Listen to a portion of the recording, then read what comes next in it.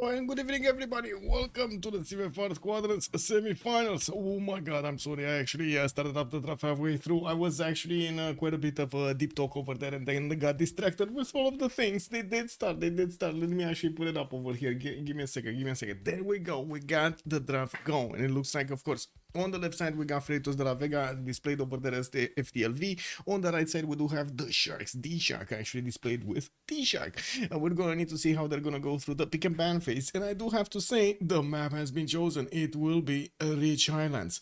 We do have Cree being taken out by FTLV. I do see Basil II, Gran Colombia, and also Mapuche being taken out on the left side. Right side, Genghis Khan with Lincoln, and also Ethiopia are going to be taken off. Put on the bench over there. Let's actually see what they're going to go for the next 3 bans. They need to take out 2 more from the Sharks and 1 more from FTLV to see the tone of the game. What kind of Civ is going to be selected first? FTLV is going to have that honor. I want to say hello to everybody. Give me a second so I can switch to my screen. Bonsoir, monsieur, et bienvenue. Also, Fortuna Belli, good morning, sir, and welcome. Wait, I think they started. Yeah, they did. I'm sorry. Juanchi, also good evening, sir, and welcome. I did see Armada Sarakwaza. Good evening, sir, and welcome. And hello, sir. Hello there, sir, and welcome. Not to mention, thank you so much, Fortuna Belli, for picking up that first promotion. I do see they did manage to roll the dice on goal by the looks of it. They will take out goal. I do see it's being written over there. Small, really tiny. Written over right side in the message chat. We do have them also needing to take out the last civilization here from FTLV. And I was actually trying to take a look over here. What do we have? There was a bit of a discussion on the CWC about uploading videos and stuff like that on YouTube, which would be like a great stuff if we could actually get that going. But it is extremely time consuming. And me, Linda, Marius, BW, and I think that's about it. We were trying to figure out a better solution that we could actually get to display them and also have the history on the website of all of the games that have been played out during the seasons of the CWC. I do want to quickly take a look also at CivFR while let me actually keep bouncing here. Oh, looks like Saladin is not going to be a part of this. He's going to be left out. And we do have also the other Arabia. Oh my god, the other Arabia is also going to be taken out. Sultan not allowed in. Oh no. Well, I mean, you know, that just makes space for Kublai Mongolia here to take its place. And we do need to see how things are going to go. Good evening, Answer. Hello there, sir, and welcome. Also, Rafifi was surprised to see Abe among the first bands. Something happened in the last PBG. Well, I did actually see quite a few more people playing Abe. I'm not sure if it is actually related to the last BBG update, but I can actually take a quick pick over here if we do have a few minutes. Let me see. Beta builds, patch notes, right? Patch notes. Let's see. 6v4 patch notes. And take a quick pick over here if we do have... No. It's just the others. They did get quite a few nerfs and or changes. Yeah, kind of, you know, it kind of looks like that. I don't see anywhere Abe Lincoln or America actually being displayed over here as a change. Maybe they did something under the radar. We never know, man. We never know. Let's actually see what do we have here. We do have Tokugawa being chosen as one of the leaders of DShark that are going to get in and play against the Kublai Mongolia. I do want to also take a quick pick because that's what I was actually going for.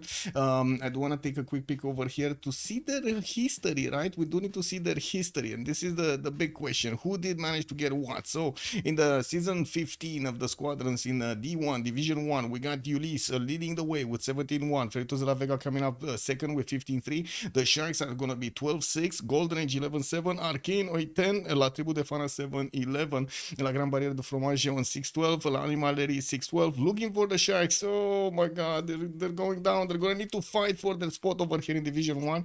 And also Lescar is going to need to do the same thing over there with 2-16. Now the biggest question is, do we have something like this actually displayed somewhere? This is some.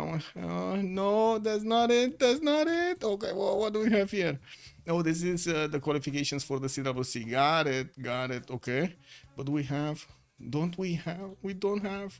I'm clicking on all of the buttons to actually see what's going. Okay, there we go. So the Sharks actually managed to beat La Tribu de Fana. Found it. And we're gonna need to see how they're gonna do against Freritos de la Vega. We're also gonna need to see what Ulysse is gonna do about the winner over here. I think it's actually Goldenish, right? Isn't it Goldenish that managed to actually win the other one?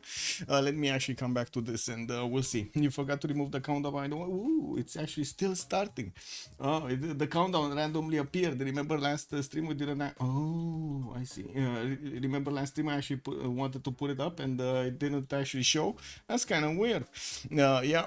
Well, we do have also Spain being picked up by the Sharks here, and from what I do see, Eleanor, England is gonna be the one being picked up by Freritos de la Vega on their side.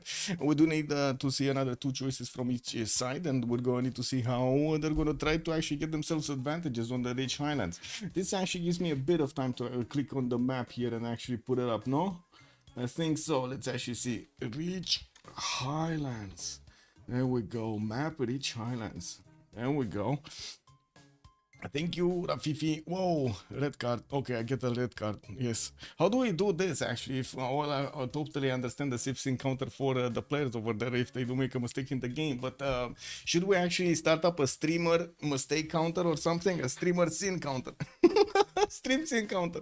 Oh my god, that's an interesting idea. Wait a second. Let me actually put it up for a poll over here. Should I get stream sin counter? Yay or nay? I mean, you know, I'm kind of throwing myself under the bus over here, but what things has happened, no? Let's actually see what we will have over here with my coffee in my left hand. We're gonna need to take a look at the next choices. I do see Varangian, Norway is gonna be taken out by the Sharks, and we do have another 2 choices from FDLV that are gonna need to be picked up. The Sharks are gonna have the last ban of the day here, and well, I'm pretty sure they're gonna try to take out some of these powerful civilizations. Nay? No? Oh, okay. Okay. No? Okay. No for the stream sim counter. Okay. Got it. We got a yes. Uh-oh. Yeah, I don't know, man. I'm voting no on that one. Anyway, there we go. 2-1. I don't know what happened. Yeah, I don't know what happened, man. Anyway, we do have Theodora being picked up by FDLV. No, it's a ban. It's not getting in. Okay, okay. Hold your horses. Not getting in. I do have to say, I actually misspoke earlier. It's not going to be the Sharks that are going to have the last ban. It is going to be FDLV. Miss Scusi. We do have DShark over here that are going to need to choose another save in the 28 seconds that they have right now remaining to take out from the board. And there's still so many good civilizations on the Rich Highlands that he could pick up over here for himself. Let's see for themselves actually. Ooh, Scotland gonna be taken out. It's been so long since we've actually seen Scotland in the games. So long. We haven't seen those golf courses in such a long period over there. Just giving amenities to every one of its cities, because you know why not. Well, we do need to see what the last ban from FDLV will be. They do just have a few more seconds to go in. We're gonna see the third pick from the Sharks. Then, of course, FDLV picking another 2, and we're gonna have the Sharks finishing up the day over there on the roster with the last choice.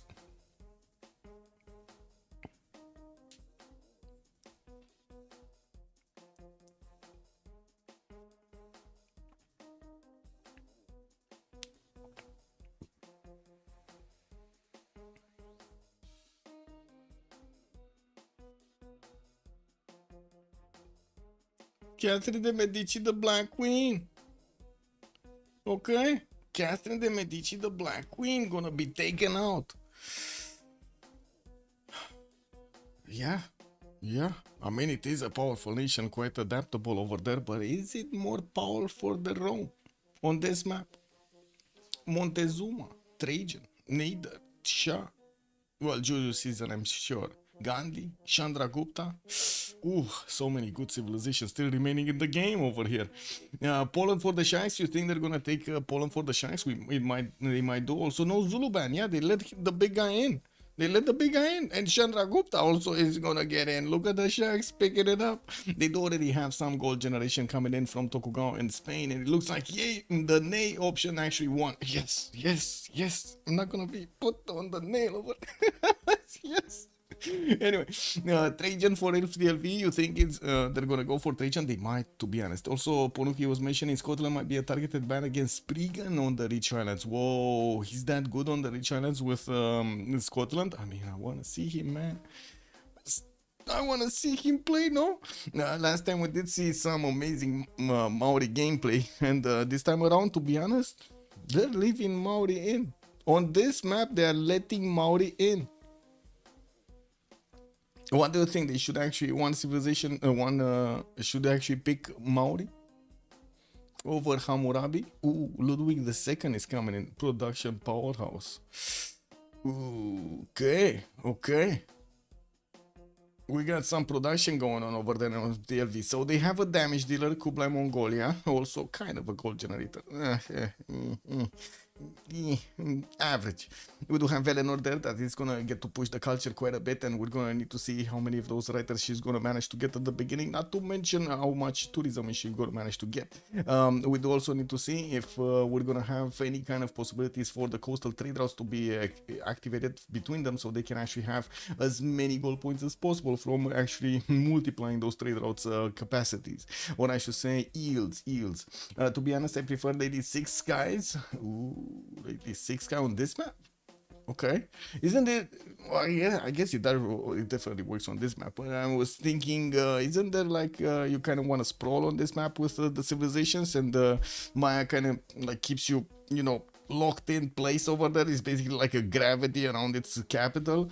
That's what I'm thinking. But yeah, I do see Sejong is gonna be picked up, and this is kind of, this is still gonna be one of those days. I mean, we've seen Sundok in the games in the last weeks or so, but we haven't seen Sejong actually picking up the draft over here. This time around, it looks like Freritos de la Vega are gonna get him in with Ludwig, with Renor, and Kublai Mongolia. Sejong comeback, yes. It seems like Sejong is making a comeback. And the Sharks are gonna need to pick up their fourth here in good enough soon. KW.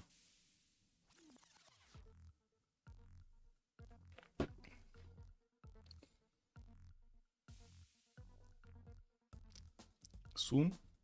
Since the Sion return, yeah. The Sion return, but then, you know, it's kind of one of these boys, Mastodon getting in. Oh, the Sharks are out for some punches tonight. Okay, let's see what's gonna happen with Mastodon getting in on the Rich Highlands. Ooh, yeah. I mean, yeah. Let's see how it goes. I gotta say, I'm worried about that. You know, out of the way spawn for Macedon over there. As he's just gonna sit in a corner and won't be able to actually do anything other than sim. It's not like Macedon has some amazing sim bonuses, no. So yeah, that might be actually quite an interesting story to tell. We're gonna need to see if he's gonna manage to get in between his opponents, and that might be actually one of the reasons they might want to remap this.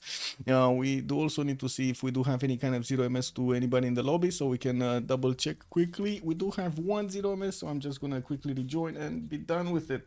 I did also notice there were 2 missing, and hopefully, yeah, they're gonna get in. Oh, people immediately choosing Alexander as the last one.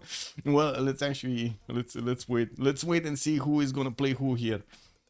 A team chooses culture, another chooses violence. Yeah, basically, you know, that's kind of how it goes. Okay, let's put up also the remap prediction over here. Give me a second. For how many remaps are we gonna have? 0, 1, 2. I'm gonna put it for 15 minutes because we should have a bit more time as they are getting into the lobby over here. I do also want to double check if we can see the channels over here and see their team matchups, their players on the roster. And we do have Apology with Extas, Floppy Flongy, and Peepo showing up today for the Sharks. While I do see we do have Malm with Litoxa, Spriggan, and Tirit showing up on the side of the DLV. I did also notice Ulas over there did come in for the draft phase and actually help them out quite a bit. I'm not sure how much. I'm pretty sure actually you probably heard them on Malm stream. If you want to check him out over there, he's definitely streaming from his point of view, and we're gonna need to see what kind of Civ he's gonna pick.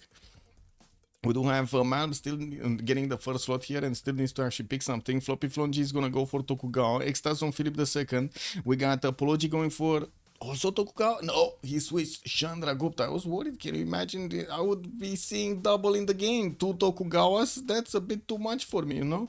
We do have also Lithoxa coming up for Eleanor of Aquitaine, England. Pipo is going to go for Alexander Macedon. And I do see Sprig is going to go for Sejong. Okay, okay. So Spain is, and I do see Malm actually just switch with Tiditz. And Tiditz is going to take the first slot here with Ludwig II for those wonders. Oh my god, man, is he actually gonna get to build wonders, or is he just gonna replace them like everybody else and benefit from, you know, some extra free culture over there? Because why not? You know, okay, Malm is gonna go for Kublai Mongolia. Oh, he's on a warpath today. Okay, so we got the Simmer here, Sejong. We got the Warmonger, Kublai Mongolia, another Simmer, Gold Generator, Eleanor of Aquitaine.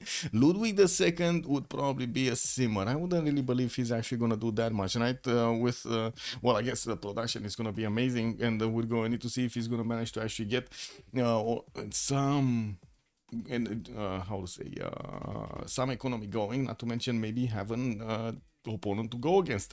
I really hope it's not gonna be Kublai Mongolian. Sorry, Macedon spawning next to him, because that might be a bit of a sad day for him. We're going to need to see how he's gonna fare in the games, and I'm pretty sure the production is gonna be quite good for him. Let's actually click off also the screen because we don't need it anymore. There we go. I do also want to mention we do have the games displayed right now on the CWC website with the times. We're still waiting for the full list of the casters to be assigned to the games, and we're gonna update it as soon as possible. Probably later on this evening or tomorrow morning, we're gonna have the website updated with all of the information with the casters links, so you can actually take a look at the games over there. There was also quite a bit of a discussion, and this is I think quite important, right? There was how to say, a suggestion a few days ago that we should actually get to link the games with the VODs, not only the streams, right? So the two different things over there, how Twitch considers it and also how no, YouTube considers it, unfortunately. We would need to actually switch the links that we have right now on each page with the link of the VOD if we do have it. Unfortunately, there's a bit of a problem, a bit of a catch. The thing is, well, you gotta take into account Twitch actually deletes the VODs every like 3 months, 2 months or so. They don't really keep that much information on their servers because like we're talking terabytes, right? In terms of actually how much information is getting saved over there, and they need to actually keep it. YouTube though doesn't do that. YouTube actually keeps all of the VODs, so it would be really good if we would have basically the links to the VODs of the streamers to actually connect to the website, to the game pages, and you could actually take a look back in time, right? This would be actually an awesome thing. When you look at the matchup over there, you can take a look immediately on the VODs. You take a look at the team. You take a look at also all of the previous matchups. You have it over there in the bottom of the web page as a list, as easy to access. So you can imagine this would be like gold, right? For all of the players that would want to re-watch their gameplay from like a year ago or 2 years ago, it would be awesome. We'll see if we can actually manage to do that. Quite a few moving parts over there. We'll see. Would be awesome. Also, they want a full wary map, no free Civ shoot sim. Whoa. No free Civ. No free Civ shoot sim. Oof. That's kind of warning, you know? I mean, it would be amazing for us, don't get me wrong. Like, we get some action everywhere. Rich Islands is usually one of those maps that it takes a lot, it takes time to actually ramp up all of the action going in. And we're going to wait and see how things are going to go. So we do have right now the game started. Please put the points in for the channel prediction. How many remaps? We do have the prediction started for quite some time ago. And we are on the Rich Islands. So they're going to have one remap token for each side. We're going to need to wait for 10 to put up the vote and see if they kind of like the land or not. Usually at the beginning of the game, the players do get quite a few scouts around their territory to actually explore the vision, explore the lands, and expand their vision. That's what I wanted to say. We're definitely gonna see them. Now, let me actually put up also the team labels really quickly so we get this out of the way. The Sharks are gonna be on the... Ooh, wait a second, I was spelling it wrong, okay? I was spelling it wrong, okay? FDLV on the right side, okay. I was like, I don't know, for one reason, I was clicking on F instead of the D, and what it came out from my hand is was FD. Yeah, not good, man, not good. Anyway, we go right. Bogdan is saying, good evening, sir. Athena, what's up? Pe cum adică? Dar pe când am început și eu... Athena just wants to jump in. Give me a sec. Oh, she fled. She fled. Incredible. Anyway, let's find Tirits. Where is he? And we'll see what Athena wants at some point. She probably doesn't want anything other than just, you know, a little bit of petting and attention. But, you know, it is what it is. You still gotta check. Because, yeah. Where is the big boy? Wait, I don't see... Wait, he's blue and... Oh, there we go. There we go. We got Munich over here on the coast, actually. With some of these reef tiles around him. Looks like he's also going to have some mountains for some +3 campuses, from what I do notice. Decent array of stone tiles around his territory. Well, I'm pretty sure he's going to be happy with the Hansa he's going to have over here. Like, you got to remember, the Hansas not only do get bonuses from...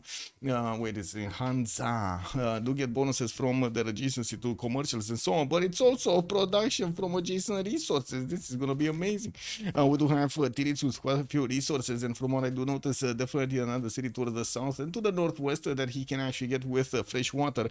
Now, while I do want to check his dangerous paths here, it looks like Alexander gonna be northeast, not close, but not far away. You know, Alexander can definitely come here to actually play. Can definitely get going. We do need to see also the northwest. What do we have here? North is gonna be, oh my god, Madrid, and another one. Tirits is getting in between 3 of them, and look at that Madrid. Plus, look at the campuses he has in his capital. Like, this is awesome. Whoa. That's a 1, 2, 3, 4 +4s. 5 +4s with a +5 and another +5 over here. Oh my god, man. He could get that to a +6, I think, or 7.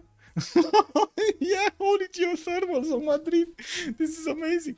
Anyway, coming back to Tirits, he's definitely gonna have a hard time. Just saying, man, Munich over here might actually need to get his pompons out. We don't know what's gonna happen over there. Cheer for his allies, please. Let me out. You know, something. We do need to take a look at Sprig over here on the northwest. We do have him with Will getting his amber tiles going, and I do see he's also going to get his bananas soon for the extra food. Unfortunately, lacking a bit of a point of production. Flash Neo, good evening, sir, and welcome.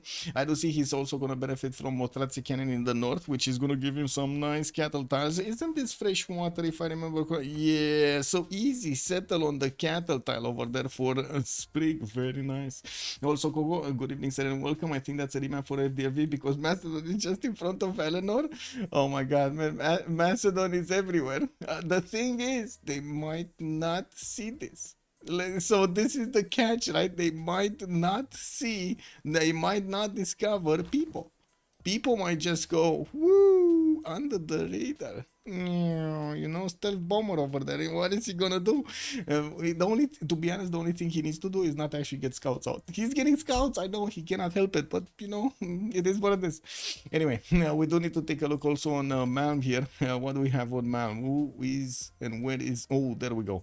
Shanadu is actually gonna be to the southwest of Korea. This is gonna be a bit dangerous for Korea also from the Sharks, and I do see he's gonna have quite an array of patches to get going. A decent amount of fresh water actually around his city. It's not a problem, and I don't think he actually didn't have the fresh water on his lake, no? Oh, sorry, it's a lake. Sorry, I thought this is an inland sea. Never mind. See, he does have fresh water from a lake, the Hulun Lake. Never mind. We do have him with some chops here, and definitely a decent, not that much of a distance between him and Korea. He has Tokugawa to the northwest, also as a possible opponent. We're going to need to see if he actually wants to wrap around this inland sea so he can get to him. Well, I'm pretty sure it's going to be much easier to go to Seoul. We do need to take a look at Eleanor here, pointed out by Coco that Lithoxa is in between his opponents. This is a bit of an issue, yes.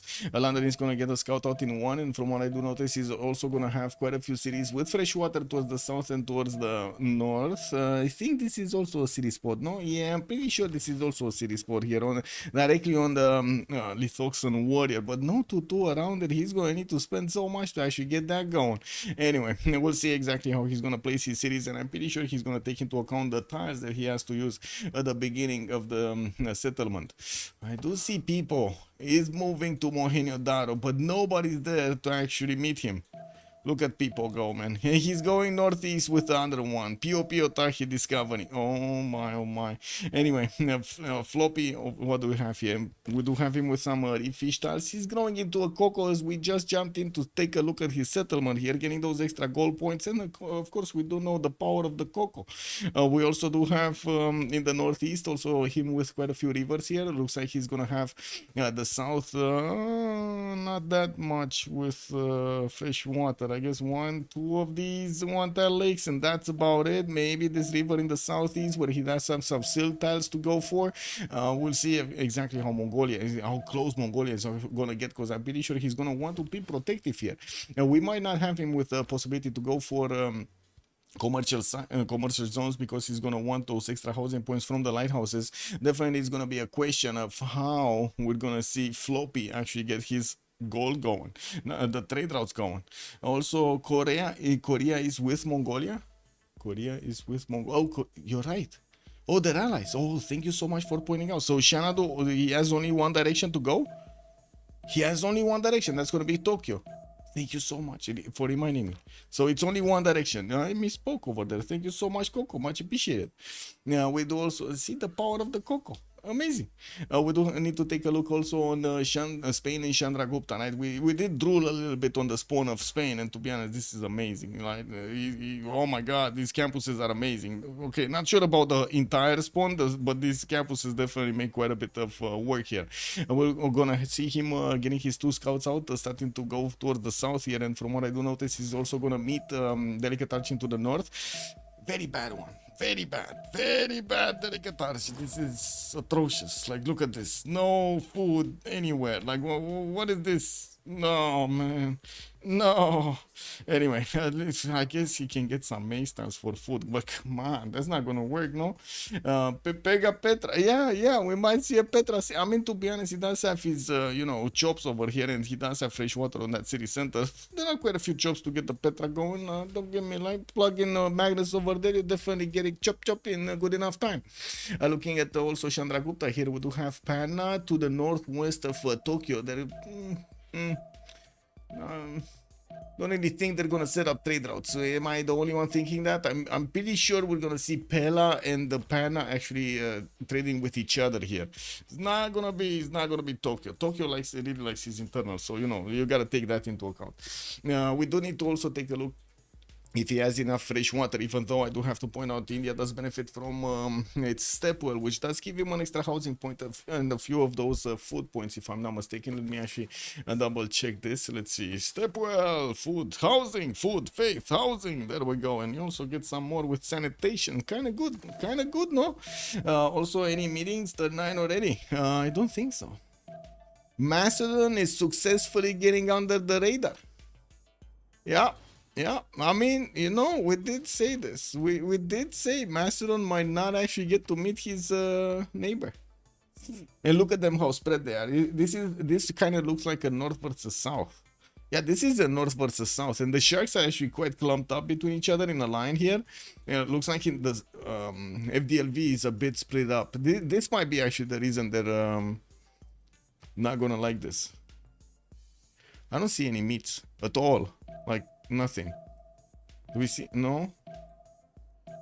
There's no meats. They do not know it. They do not know the loyalty pressure at all. They haven't met each other, so they really don't know who is where and how and where it could be. Well, I mean, they do know where could the other civilizations be, because that's kind of easy. It's where there's no discovery over there. That's where they're gonna be.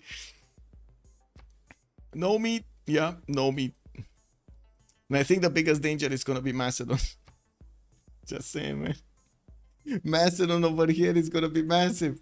Yeah. People definitely gonna enjoy this. Going for the double banana setter, east side, tobacco getting in. Oh my God, man. He's gonna do the poof with the bananas. Yeah, it is what it is, man.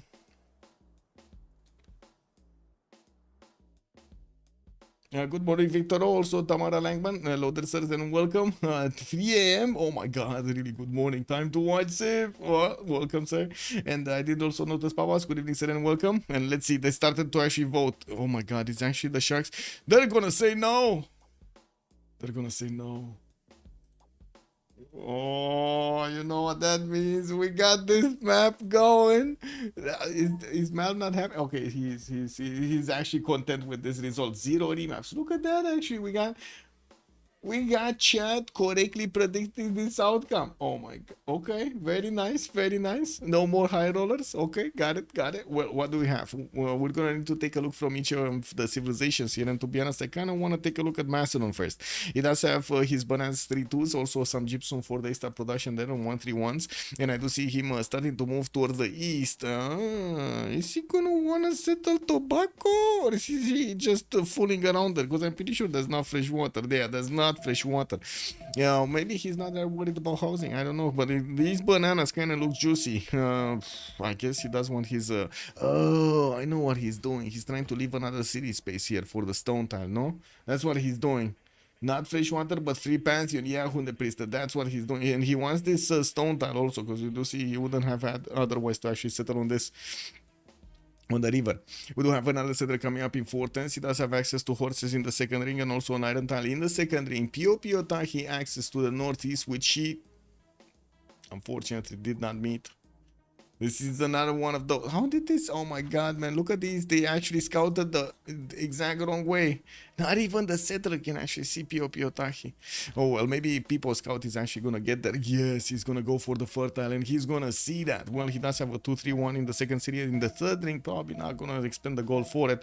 Even though I do know some players that would definitely, ask for the team's goal. Hey, man, Oh, wait a second. He already got a Pantheon? Yeah, he doesn't need to settle anymore over there. He already got a Pantheon. Oh, wait. Did he get something done? Did he pillage something? He probably got a hut or something, because by the looks of it, he did manage to get God of War and Plunder as a Pantheon for him, and to get some extra points for those generals whenever he's going to put down his encampment, some extra points for those merchants also for the commercials.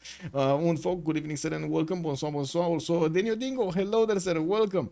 What do we have? He won't be able to settle it. Yeah, is this the map, Alexander? It has 3 people. Yes. It might be. We gotta see People's muscles. We gotta see his muscles. He also got a new scout here, and by the looks of it, he's gonna have a decent amount of freshwater cities to go for. We do need to move forward and come back when they're gonna get more options. I do see the first holy site from Pana did get finished with a +3 on it. It did get the splendid bonus. We got another one in Calcutta, and he did manage to settle one of these ivory tiles for a 2-1 base. Has a few 2-2s around. No fresh water, unfortunately, on that city center. Probably will settle the tobacco west of Pana also, and will benefit from the geothermals for those extra adjacency points for his campuses. We do have him with some more fresh water northeast. Unfortunately, not that many. He's 1-2 that can be settled, and then he's probably gonna need to take down Armagh in the south. I'm just saying, man, this city kind of looks like it's begging to be taken. It's kind of, good. And he also will have, after he takes that city center, a direct access to England, to Lithoxa, which right now, he doesn't know. He just found out. Oh, boof. We got people joining in. Lithoxa does have a scout over there on his 2-2, and by the looks of it, has the vision right now. He did also miss one of his tribal villages. Didn't he see the smoke coming out of that tribal village? I don't know, maybe that scout actually got distracted by something else. What did Lithoxa's scout get distracted by? First answer in the chat wins the day. First answer in the chat here. What did Lithoxa scout get distracted by? Oh my god, he's coming back. He sees the hut by the banana. He got distracted by the bananas, yeah. And from what I do notice, he's coming back to take the hut. Okay, he's coming back. And there's another scout over here. Can he make it? Yeah, he probably can make it. Anyway, now let's actually take a look on Chandra Gupta's resources. We do have him with an iron tile in the second, 2 iron tiles actually in the second ring from Pana. He did choose a Pantheon. That's going to be Divine Spark. And from what I do notice, in the second ring, he does have the horses there in between that city center and the second city. Now, we only have a single horse in quite a bit of territory, actually. He's going to need to take down Armagh for the second one, or maybe place it on Freshwater City Northwest. Anyway, looking at this, we got Sprig manually disconnecting. Oh my god, did the cat actually drop his wire over there? Uh-oh, I hope Athena didn't actually press any buttons. Again, a Balato prayer who wanted Cavendish. What is Cavendish? What is this? What is this Cavendish? I mean, is a cave and a dish? That's what it means. It's a cave and a dish. Meaning. We got a quick lobby here. Tobacco softened, sweetened, and formed into cakes. Oh. Oh, that's what it means. Habitual name from a place in South Park named Cavendish from an Old English by name Gefna? Kefna?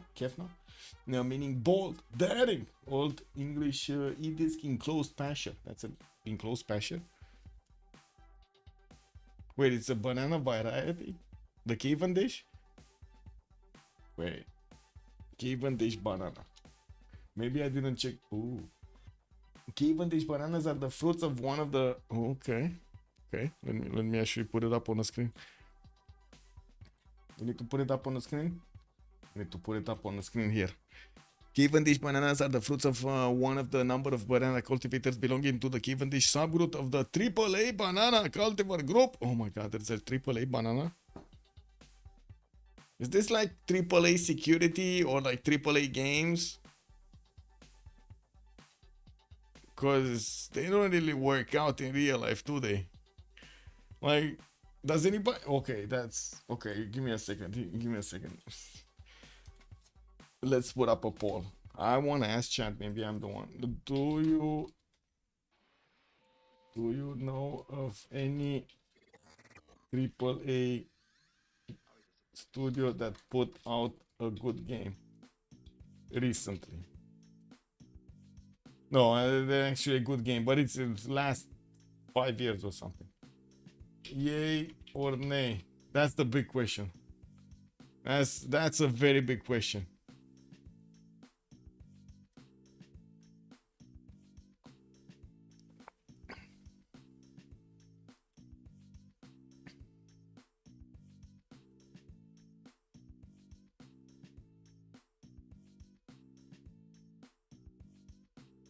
Civilization 6, learn every day, cultural improvement, yeah?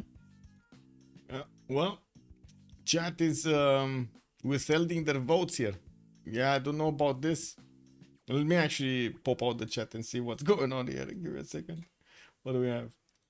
Yeah, do you know of any AAA studios that put out a good game recently? I wanted to put recently, but for some reason Twitch doesn't let me actually put a longer question than this. This is the limit actually. Wait, for 2025 it's Claire Obscure Expedition 33 and Blueprints who got the best opened critic. Well, yeah, but are they AAA studios behind them? That's the big question. Claire Obscure Expedition 33. Expedition, wait a second. Let me Expedition 30. This one, right? Who's this one made by? Yeah. No. What's this one made by? Sandfall Interactive and Kepler. I think Kepler I know. Sandfall Interactive I have no idea. What is... but it's not AAA, no? It's not AAA studio. It doesn't look like AAA studio. It's a very good game, but doesn't look like a AAA studio, no? Yeah, it's double independent, yeah. Final Fantasy VII Remake, but it's a remake by Square Enix. Oh, I see. Yeah, I don't know, man. It looks like AAA doesn't work. It's a French game, 30 members. I see. It happens, no? Sometimes it just happens. Oh, I need to pop out my chat also from YouTube so I can take a look at it in real time here. Give me a sec. There we go.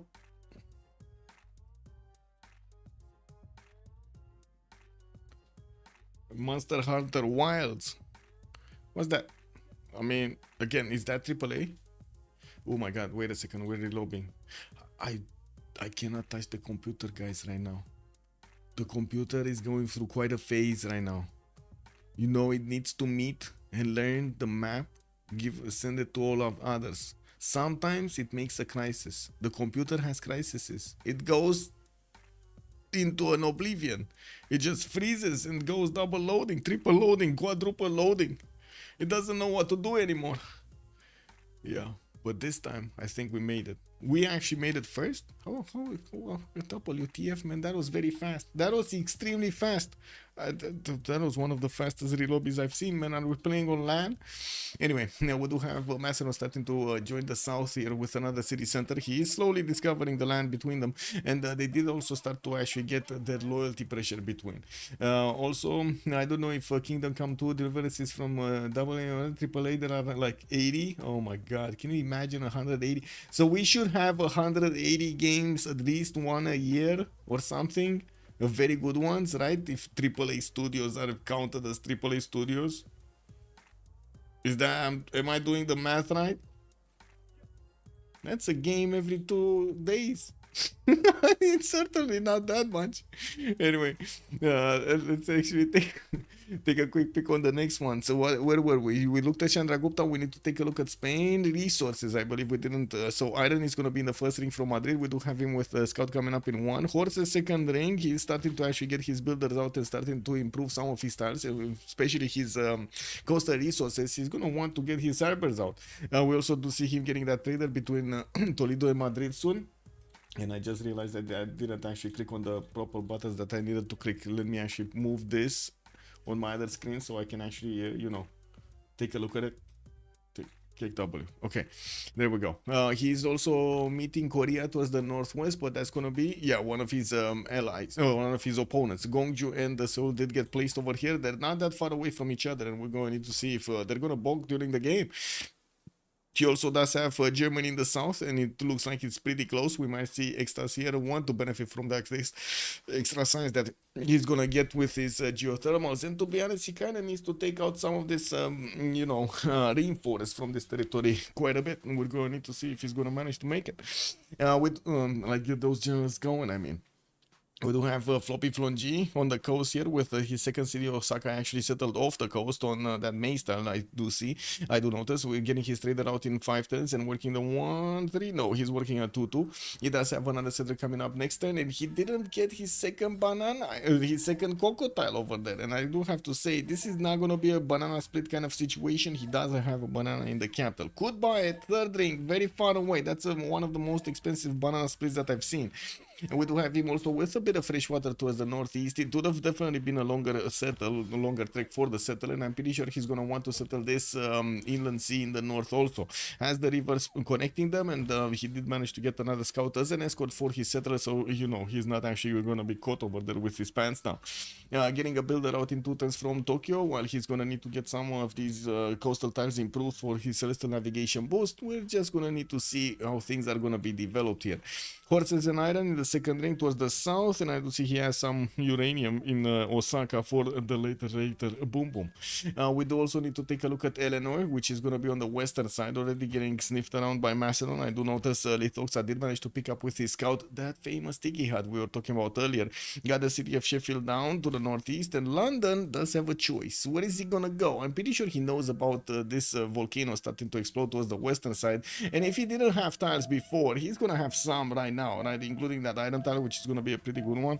And it looks like it is. It is going the western side between the mountains. Not going to have a lot of tiles, unfortunately, to use at the beginning. Only like what? So 3 tiles are going to be close by mountains. Another 3 tiles are going to be open to him.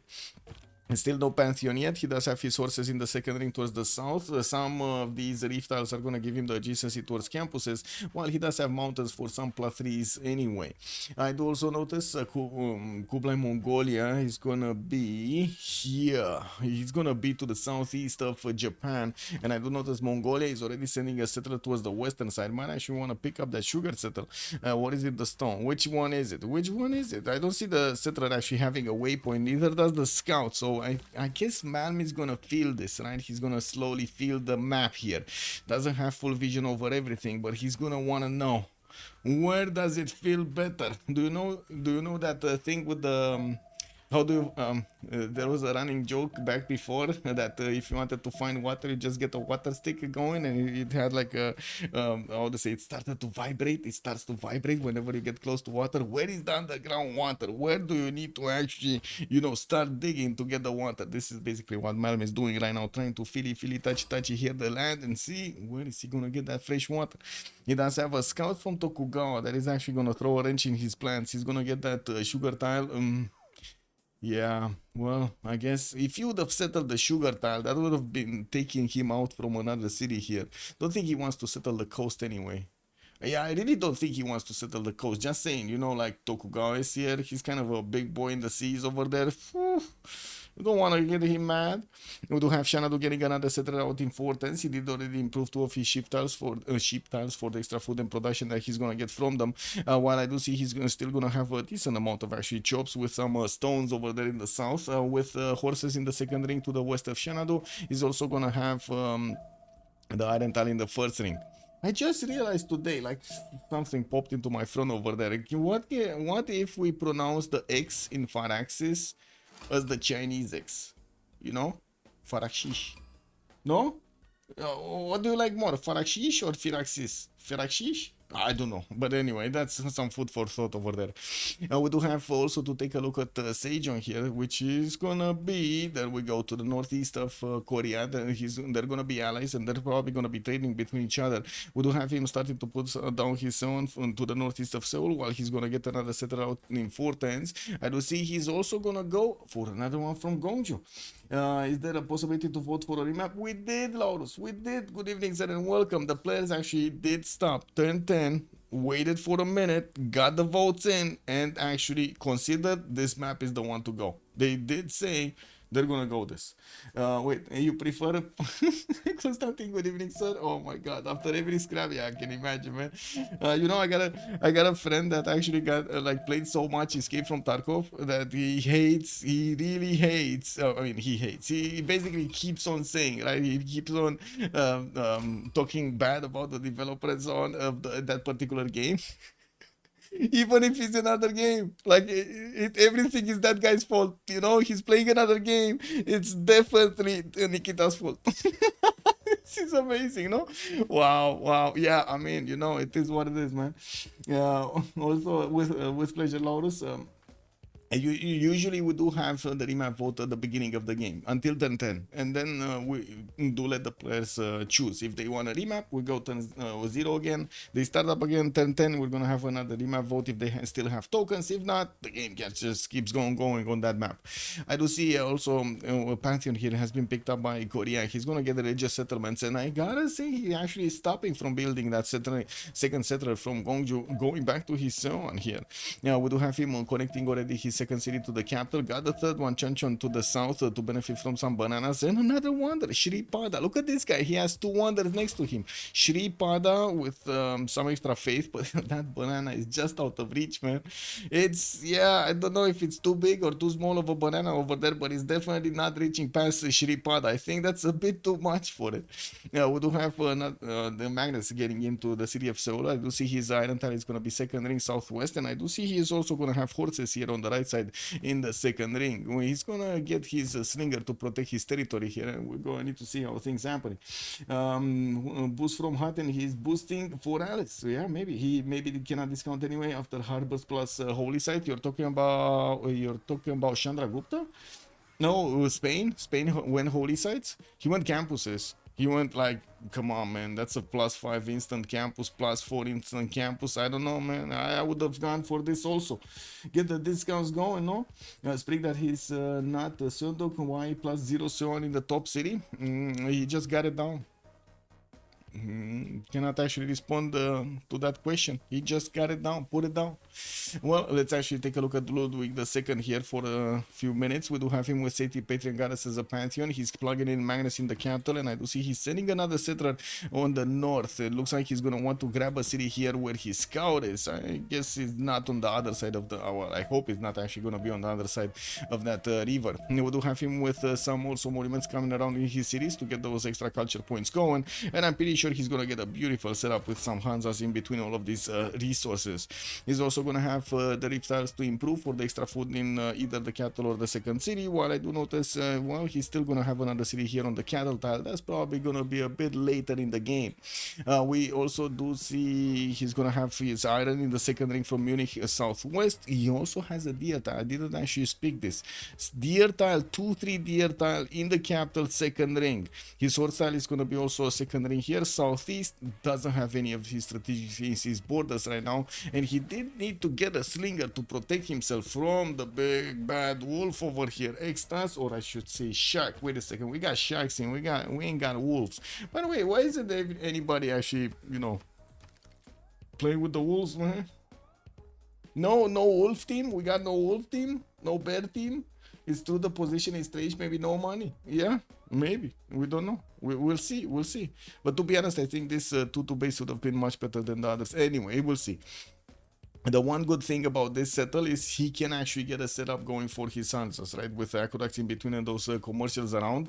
Here he cannot really get two Hanzas to hit, to get hit both by aqueducts. That would be the difference between settling on the 2-1 and the 2-2. Because, you know, aqueduct here, or aqueduct here, aqueduct here or here, it's just not gonna work. Like it's too much space and he's not gonna get those Hanzas. Anyway, we'll see. I'm actually looking forward to see how he's gonna try to make use of the bonuses of the Hanzas coming out from the commercials, from the strategic, from the resources he has around them, and so on and so forth. Let me actually also put up another very important prediction. We got the who will conquer the city, the first city of the game. And there's going to be a question between, of course, FDLV on one side and the Sharks on the other. 15 minutes to go, and let's see what you think. Let's see what you think, because we got encampments starting to come out from Spain. And Spain is 17 science. Just saying, man, he's 17 science. He's gonna be like, with that science, he can easily get to horseback riding in like a few turns here. I do see Extas is just 2 turning archery because, you know, he's a boss. And I do see him also getting craftsmanship coming up in 3 turns there. He's placing down his first encampment from Toledo in 5. And I gotta say, these encampments are gonna be later than he's gonna get his horseback riding. That's how much science he's making right now. We do have him with a single warrior that is standing in between to defend this. God of the Forge being picked up. Oh, I think I know what Spain is gonna do. Yeah, I think I know what Spain is gonna do, and it's gonna require over here Tirits to just stop building his wonders that he just placed over there to actually benefit from some extra culture and get going with his encampment. Is he getting encampments? Sprig, you're in trouble. No, sorry, not Sprig. Tirits. Tirits, you're in trouble. He's going currency. Oh my god, he's opening currency.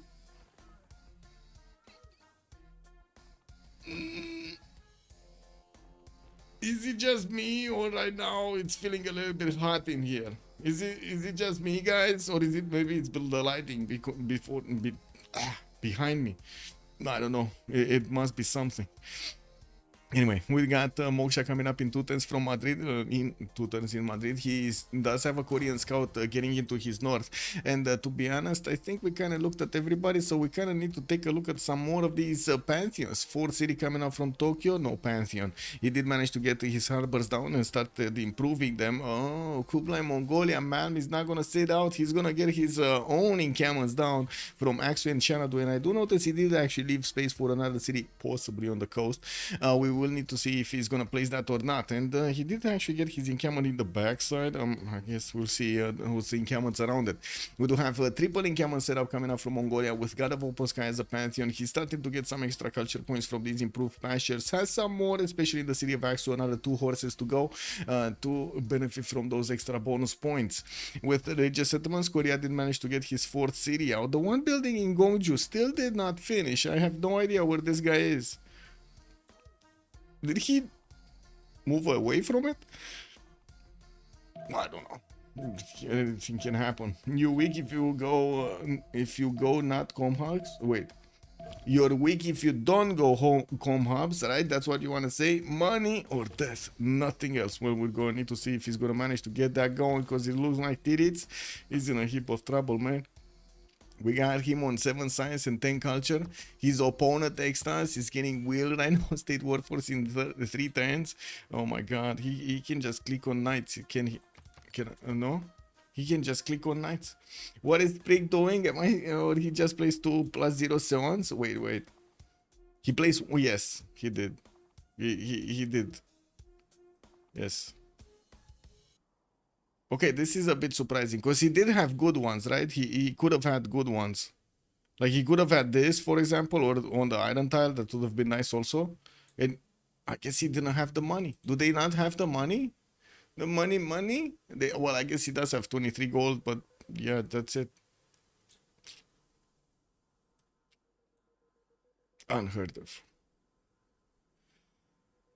Unheard of. Gold sword can be good. Yeah. Well, maybe it's because of Hypatia being first. We do have Hypatia here as the first scientist, giving the libraries a +1 science, and I do see instantly building a library in that district. Basically, you get it for free, you know? And Korea is making 2 points. We got also Spain on 2 points. Neither of them actually making projects. I'm pretty sure Spain does have other things to get taken care of, especially his encampments. A bit surprising he's going wheel over here. Does anybody want to have a guess of why he's going wheel instead of going directly horseback riding? Or is it because he's getting horseback riding too quickly? We do need to see also him finishing his encampments and maybe getting some defense units here, not to mention maybe a builder so he can chop out some of those projects. We already have Macedon on 5 great general points a turn, and I do want to double check his spawn here. Triple encampment setup with his scouts coming around. He did choose God of War and Plunder, and he's getting, of course, those extra points for each of his monuments, for each of his encampments towards his generals, while Pipo is trying to save his settler from the nasty English warrior that's next to him. Sharky Dicky here is still trying to build the encampment. Where did he send that trader? That's going to Mohenjo Daro? Oh. Okay. Interesting. Now my question is he gonna want to keep on going to hit Munich? Or is he gonna want to take a swing to the south over here and start hitting Eleanor? That's a big question. We do have also a religion coming up here, Eastern Orthodoxy, and looks like he's gonna get feed the world with pilgrimage for the extra food on his shrines and temples, while he's gonna get some extra faith over there for those cities converted to his religion. He's gonna plug in Moksha in 2 turns and gonna get a builder to start improving stuff. I don't really see him with an amazing amount of faith generation, but he does have 21, which is definitely not bad. Is he gonna manage to make it to the 50? He wants to take out the Mohenjo Daro? Yeah, probably wants to take that out quickly, and it will give it a bit of time. But that's what I'm asking, right? Because that's what I'm taking into account. He's gonna want to take this city out, and where will those units go? Are they gonna take a wrong turn for the right, or are they gonna keep on going and go towards Tirits over there? Which I gotta say is soon gonna be in a heap of trouble. We got Tirits barely discovering animal husbandry, while Extas is 3 turns away from iron working. State workforce finishing up in 1. Encampment training projects, 2 of them coming up in 3 turns. While he doesn't have that many pre-builds, he does have a warrior ready to pick up the sword and the shield to actually go against the great Titian German Empire. We got a commercial hubs already displayed by Germany. I'm pretty sure that information has been acquired by Extas. He does know his opponent open commercial hubs, and looking at the text here, it's gonna take a long time until Ludwig is gonna get one of his generals, if ever, because we do have already encampment training projects finishing in Xanadu. Macedon is gonna get a passive. I'm pretty sure Spain is getting those projects out, so we might see Macedon picking up 2 of these, while Mongolia is gonna get 1 and Spain is gonna get 1. Not sure if anybody's gonna have space, or I should say time, to get another one on that side, no? Can you check the Sejong page? What do you want me to check on the Sejong page? Yeah. Yes, I can check, but what? And it will be +2, but still, I mean, sure, long-term bonuses versus short-term bonuses.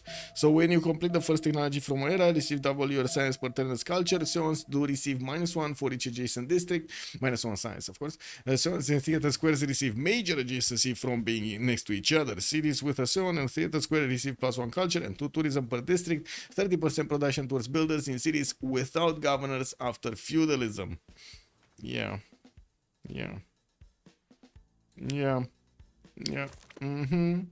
The goatee over there, Sergio, is saying everything about him. I'm just saying, man. Ooh, 21 science extras, man. 21 science. Is he gonna manage to pick this one up? No, it looks like Korea is starting to make 3.4 scientist points a turn. We didn't have Valencia actually putting up another campus here. He could have gotten a +3, no issues. While he's getting another row of builders, he's also finishing up two projects. Oh, wait a second. He's getting a campus research project in 2 turns. Oh my god, he's gonna snatch it from Korea. He's gonna snatch it from Korea. Look at Korea. Korea going commercials in Gongju. Doesn't care about Hypatia. Man. Man. Yeah. We might have a bit of an issue over here. A bit of an issue. Anyway, okay, more traders coming around. Tokugawa still no Pantheon. Eleanor, did he get a Pantheon? He did. God of the Sea. For 2 resources? What is this shenanigan? Is this AI? No, I'm kidding. Like, come on. Like, what is this shenanigan? We got the Governor Plaza being placed down. We got some slingers coming around. But man, God of the Sea for 2 resources? God of the Sea for... I don't know, man. Like, Stone Circles is 3 and 3, 4, 5, 6, 6, 6 and 6. We got God of Craftsman 1, 2, 3, 3. Okay. No, there are multiple options. No more God of War and Planner. Yeah, no more. And I think Divine Spark also got picked up, didn't it? It just settlements. Somebody, actually, if I remember correctly, picked it up. But maybe I'm mistaken. Let me see. No, City Patron Goddess. I think Divine Spark was available actually. No, here. Chandra Gupta picked it up. I knew I remember something about Divine Spark. Yeah. What was the left? Stone Circles. Nobody has Stone Circles. And he has. Well, I guess he does want to chop the stones. Maybe that's one. That's one thing. Food one. Fertility rights might have been. What is it? 1, 2. Plantations Pantheon. 1, 2, 3. No. 4, 5. Plantation Pantheon. Anyway, we got a Macedonian, a great general. Maybe he just had like to click something at the end of the turn and he doesn't care that much. Let's actually see. Trungtrak is gonna be picked up here by Macedon as a great general. The first one getting his government plaza. I still see he's building up his Basiliki pace, which is basically a requirement for his early game. Is the replacement barracks over there in his encampment, and that actually gives him the ability whenever he takes out pops out a unit to actually get some extra science from the production of the unit. We do have Burica also available as the next general. I do see Mongolia is 2 points away, while Spain is 6. Spain is not getting his encampment training project. But he did manage to grab Hypatia. Beautiful. Methyl also, good evening, sir, and welcome. Laurus, God of the Sea, so the others won't have it. Yeah, that might be it. Yeah, that might be something. For example, over here to get away from Japan. 1, 2, 3. Yeah, that could definitely be something. 1, 2, 3, 4, 5. 5. Yeah. Wait a second. These are no more resources, right? We got 1, 2, 3, 4, 5, 6, 7, 8. With more on the eastern side from Fukuoka, not bad. And a bit of a help over here from the Civilization 6 gods. He does have a big forest fire to the west of Osaka raging on. I do see also Pingala didn't get established in Tokyo. Do we have the first no, Extas is still 2 turns out from getting his iron working, and to be honest, I guess he's gonna get his general passively anyway, right? He's just gonna have it faster than with 1 turn if he actually makes that project. I don't know if it's worth, to be honest. Like, there's nobody else going for this. And let's see if Mongolia is gonna try to get this. So Mongolia is probably gonna get this general, but I don't see him actually getting more of these encampment training projects. So he doesn't try to actually snatch the last one. Also, anonymous gifter, much appreciated for the gift. Taurus, welcome, sir. Thank you. It seems like a loss, yeah, it kind of seems like. We'll see if he's actually gonna manage to get the bonuses from otherwise. Mongolia did manage to pick up Burica. Spain is still 4 points off, and I do see Macedon is closing in with 8 points, man. He has 8 great general points per turn. Anyway, we're going to see how they're gonna try to use those units. Okay, encampment project finishing next turn here with Extas needing to get his technology. Looks like he's preferring to go for iron working, which is kind of a surprise. Usually the players do prefer to go for their horses, so they're gonna be stronger, faster. Sorry, not stronger, so faster. But to be honest, he doesn't have a lot of terrain to actually cover between them, and swordsman could definitely work over here. He does need to actually connect his city of Toledo to the capital, so he can actually get to pass those units quickly. Oh, excusez-moi, he already has horses coming off from Madrid. Never mind, never mind. I'm putting my hands in the air, man. 20 plus science over here just showing up so big for extras. He got everything. Now, we do have people going for 10 science and 25 culture in this era. Looks like we did have also a Guri Hat discovered by Apology for another relic, which is gonna be amazing. Chandra Gupta is gonna get to some more of those relic faith points. I do see people is gonna benefit from also 39 points of production with only 8 gold a turn. He does have Magnus establishing in Chalkidiki while he got Moksha in the capital, still building up his Basiliki Pates at the same time as he's getting his Warlord's Throne going from the city of Pella, so he can actually get how to say so he can actually get more production towards military units and also pay less for each of those military units by 1 gold each. We do have him still needing to improve his bananas here next to Alexandria Troas. While I'm pretty sure he's gonna use these builders to start chopping out some units, we're gonna probably see Mohino Daro being taken down. Pembrash and Voice Golden Age is his first bonus. Nishandra Gupta did go for Monumentality, still on 3 cities, getting Ancestral Hall in 4, and I would imagine he might actually want to chop that, but never mind, he keeps on improving his land here. God builders with his initial faith, and he does have 42 faith at 10. He's definitely not on the same level as we've seen a few days ago with boom 50 plus of faith. Okay, was away for it. So the major conflict at the moment is Germany versus Macedon, Spain versus Germany, Spain versus Germany. Look at this, man. You know, Spain already has a general horses being pumped out, and we're going to need to see if Germany is going to manage to get classical units. He barely gets his classical units in the next 3 turns. The technology. So yeah, no general for him, man. No general here. Looking at Spain, we do also see him on 23 science with 25 culture, 40 points of production, a little bit less than Ludwig on 48, that has 48 right now. And I do see the builders are gonna want to get some chops going. He did manage to improve his horse style in the capital, while he did not get to upgrade his warrior yet. Well, we only have him with 9 gold at 10. It's not that much if he actually wants to get some units out. And I do also notice he chose to go for another builder from Toledo, so he can have, guess what, more chops, more chops. Looking at Floppy, 17 science with 19 culture. Pembrashian Voices his first golden. Oh my god, this forest fire keeps on going in the city of Osaka. How is this happening? The forest fire just moves around his borders.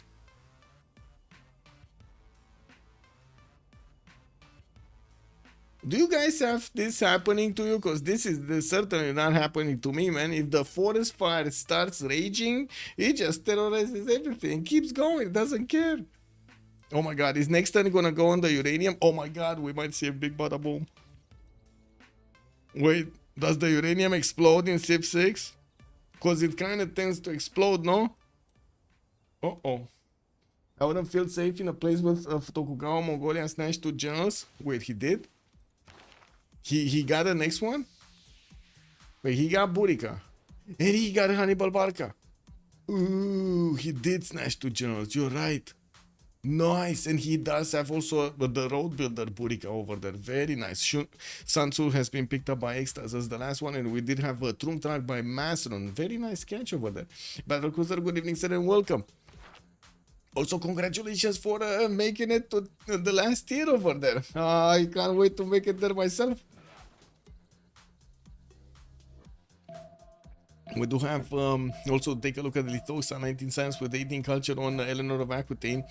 Still managing to get his, got his Royal Navy dockyards out, and I do see he's working on Warlord's Throne. He's in a warm position here, unfortunately for him, very close to Macedon and quite close to Chandragupta towards the northeast. Starting to also get the holy site from Sheffield. It's only going to be a +0, unfortunately, not even 1 point of faith.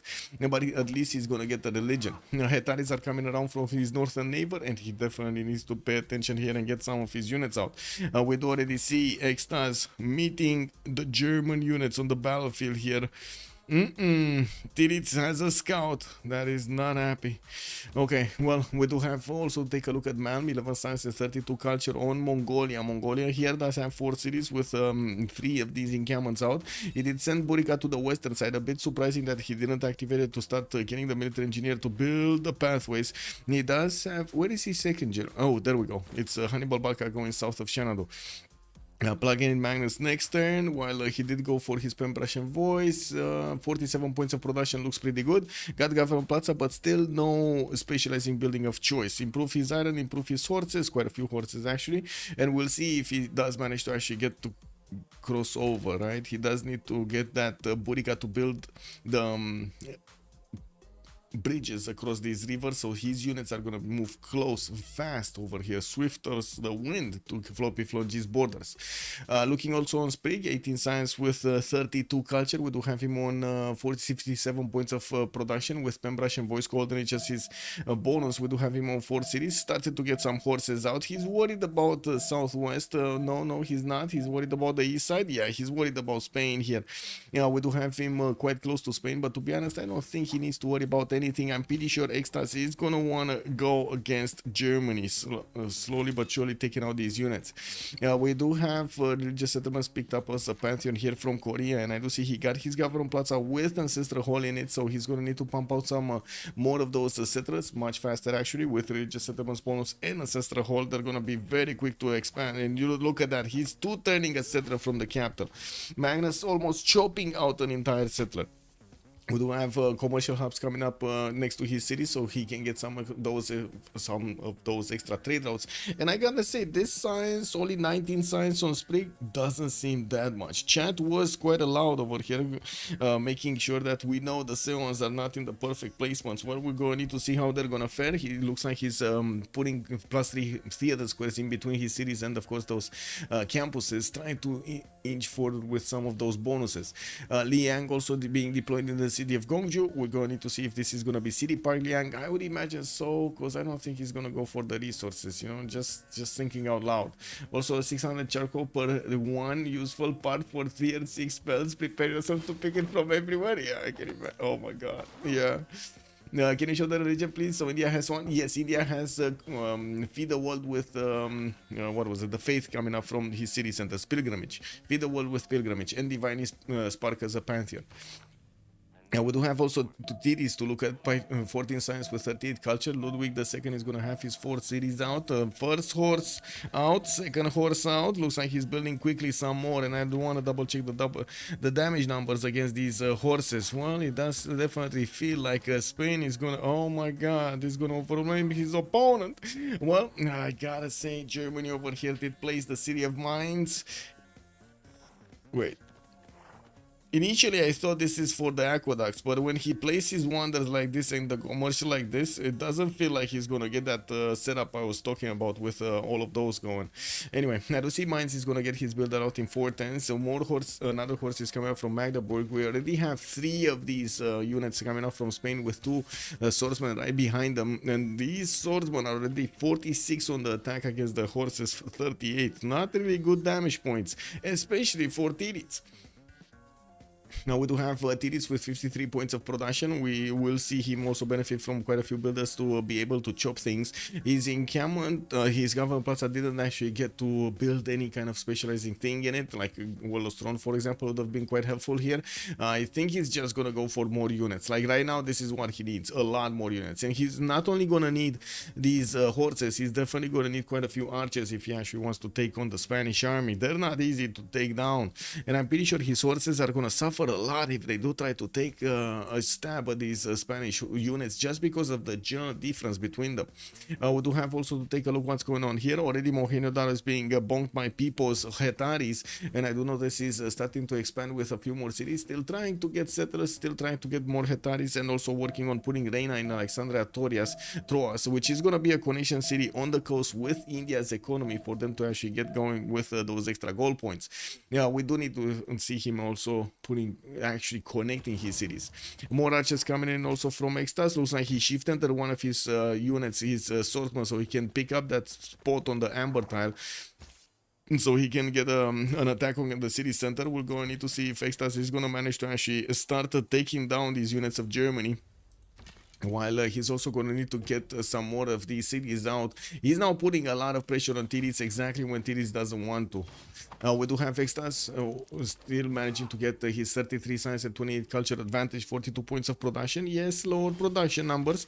And Germany just keeps on getting units out. He's chopping out more of these units. More and more of these units. Wait, is actually Spain going to do anything here?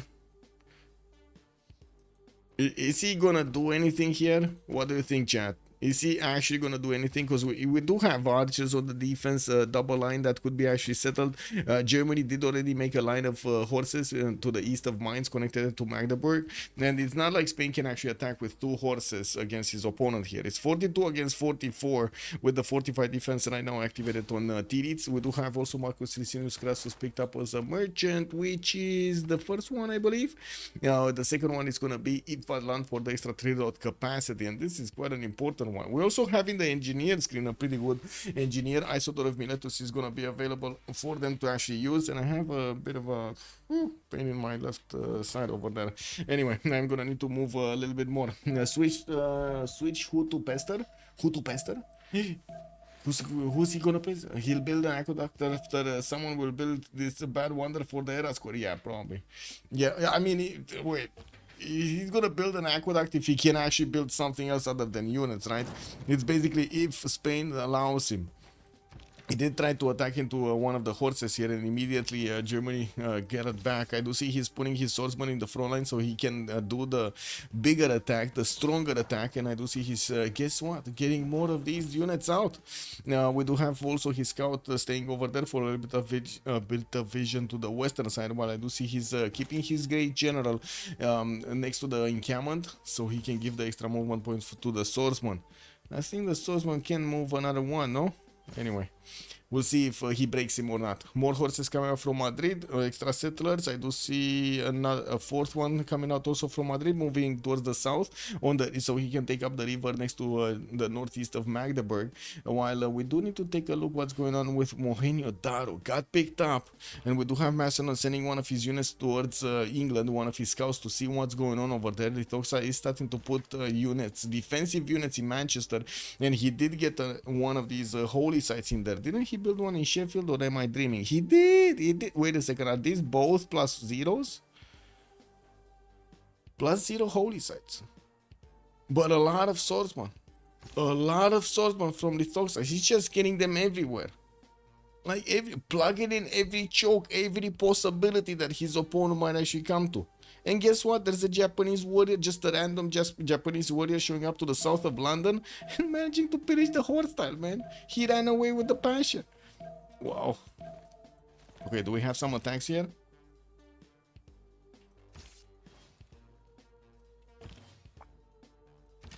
Okay, more archers. Another horse probably. Yeah, there we go. Oh, this horse might actually die. This horse might die. Oh, the other horse doesn't have enough movement, but this one does. So move horse here. Get this one, move right, attack into this. Get this one, move attack into that one. Move the swordsman front. Leave this open, no? Or he doesn't want to. He has one of his horses going back into his territory so he can heal a little bit. And I do see slowly moving with his settler towards the south. He did plug in also Magnus in the city of Valencia, where he does already have 3 builders that are waiting for those shops to go through. Trying to get the Walls of Throne in 6 turns. While I do notice also Walls of Throne is being built by Germany with 4 turns to go for himself. I do see also Victor is establishing in the city of Mainz with a builder coming out next turn. Now, well, 6 cities from Korea with that religious settlement showing up. He did manage to get his ancestral hall and popped one of those free builders out from it, sending some of his horses towards the city of Akkad. Maybe he can actually take that one down with 2 units. Is he gonna have a chance of success over here, or Akkad does have too many units? It might be. It might be. The big question is, where is Macedon gonna go with his units? Oh my god, look at this beauty. Look at this beautiful attack on the side of Tiritz. This is gonna be just oh, this is gonna hurt. The thing is, you know what Didits is lucky of? People, it doesn't have that many units. You know, if you would have had another 3 Hetaris, this would have been like insane. Insane. Okay, we got some counterattacks here. Looks like the Spanish units are getting their bonuses. We do have Spain managing to take one of those down, which opens up another attack. He got the middle one. Now he can actually attack into this one next to Magdeburg and into this one whenever he's going to get another one of these swordsmen next to him. I'm pretty sure he will. How is this swordsman getting damaged? Is that the archer getting so annoyed about that swordsman that it keeps on attacking it on the amber tile? Yeah, take my amber, man. You take my amber from me. I just want to show you. Anyway, it's Eleanor overreacting with units? Yes. Yes and no. I mean, he doesn't know the extent of Macedon's production or military capacity right now.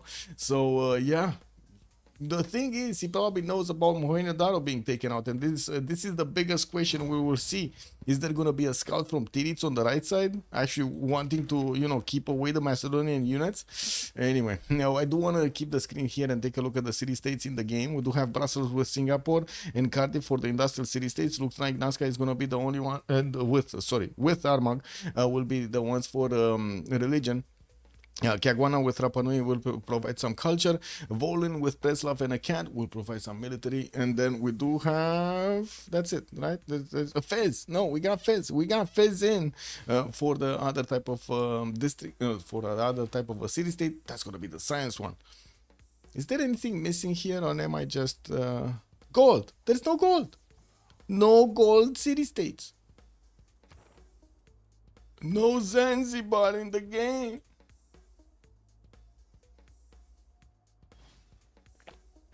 It's okay to have 10 plus cities on Sejong nowadays. Well, I guess we're going to need to check it out ourselves. We haven't seen Korea in quite some time actually being played out. Looks like he's gonna take out the city of Akkad, even though that city is, how to say, gonna repair a little bit. I'm pretty sure these 2 horses, they don't look phased by the warriors of his opponent here. Yeah, Akkad just doesn't do anything. Looks like also we do have Didis managing to push back the unit of Spain. That horse got taken out, I think. While he's going to need to do the damage against another one, we're going to need to see if he's going to manage to punch through here. He does have level 1 upgraded horse. That's going to be much better. Ooh, almost lost another one, but promoted it right on time. Has the other horse to come in, and he does have the double shots on this horse to take it out, to maybe trade it. Oh, even the archer to actually... Beautiful. Even the archer. Anyway, now we do have extras moving in a few more swordsmen, and I do see he's also going to have a double attack on this weak horse from the commercial of mines. Now, while new horses are coming in, he's also starting to get a few archers. 43 science will allow him to get very quickly 2 crossbows, and I do see him getting engineering next turn. While Tirits is barely discovering his ironworking here. I don't know about this. Yeah, barely ironworking. He does have some swordsmen coming up from mines, and of course he's trying to get as many of these units out as possible. And with also, no, people changing direction. Looks like he's gonna want to meet the Lithoxian horses head on. Lithos, I think, sent these horses so he can save Tirits from being double wham-bammed. Civ6, no gold for the science, yes. Yeah, no gold and 1 blue, that's harsh. Yes, UFO, good evening, sir. Yes. Also, Baragusan, if I remember. Oh, Musrat, good evening, sir. How are you doing? If I remember correctly, Sejong has boost for having tons of cities, unlike the Sundok. Well, I mean, let's actually see. Bonus for having more cities. I don't think there's a wait. Yeah, there's no actual bonus for having more cities, or at least from what we do see over here. Okay, anything? We did see that city being taken out. Like Akkad is gonna be the 7th city coming out from Spring. While he did manage to get his feudalism charges out, he's gonna start expanding everywhere and improving everything. He does also have Liang with the city parks for those extra amenity points, and I do see he's putting down a few more of these theater squares. We do need to keep on watching what's going on here. Whoa, Tirits pushing back. He's pushing back extras. He's not allowing him to actually get into the borders of his cities without taking out quite a few units. We do have another city settlement coming up from Spain, and I do see he's keeping Tirits 17 science a turn. That's way low right now, way low. Doing great. How are you? I was wondering when the next stream gonna be. Then I remember CWC. It's only on Thursday and Sunday. Yes. Well, I'm still gonna try to get some streams in between, like the how to say Monday and Wednesday. Yeah, let's see what kind of streams we're gonna have. I understand CivFR Squadrons is going for the semifinals and the finals. We're gonna have the CPL Premier 4.5 series and also started up soon. So we're gonna have the teams that did not manage to get into the CWC to watch them, basically getting their trainings going and getting accustomed to all of the rules. And then we're gonna have the CWC games. We're going to need to see what we're gonna have. There is, if I saw correctly, there's only one game today, possibly one game tomorrow, and possibly 2 games on Friday from the CWC, and then the majority are gonna be in the weekend, Saturday and Sunday. We're going to need to take a look at that schedule a little bit later, I believe. Give me a second. Let me actually take a quick peek over here. Yeah, there we go. There we go. Slowly getting going. Slowly getting going. I mean, to be honest, I would restream any of these anyway, if necessary.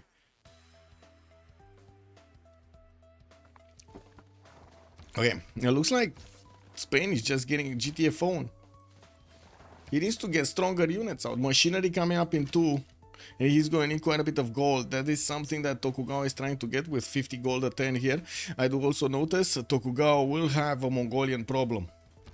Malm is not letting him go, just make the gold as he wants to.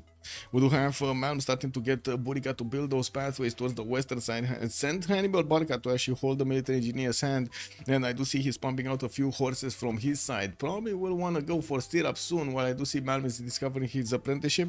He will have quite a few chops also. Did manage to also get Ethelfled as another general, not bad, while he did manage to also get to feudalism for his extra points on the builders from the card. I do also want to point out Japan over here does seem like he only has like 4 cities. He's starting to be converted by the religion of India, and did manage to get his warlord's throne out. He's ready to party. He's ready to party. He does need an encampment though. He did manage to pre-place one from Osaka, where he's also getting victory in, and I do notice he's getting some swordsmen out. Well, let's actually see if he's gonna manage to get a higher tier unit to hold those Keshiks out, because that's gonna be a problem. Yeah, that's Tokugawa's religion. Wait. Oh, it is Tokugawa. Thank you, Darius. Good evening, sir. Did he... Wait a second. What did he take?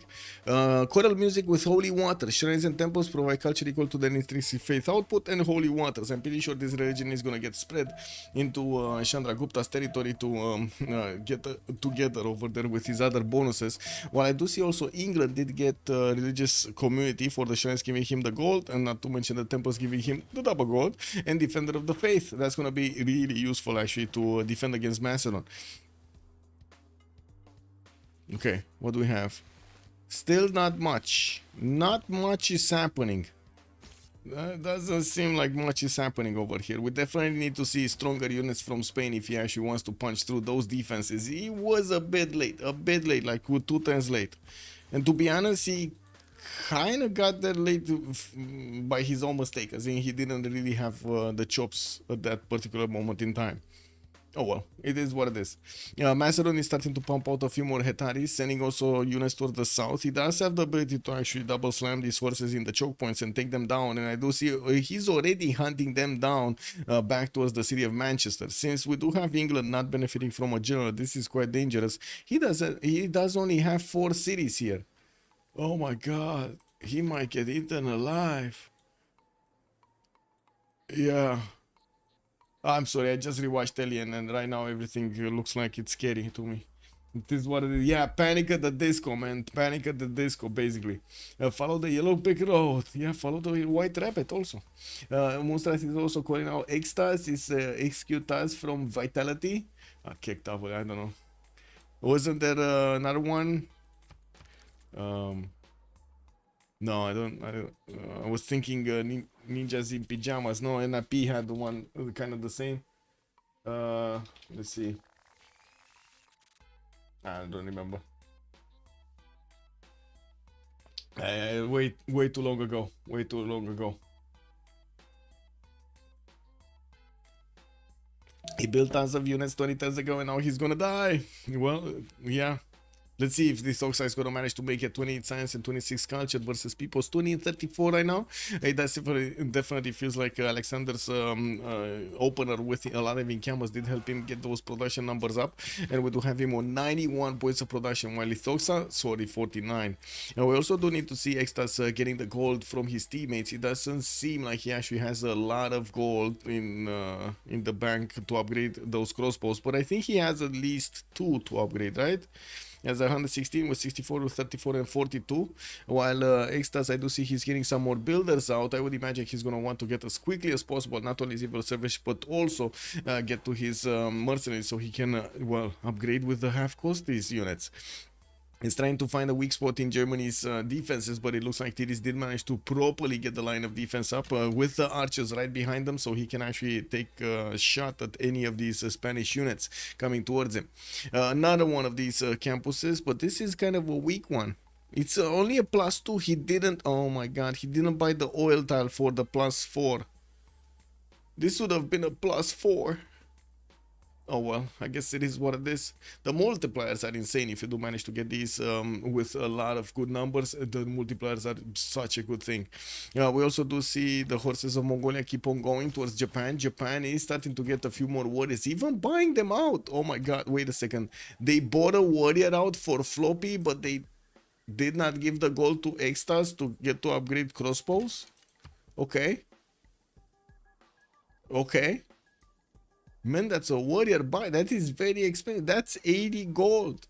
80 gold. Yeah. I probably got scared, so one of the Mongolian horses instantly bought a warrior of his own. I'm not so sure about the England's preparation. Being behind of stats and production versus Macedon is very bad. Yes, and not to mention city count. Look at the city count. 2, 4, 6, 7 cities. Oh my god. Macedon might actually pull one of those... misclick kind of strategies, no? No, I think Lithoxa are ready, man. Lithoxa saw this a mile away. He saw this happening.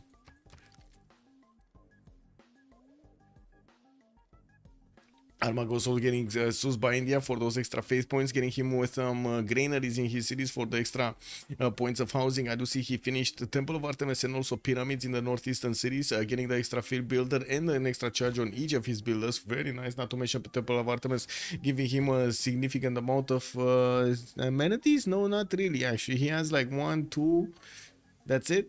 2 amenities. 3 maybe, some point with the sheep over there. And that's about it. Well, not the biggest Temple of Artemis, but he's still gonna get the food over there and I guess some housing points.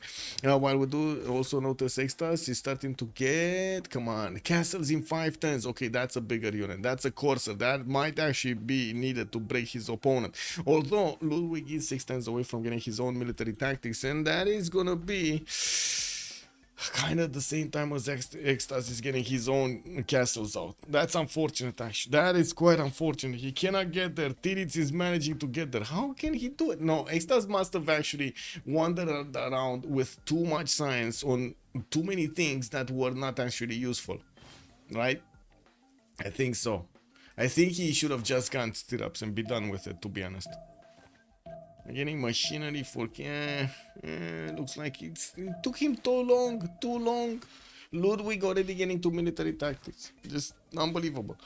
Now, we do also need to take a look if Macedon is going to start to pump out a few more units. Looks like he's trying to figure out a way into his opponent's borders. The swordsmen are picking up the tab over there to hold the chokes. Definitely much stronger than the horses, just of their own holding it.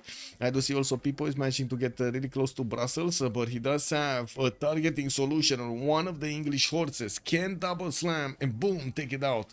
Is he gonna do it though? Is he gonna do it? They don't know what's behind that horse, right? So they might actually not go into the forest. Can he do it? He has the charge promotion.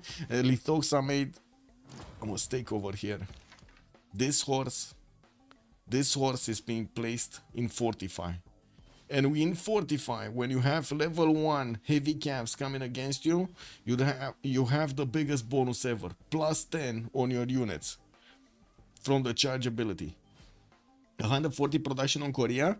Whoa, that's quick. Sprig over here, man. We doubted Sprig, but look at him go. 65 science, 67 culture, 121 military only, and looks like he does also have his 135 points of production. Only 11 gold. I gotta say the gold is looking terrible on the side of FDLV. Wouldn't be the first time that we actually see that happening.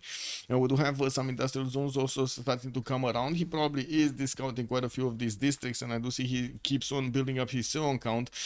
We do have Liang establishing his city of Sancho with already the builders ready to start upgrading those city parks, while we do have builders coming up from everywhere to keep on upgrading these tiles. Hanging Gardens has been finished in the city of Chanchon, while we do have Mongolia starting to get a few more horses out and sending them on their merry way towards the western side. You do see he did manage to build one of these bridges. Now he's working on the second one of his bridges, and he just keeps on going. He's not stopping.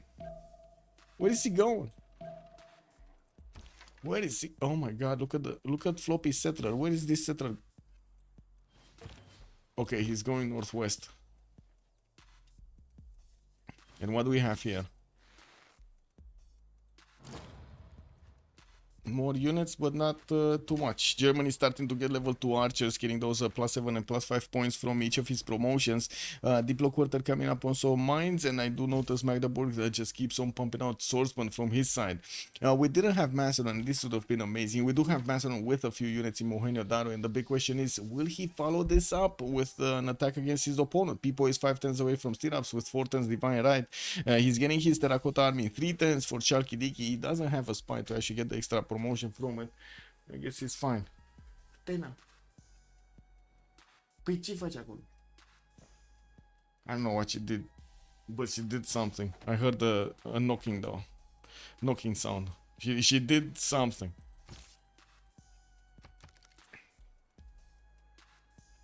Anyway, quite a builder army coming up from Spain. He did manage to get 4 cities out, didn't go for more, and I do see him locked in a war with Germany. Germany is on his 8th also, and we do have intelligence agency coming up from Munich in 8 turns, while I do notice the archers of Germany are starting to move towards the eastern side. He might be worried about something coming up from there.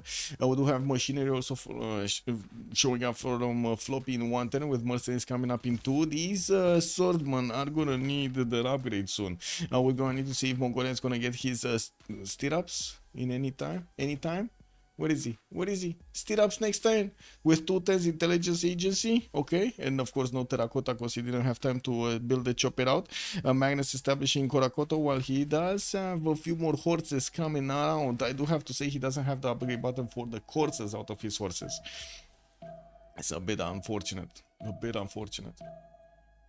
Okay, he's also starting to spread his religion. Tokugawa is starting to spread his religion in India's territory, while Stonehenge is getting built over here by Apology. Okay, anything happening? No. Gold per turn is changing? No. We only have 48 on Floppy with 22 on People, 9 on Apology, and Extas is barely gonna be on 8. We do have also more of these promotions on the Spanish swordsman getting a little bit tougher, and from what I do notice is not managing to get enough gold to upgrade his crossbows. This was kind of a mess to upgrade these. Like he couldn't get enough gold to upgrade these. Too much gold needed. 125 a pop, while he doesn't have his mercenaries to actually get them quickly. Anyway, castles in 2 turns, mercenaries in 2. He's gonna get those upgrades soon. We're just gonna need to see him reposition his horses in his borders, and to be honest, it kind of seems like we're gonna have these German units managing to get to the maritime upgrade anyway. Anonymous gifter, thank you so much, sir, for the gift on Unfog. Welcome, bonsoir, monsieur, bienvenue. Also, maybe Spain should have sent some units into Korea instead of stalling the German front. Maybe it's not the patch with the gold shrines. Yes, it is with the +6 gold for the shrines and the +12 for the temples. Yes, it is. Also, Coco Clasher was asking, does Mongolia do the terracotta? No, he didn't even start it yet. I think he knew he's not gonna get it. And Muzdra, thank you so much for the 100 berries, starting up that choo-choo, the hype train. Nice, thank you. Thank you. We do have some more Kesheks coming out from Maxu and Shanadu, and I do see Korakoto, the 14 camel coming out from Urumqi soon. While Mal did manage to get his horses, he's going to need to get castles if he wants to upgrade these. He does have engineering finishing up next turn with medieval fairs in 2, while his Kesheks will start moving towards the front line soon. We're going to need to see if these are going to manage to breach through the Japanese famous defenses. Printing coming out from Floppy in 8. I do see also he's getting his mercenaries, while his first wave of units are starting to wrap around here. He's gonna want to drag the defenses of Japan out from Osaka, where of course we do have a government victor established. 4 more turns for the Golden Age. Yes sir, Coco, we're gonna need to take a look. We do have people, 59 science and 56 culture, still trying to figure out if he can attack into a opponent. I think he actually, wait, he did not take that horse down? He didn't take the horse down. The horse is still alive. Anyway, has not actually sent any units towards Germany, unfortunately. We do have him with the army of builders keep on upgrading stuff. He does manage to get his terracotta army from Chalkidiki, and will get to promote his units with another level here. Not bad, not bad. Free promotions, good promotions in my book. We do also need to see Apology. I do see him 1 point off, 51-52, while India is going to get his Monumentality Golden Age. He does have 150 Faith at 10, but only 22 Science and 39 Culture. He did manage to expand quite a bit, and we do have him on 8 cities, while, for example, Pipo is on 7, Ecstasy is on 4, and Floppy on 5. On the other side, with looks like we're going to have Sprig over there with 9 cities, 1 above. Stonehenge is finishing next turn from Calcutta, while I do notice the army of builders here just keeps on improving. India did manage to buy a lot of them with his face generation. Campus is also coming around, while we do have Citrus moving towards the south of Vagra. We do have some more holy sites, of course, for those bonuses, and the campuses will need to actually get finished so he can get those extra science points in his empire. Extras going dark, 41-44. I do see Floppy Flunges only 2 points away from getting his Golden Age, while I gotta say Extras over here next turn is gonna upgrade quite a few of these units. We did not have many times actually upgraded from Tirits, and the biggest thing is, even if he gets many times, will he have the gold to upgrade? That's the problem. That is the problem. Malm is going to be 52-51. I do see Lithoxas going Dark Age also by the looks of it. Malm did secure his Golden Age. He wouldn't have had it otherwise. We do have already him needing to actually flex his strength against the Samurais, which is not going to be an easy unit to take down even for the Kesheks. But to be honest, they still do a lot of damage. Look at this Keshek. 45 against the 48 of the Samurai. Doesn't look that great, does it? Especially with the numbers of Kesheks that are coming around from Malm cities. He's gonna try to get a spy out also from Urumqi. He did manage to get a free one with intelligence agency, and it will probably arrive in the Japanese city soon. And we do also have Spring, 76 out of 72 going for his industrial zone, starting to get those production numbers up, already on 184, a lot more than anybody else in the game. We do also have him 112 science with 83 culture, and I do see him barely on 10 gold at 10. This is the weakness of the FTLV's team. Even if they have the unit researched, they might not have the gold to upgrade into them. This is gonna be terrible if they don't manage to somehow get the gold. I don't know, somehow chop some crabs, chop some maize, I don't know, make the gold. It's not like in Civ 7 that you can actually get the gold mine going. Tirits 43 science with 52 culture. We do have Ludwig II here with a Penbrush and Boys Golden Age on 4 cities, needing to defend against his big bad neighbor. I do see the Corsas are starting to get a little bit better damage against Germany's units.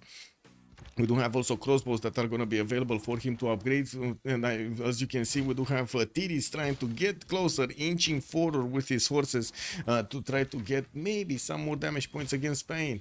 We also will need to see Tirits getting his upgrades on his own units. He's trying to bring the spearmen out. This might be why he actually put off getting his metal, what was it? Oh man, I always forget that technology. Military tactics. I still think of metal, metal something, metal, heavy metal, metal, metal, heavy. I don't know, man. Metal, plastic, something. Adam the engineer. Good evening, sir, and welcome. Giga low GPT game. Yes, yes. Giga, very, yeah, yeah. But to be honest, even with this situation, it looks like the Sharks are still putting up ahead with that goal per turn. But we don't see those numbers that we used to see, like 150 goal a turn over here at 1053. Okay, we got some attacks coming in from the German archers, trying to take a stab at the Corsair there. The Spanish crossbow is going to need to take up a position that he can actually shoot from, because I'm pretty sure the forest is actually blocking the vision at the moment.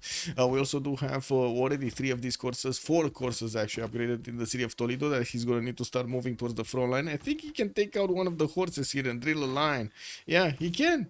He can. I don't know why he moved the swordsman there, but he could have. I'm sorry, he could have, but he didn't. Yeah, I like.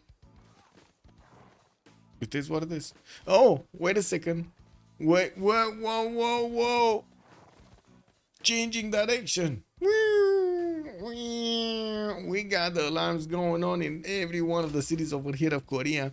Looks like we got some horses being pumped up by Spring. He's gonna need to, well, I mean, he does have the science and the culture. The biggest issue is actually getting the units out. He doesn't have the units out. He only has 2 horses, which are gonna be easily bonked over here by the units of Spain, being caught out in the wind outside of their territory.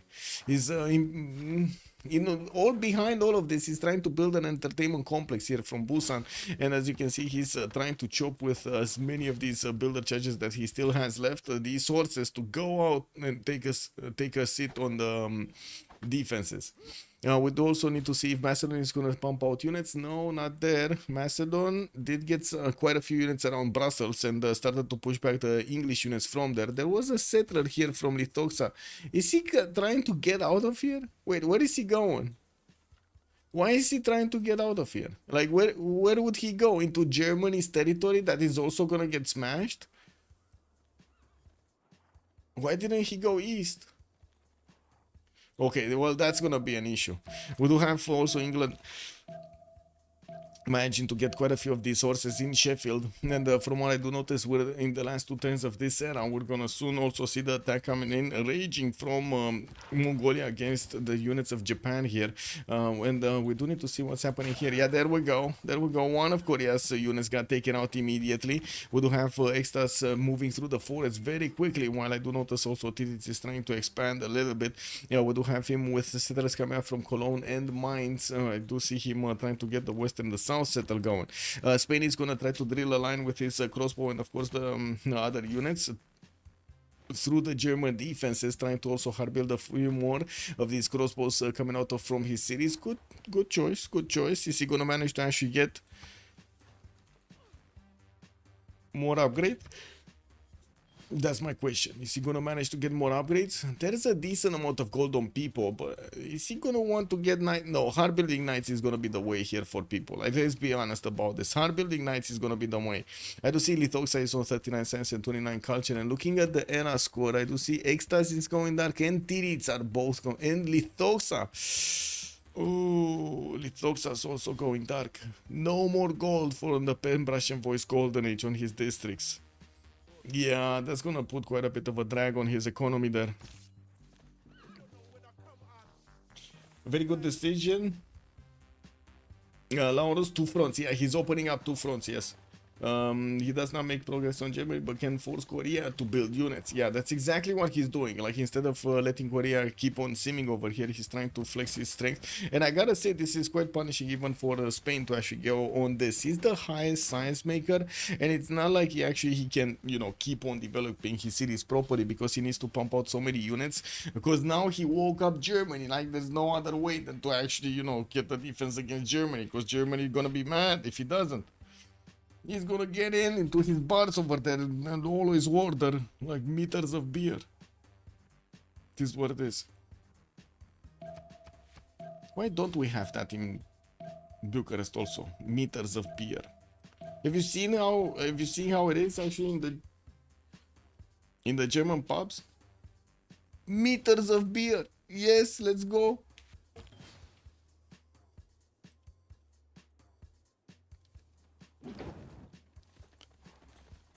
I did mention switch targets to Pester. Yeah, he didn't have the units back then. Like, only a few horses, and you've seen how much it took to actually hold back Germany. Germany started lashing out. I do see Extas is trying to figure out the defenses here of Korea, and I do see Korea is bringing back his units. He's probably going to want to get to upgrade these. The question is, does he have the gold? Did it is on 232 gold, and you do see that Korea spring is... Oh my god, wait a second. Guys, they're losing gold in total. It's 10-1-4, right? Okay, now that... excuse me. He went from -16 to +3.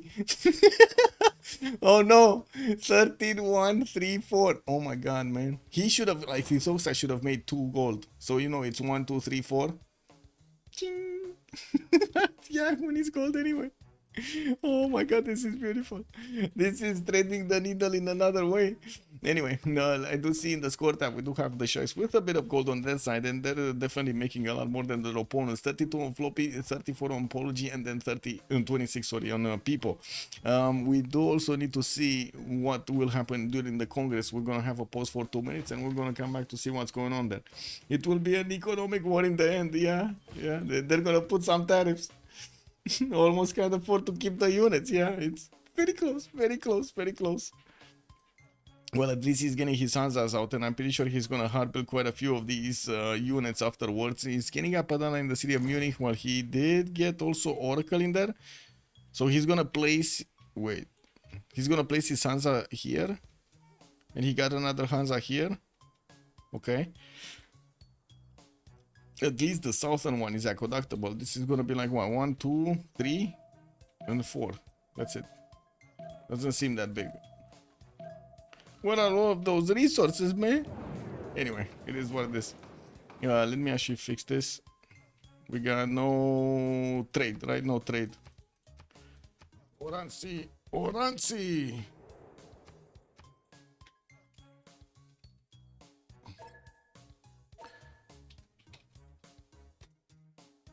Okay, there we go. And be right back. 2 minutes. Taking a break.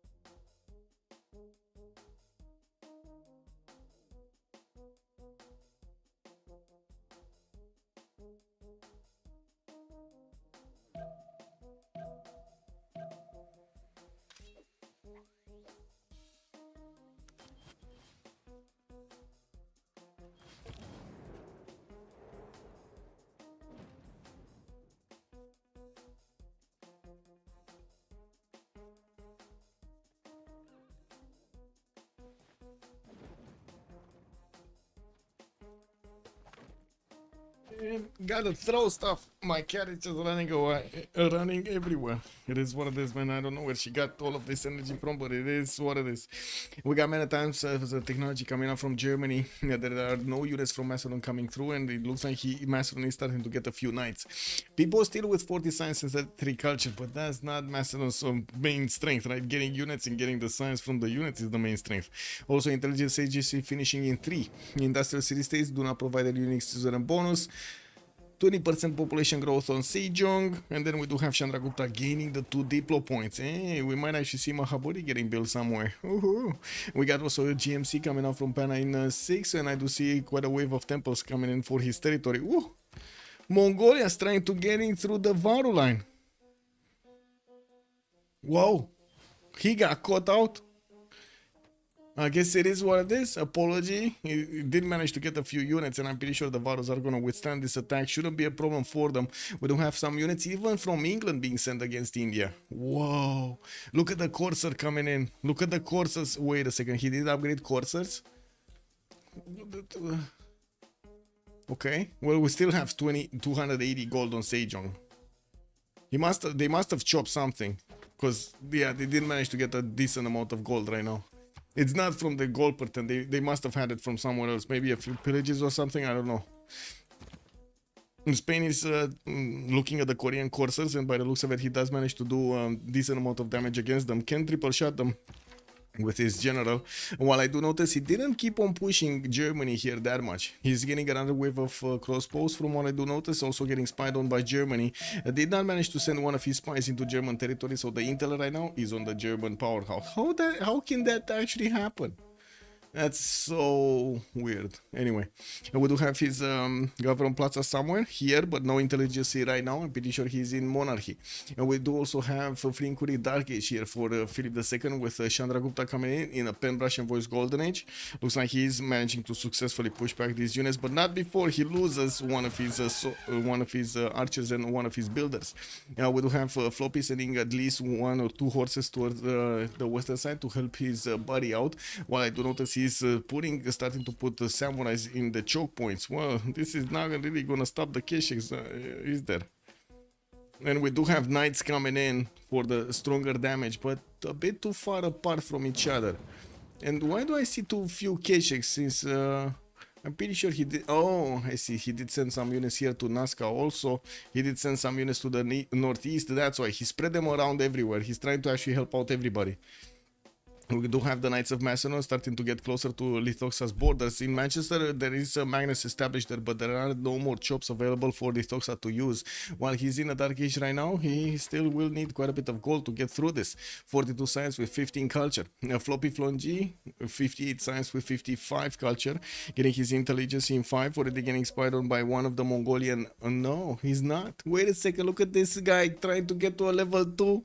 Oh, this might happen. In 2 turns, we're going to need to come back and see if this is happening or not.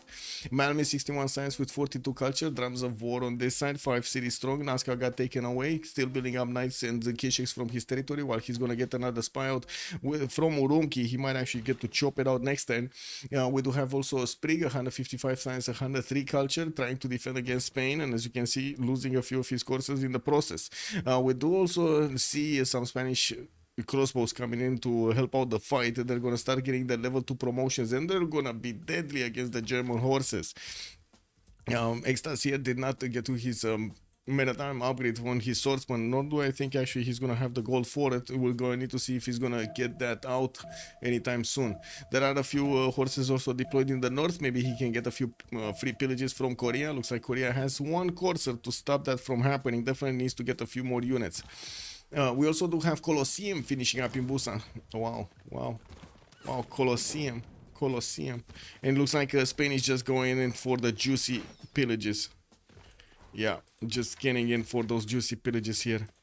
Has a few units to take out in the meantime. Germany is sacrificing some of his horses to the gods here, to the Spanish gods, while we do have the line of crossbows getting ready to keep on pushing Germany here, slowly but surely.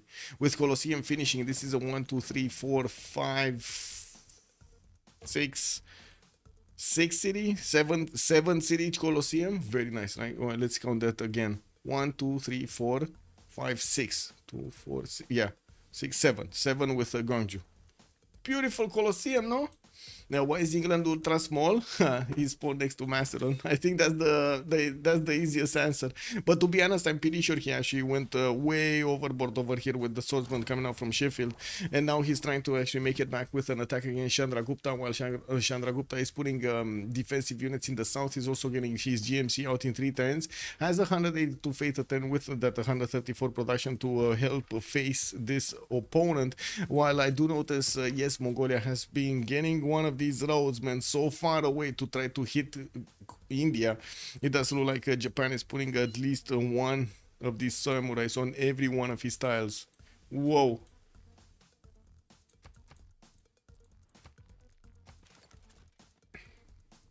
There was an English colon who was marching in Tundra.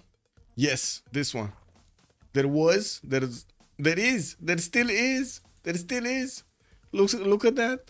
We do have the 3 Macedonian Hetaris that for some reason were fighting in the city of Brussels. Could not manage to take that city down, but they did manage to get the pillages on the 3 mines, so they did squeeze the gold out of this city. Lithoxa might actually take this city for himself, because why not? There are knights coming in to party here for the attack on the city of Manchester, and we're going to need to see if his knights are going to manage to punch through. He does have some Hetaris with this military also. And the spy still didn't get through. The spy is not here. Are we gonna see that spy getting to a level 2 though? Mongolia, right? Mongolia here. He got to a level 2. He has a level 2 spy. Atlani in the cities of Japan. He's gonna activate it next time. He's gonna be so happy. That spy actually managed to finish his mission.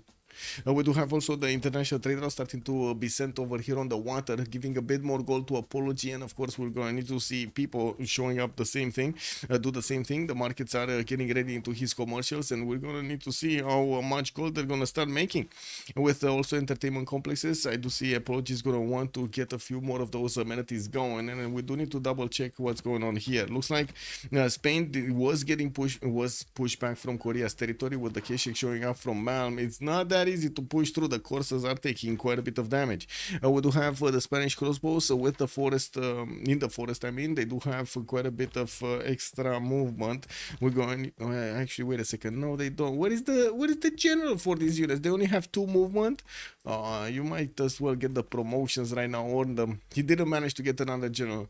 He just has Sun Tzu. Where is he on points? 2 great general points at 10. Oh, Newton is also up next. It looks like we're gonna see Korea managing to make it. He's already 53 points in this turn. Probably got at least one of those projects out. I do see also the merchants are getting picked up. Woohoo! Imhotep also got picked up by Korea. Isodor of Miletus got picked up by Korea. Man, Korea is getting everything. Hildegard of Bingen. While we do have Fatherland being picked up by Germany for that extra trade out capacity. So wait a second, what did he use this on? So he's getting some writers for those extra books over there. Isodor of Miletus is going to be used for Angkor Wat for an extra population point on each of his cities. And he has a lot of cities. That's super value over there. So much population coming in. Flame Conquat, also good evening, sir, and welcome. You're probably just surviving. Yeah, he's just surviving over there. That's a lot of investment to try to hinder Chandra Sim. Yes. And to be honest, I don't think they're gonna do much. To be honest, like here. Yeah, I don't think they're gonna do much. Are they gonna try to? No. Floppy's just gonna stop them from getting to Mumbai. Looks like yes, we will see the English courses following up this attack, and India will definitely need to put some more of this gold on his upgrades. He's getting his printing next turn, but he does have exposed units to these attacks from Lithoxa with these Kishiks coming right behind the English coursers. This might be dangerous for India. We'll see what he's going to use with his GMC coming out next time. He does have 411 faith in the bank, and I'm pretty sure he's going to buy a few units to help defend over here the south. With also the Japanese samurai starting to also get to attack into the Mongolian resupply line. It's not like he has a lot of units everywhere. He has some units, you know, every like 4 or 5 tiles basically, or 6 tiles. Okay, Piero de Bardi did get also picked up here. Great people. Zankian is gonna be the next one. Macedon looks like he's gonna have enough points next turn to pick it up.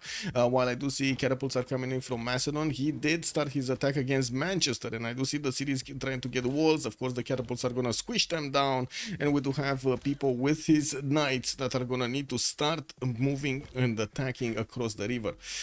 We do have also a few more courses coming up from Lithox. I'm pretty sure he's gonna want to cover this western city quickly, while the city of Brussels has been taken down. England did not actually choose to keep that, or was it Macedon? Did they fight over here?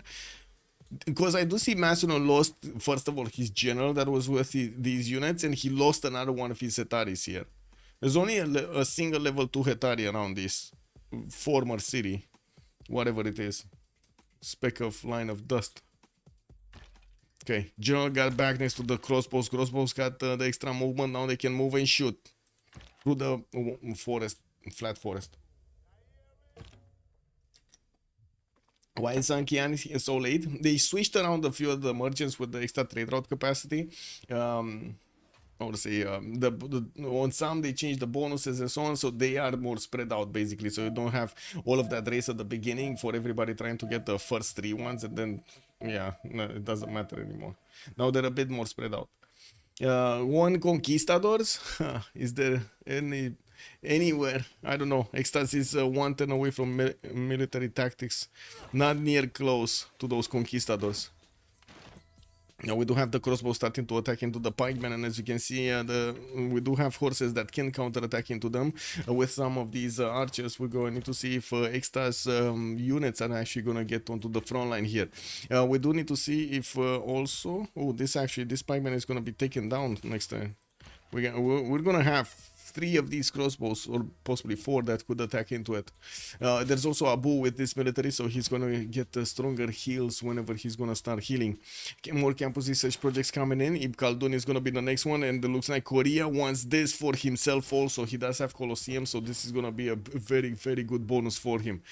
I really like what Korea is doing here. Definitely not this, not the Korea we were expecting, but very strong gameplay coming out from Sprig. 220 science, look at this. 220 science, 140 culture. Apologies, not even managing to get to 100. And it looks like he's gonna have quite a courser problem on his side. He's gonna need to get to his own coursers, castles, and of course he's gonna need to also get stronger units out. I do see he's getting stirrups next turn for the upgrades into knights, and I do see he's also he did finish his GMC and working on a spy from Panna. Did not buy his units yet. He does have 614 faith in the bank. With 213 a turn, he should be able to buy out a decent amount of units. We still didn't see an actual city being taken out, other than, of course, the city-states. That's a bit unfortunate. Well, I guess we're going to need to see when that happens. Settler also, more settlers from Spain, moving southeast, trying to get his intelligence in 5/10 for the extra spy. Already we do have Germany spying on him, and of course getting that extra intel is unfortunate. But it's tied down, actually. Wait a second, it's tied down. I think Tiris is missing printing. Yeah, in 2 turns he's going to get a +3. We did have the level 2 spy also activate on Japan, and now these samurais are not going to be as strong. With +12 intel, the knights do 70 strength against the samurai 65. Mongolia is just going to have his way with all of these samurais. Oh my god. This is going to look like the last samurai movie. Are we going to get Tom Cruise action going on here? The Mongolian Tom Cruise. No? Mongolian Tom Cruise. Did anybody see The Last Samurai, or am I just talking to myself here? I don't know these days. I don't know these days. Like, how many movies did you watch the movies? What kind of movies did you watch? And so on and so forth. But I would imagine, The Last Samurai would be on your list, no? Oh, we do have Spain starting to get in. Slowly. Oh my god, no response. Dorios, good evening, sir, and welcome. You didn't do regular prediction. I did do the prediction for who's gonna conquer the first city. We're still waiting for that because nobody, no cities yet. No cities, yeah. You saw it long ago? Yeah. I mean, me too, but it's just, stuck in my head over there. We do have Korea sending his forces to also try to squish the army of Spain. We're going to see the K6 coming in to help. And it does look like Spain is getting squished between 3 civs. Oh my god, the big army, the big beautiful army of Spain, of Extas, with all of those bonuses, the biggest spawn ever with the geothermals. Am I the only one thinking that he's not going to get out of here alive? Like, what is this happening, man? Sprig is just gonna plane him. He's gonna tank him. He's gonna bomb him. He's gonna GDR him. Oh no. Oh well, let's see Chandra Gupta. What is he doing? Trying to get a few more crossbows board. He's attacking into the courses. Looks like there are only 5 of them. One of them very, very weak HP. Mongolia also sent his units to help out. And it does seem like India is kind of in trouble. He did buy another 2 knights from the city of Panna and Hyderabad. We'll need to move quickly to the front line. While I do see more of these Japanese samurais are coming in from the northern cities. He did get these back. He probably did see the plus 12 on the Mongolian units. And he was like, well, no, I'm not touching that bad boy. Yeah, yellow units, no yellow units. We're not touching that bad boy. Okay, let's see the squishing, because this is kind of the demise of the Spanish military right here. Boom, 2 units got taken down. A third one might also die here. That guy, the Marshal, is not feeling okay. Really not feeling okay.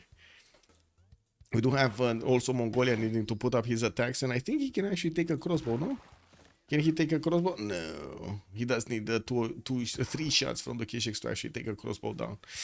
Looking at also the attack over here, looks like Macedon is starting to drill through the defenses of England slowly but surely. He does have quite a few knights, with some of them with promotions. General on the front line, still no general on England. He didn't even manage to get down a district over here. You know, one of those beautiful encampments in which usually the units get muscles, you know, and their skills for war. But no, Lithosa said, we can do it without.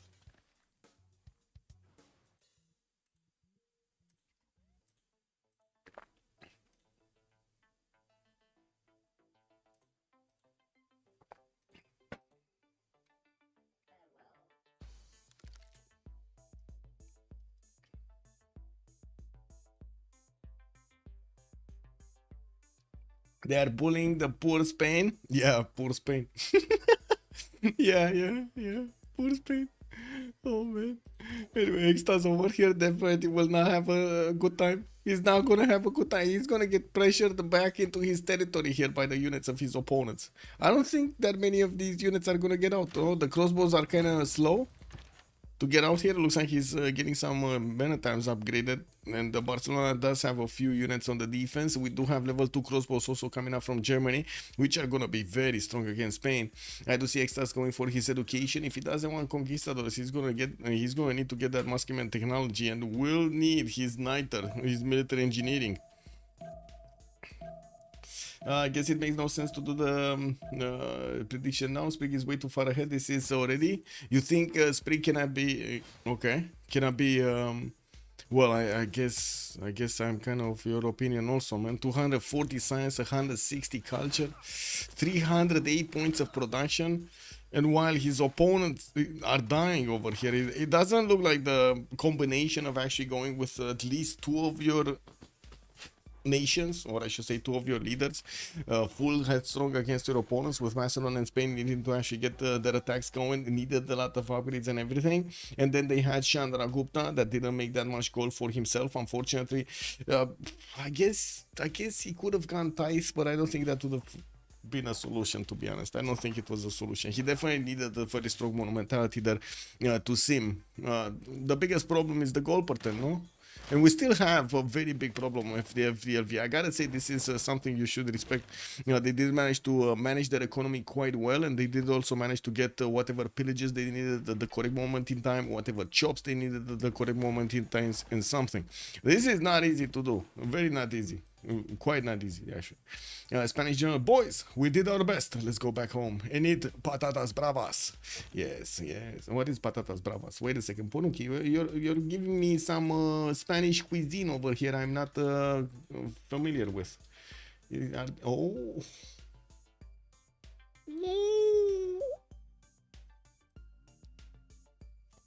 What is this?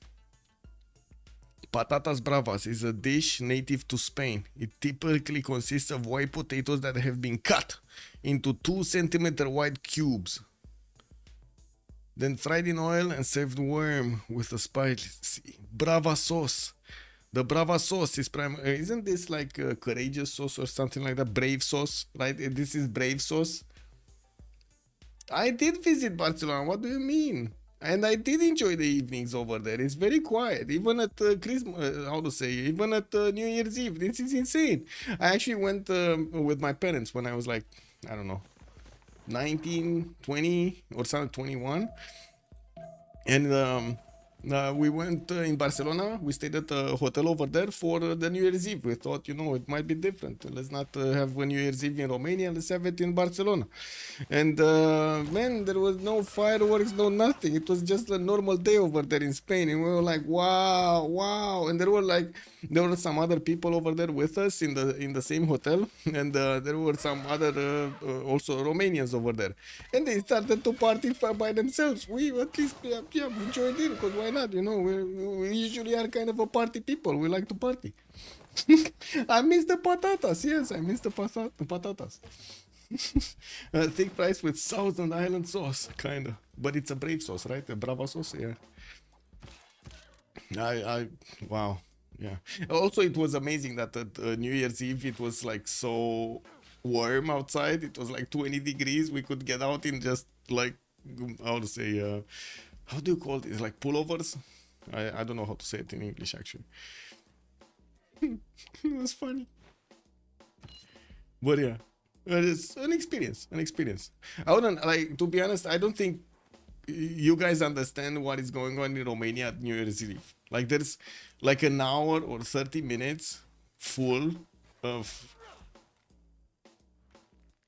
how to say, full of fireworks everywhere. Like everywhere. It's like, I don't know how to explain it otherwise. You just hear the popping for hours and hours and hours. Other than, I don't know how to explain it. You can see them, like, if you live somewhere a little bit higher up on a story, or you go to one of those sky bars or something like that, the whole skyline of Bucharest is filled with fireworks. Filled everywhere. Like everyone is getting fireworks. I don't know how to say it otherwise. 1065, 9 culture, England, Eleanor. Yeah. He's going for a record. What do you mean? I still don't understand the game of England. He's trying to survive. That's the game of England right now. All the Shark players are relevant if they were playing in a game where Sprig wasn't playing it. Man, yeah, but Sprig is still in there. And we do have India that needs to put a bit more defense, and I do see he's managing to actually slow down the Mongolian attack. Not to mention he did manage to take down at least 2 of these English coursers. We also do see Japan is starting to move in from the east to squeeze this army down. While we do have... look at the army just disappearing. Spain lost his military. He's trying to get to build walls. Well, you do know, when you have God of the Forge and the biggest science at the beginning of the game, if you start building walls, I would say you're in very big trouble. Right? I would say that is desperation move over here. Very big trouble. What is the Moksha governor for England? It's here, Magdeburg. Wait, England. You said England. Sorry. There is no Moksha. There is only Magnus. There is also Pingala, and there is Sheffield. But then there are the Knights of Macedon that are starting to get in, and oh my god, they're doing so much damage. So much damage. Is this okay? He did manage to get +3 intel. Okay, is this course being... No, these are not level 1 knights anyway. He did manage to also get around the city of Manchester with the catapults, about to start taking the shots on that city center. He's gonna work on taking down the entire England. I do have to say, England did go first for the south. This is what I don't get, by the way. He went first for the southwest, and then he went back across the south to go east side.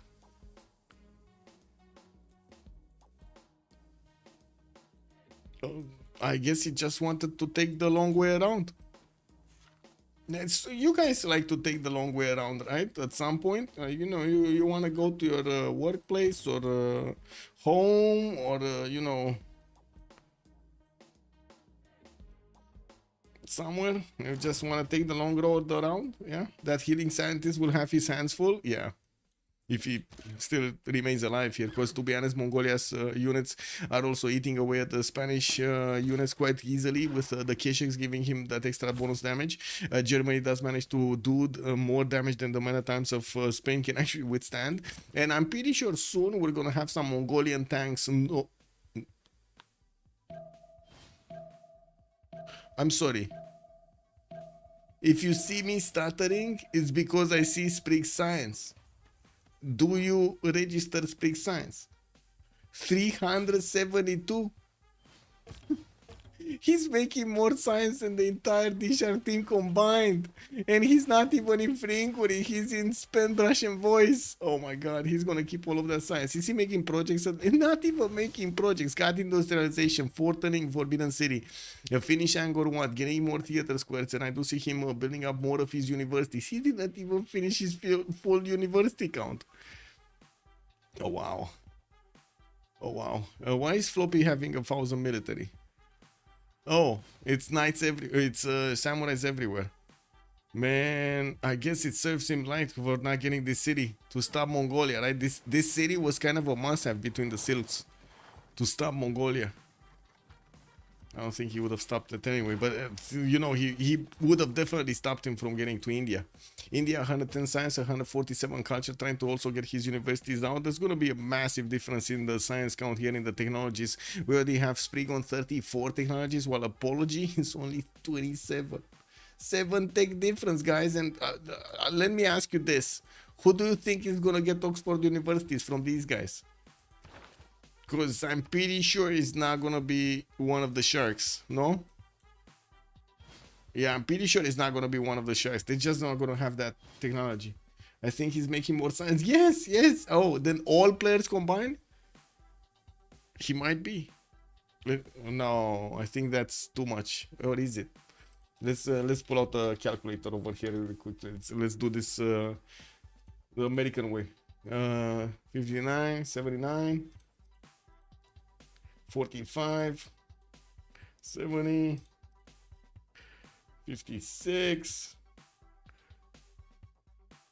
That's way too much, man. That's way too much. 66, 485. He needs to make more than 485.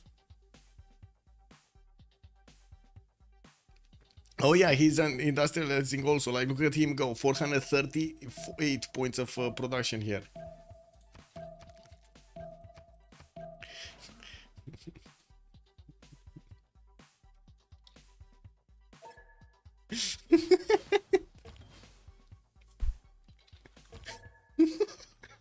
Man, this Korean science, man, it's insane.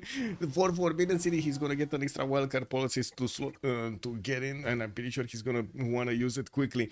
We do have also Spain trying to lash out over here and did manage to take out one of the Kesheks of Mongolia. We do have also the attack coming up from Germany against the city of Barcelona, and by the looks of it, the courts are gonna be successful enough to keep those units away from him. Does manage to get Manus in there, but I don't see a builder to actually help him chop. We do have finally a spice from Spain into the cities of Magdeburg here, so he can actually get a bit of intel. And I do notice Apology is going to get his gunpowder, while Extats is going for siege tactics, trying to get to calves. Pipo is also metal casting. He did manage to get Manchester, first of all, under siege, second of all, very low HP. Starting to also work on the other units between Sheffield and London, about to take down also the defenses over here, not to mention the pillages of London. Bringing in a few more units, but I'm pretty sure what he has right now is enough to actually take the initial cities of London down, of England down. What I do notice, he's trying to get out of there. He's also helped out by some of the Korean scouts here, and one of his own scouts that's really banged up in the coast. We're going to need to see if he's going to manage to get to a safe place past Volin, so he can actually, you know, get away from the Macedonian units, because I'm pretty sure at some point Macedon is going to want to scout out this south, right? He's definitely going to scout out this south and try to sniff around for Eleanor cities. Imagine with the +2 sevens as planned in early patch. Yes. Yeah. In order to make your channel more fun, I feel like you should have some kind of record board. Would be cool to compare this pre-game with other best. Yeah, true. True. Sandorios. True. Okay, let's get it going. Let's get it going. Wait a second. We can get it going right now. Let's make a channel. Let's get the channel going. Commentary. Let's put it here. Big muscle board.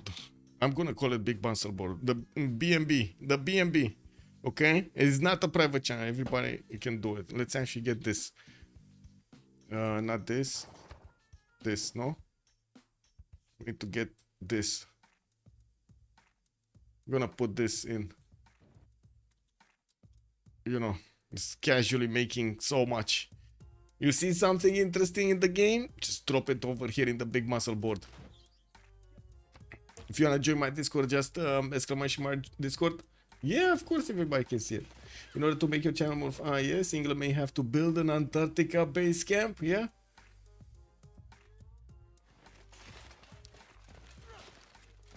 Wait. Let me actually do something else. Permissions, private channel. 1 second. I think I need to actually stop everybody from seeing, no? Oh, wait. No, nobody can see the channel right now. It's fine. Nobody can see the channel. I'm gonna open it up afterwards. It's fine. I was just thinking because we're in the game and they don't see all of the yields, like the gold and the stuff. Yeah. And let us all into FDLV victory. Yeah. The Greeks took an English city, so that's the first city taken out. That's the first city taken out from the game. Choose an outcome. Let's see, what was it? The Sharks, right? The Sharks did manage to get the first city. Yeah, they got it. Let's put a who will win. But I like, do we need to put a? I guess so. I guess we should. Let's get it going. Prediction. It might finish before though. Will win FTLV versus the Sharks. There we go. Yeah, you need to all in it. Yeah, go for it. We do have London getting the walls up, but it doesn't look like Macedon is just a few turns away from getting his catapults next to that city center. Sheffield is also trying to get some defenses up, and I would imagine actually Macedon is gonna get his upgrades, soon on his catapults to actually turn them into trebuchets. We do have him getting ballistics already. Oh my god, he actually has, wait a second, he has bombards to upgrade. And the question is, do they have the gold? They have, they definitely did manage to get a lot of gold, 1,000 gold in people's bank. We do also see Germany did stop his attack on Spain. We do have also Korea and Mongolia stopping his attack on Spain, just sitting on his borders to try to make him uncomfortable. We also do notice we're starting to also to get Tidis to make a lot more gold. How is he? Man, this guy is making everything. He's making so much more gold than his allies on the front line. How is this possible? No? Amazing. Let's actually see also, we do have more units coming up from Mongolia, a lot more to go against India, and it looks like he's gonna start punching through the Indian defenses. Did manage to get one of those spies in India's territory and manages to put okay, he's actually tying out the extra intel that India has. And to see the level 2 spy is deployed in in Japan's territory, and he does have a +6 over here. Floppy did manage to counter at least 1 point. We do have more universities coming in from Apology, 160 science, 170 culture, while his siege tactics and getting his nationalism next, and he still has a major problem. Unit count, that is his major problem. With so many units coming up from Mongolia, this is going to turn into a bigger and bigger issue. These K-Shakes, when they get big enough and hard enough and numerous enough, they will start eating very quickly through the units of their opponents. Be them samurais or knights from India. We're going to need to see if India is going to manage to get to CAF technology or ballistics to actually get the cuirassiers with the extra strength. People is also 5 turns away from ballistics and will get to upgrade these units over here. I guess it will be an open question if he's going to go save Mongolia afterwards or he's going to turn to the left. We do have him with a possibility to get cuirassiers upgraded in the city of Mohenjo-Daro. He has Timur as a great general, which is not a good one. It's actually a medieval renaissance, and he's still trying to get a few more knights out. I would imagine this is gonna be the plan, no? This is the plan. Cuirassiers upgrades from Mohenjo-Daro, go into the borders of Germany and start picking off cities. We need to, yeah, Sprig at calves. Wait, Sprig is actually at calves? Oh, we got him. Oh, yeah, he is. He is, and Malm is also 3 turns away from calves. But he doesn't have a city to upgrade from. Nor does he actually have that many units to upgrade from, like knights or coursers. He has, like horses or coursers.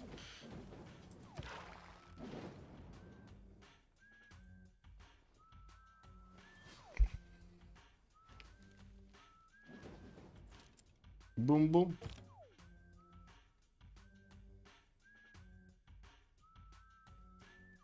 Boom, boom. Okay. I'm actually a bit surprised people is moving out these units from the city of Mohenjo-daro, and the fact that there is no spy unit over there is a bit question mark. But Japan did manage to get one of these scouts. I guess that's fine. It's his own team. Never mind. It's Germany that has only 2 horses here that are gonna get shut down very quickly when these knights are gonna get close to them. We do have people also sending his military engineer in Mohenjo-daro, starting to expand his road network towards the southwest, making it much easier to actually get the pathways going for these units. He did manage to get another engineer, bought in the city of Mohenjo-daro. He invested into it. His 2 turns out. Did he just finish ballistics? He just finished ballistics, so he can upgrade right now. Does he have the gold though? He needs some gold from Floppy to actually upgrade. These are not easy units to upgrade into. I guess they're not that easy. We do have Mongolia still eating away the units of India here, and from what I do see, more of these are coming in. He's buying a decent amount of every turn. We do have 247 faith a turn, and I do also notice India is going against the city of Arma because Mongolia got to take the Sus. We do have London starting to be attacked by the catapult. Did not get it upgraded into a bombard, but I do see field cannons from people. I mean floppy. No, I mean people. We do have some crossbows also that are moving in. Of course, they're going to need to start pillaging every one of the tiles, and managing to get the gold is going to be quite an advantage here for people to upgrade those cuirassiers. He's not stopping for anything. He actually wants to go into the German defenses with his knights right now, and I'm quite surprised he didn't actually last move these, so he doesn't get, too much time for Tiritz to actually react to this. As you can see, Tiritz immediately put a knight into the production of Cologne, which is gonna chop. Of course, one knight is not gonna stop the entire army of Macedon, but less units the better. So many samurais, yeah, the biggest samurai army, man. Biggest samurai army. We do have also Korea starting to get the culture. Oh my god, he's 7 out of 42. How much culture is he making? He's getting... Man, this is like playing the AI. No, this is like when you are trying to go for a science victory or a domination victory, and you like casually get the culture victory against the AI. Did this happen to you when playing single player? Definitely happened to me quite a few times. We do have some of the Macedonian knights still in the borders of Mohenjo-daro, and I do see more cuirassiers are coming in from his main cities and also next time from Mohenjo-daro. He did start to attack into the German units and took the first one down. He does need to move his general forward, and I'm pretty sure Macedon is also going to need to get one of these other ones. The industrial generals are going to be extremely important here. With Macedon, did he pass the first one? He passed the first one. Oh my god, he could have picked Gustavus Adolphus and he chose not to. Wow. Okay, we do have an in-camera training project coming up from Madrid. This might be the choice, right? This might be why he wants to give Spain the chance of having one of these generals.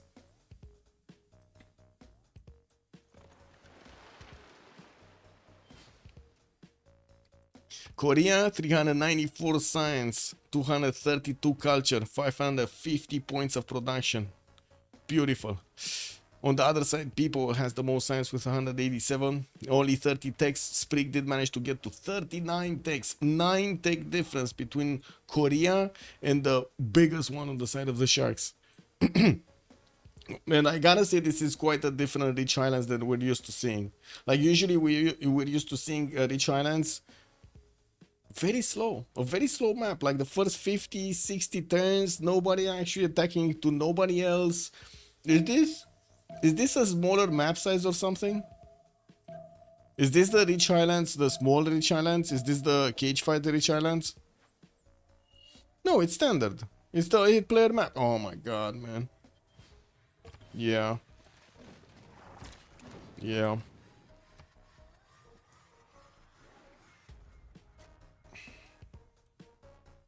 Okay, nothing happening here.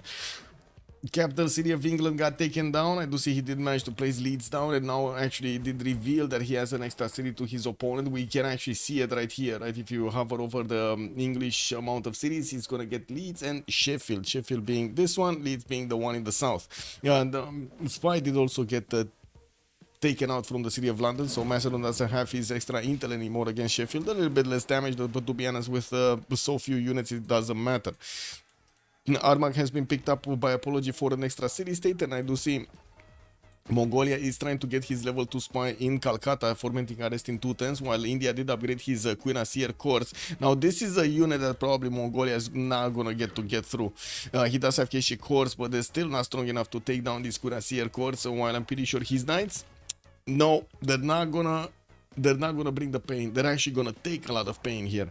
We do also need to see if Japan is gonna manage to push back his opponent here, but I think the damage has been done. That's what I'm thinking. I'm thinking the damage has been done. You do have England, Lithoxa actually sending a few of his courses into the Mongolian territory. They are allies, so it shouldn't be a problem. While we do have a coal power plant started up in Korea's territory. He did finish in Forbidden City, getting Great Library in the city of Busan. And I do want to double check his era score. We got Extas 1.0 from actually getting a Heroic Age, while everybody else in his team are gonna go Dark Age here. Lithoxa is also 4 points away, but yeah, he's on down to 2 cities. Not gonna make much with his Golden or Heroic. Malm is going Dark. Sprig is also managing to roll over his Golden Age. It's gonna be in another one, and I do see Tiritz is gonna jump in to a Heroic Age from the Dark Age. Might actually have the possibility to come back into this. With 63 Science and 75 Culture, he's next to Extas 72 and 27. Does seem like he also has the bigger production stick with 130 versus 79. It looks like Extas over here is slowly getting outpaced by FDLV. Trebuchet coming out from mines. It doesn't seem like Tiritz does want to just roll over and die over here. He's gonna go lashing out against Spain, while Spain is also trying to get a few men at times. So we might actually see him getting his gunpowder conquistadors. 2 turns out from Spain getting that. We do have also a decent amount of units showing up on the defense of Macedon on the eastern side, while Macedon is bringing in his cuirassiers. Didn't manage to upgrade that many of these knights. He's still trying to get the military engineers to make the pathways go, and I do see at the moment he's actually only on the front line with the knights. When these cuirassiers are gonna get through, this is gonna turn quite deadly for Tiritz. Tiritz is 3 turns out from metal casting, and 4 turns out from nationalism, which means he's gonna need a few more turns to get to ballistics. That's a problem, and we do have more and more of these cuirassiers with already the pathways built to go against Germany here. I do also want to mention something else. You see this place over here? This is prime position city to nuke India. Look at this. Get it on the coast, get the nuclear silos going, boom Agra, boom Mumbai. Get to buy an aircraft carrier, boom, everything, right? With an aircraft carrier or a nuclear submarine, he can actually get Hyderabad, Patna, Trivandrum, no problem to get everything here. We do have also Kilvakisivani getting built in Calcutta. Mongolia still trying to get the Formentales mission in 2 turns. We're going to need to see, like, keep it in our minds over here and see if he's going to get it soon.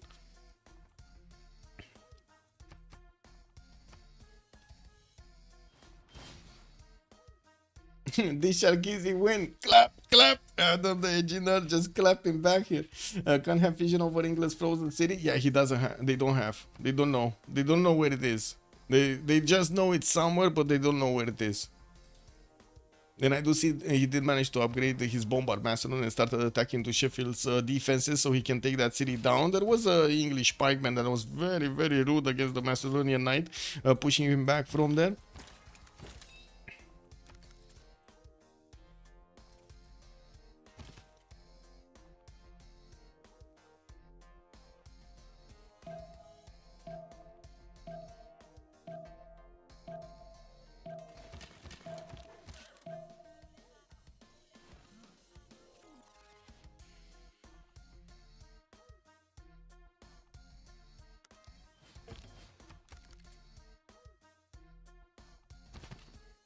Well, we're going to need to see if Macedon is going to manage to actually take cities away from Germany here. It kind of looks like he will. Like in the long term, if he does manage to take Berlin down and will have the opportunity to upgrade all of his units here on the front line in the face of Germany, it might be too much for Germany. Even with Piking shots coming around. I do have to say that's one unit that Macedon doesn't have. A counter unit to the Piking shots. Something like a field cannon would be awesome right here, right now. And of course, he does have the upgrade. It's just a matter of getting the units out.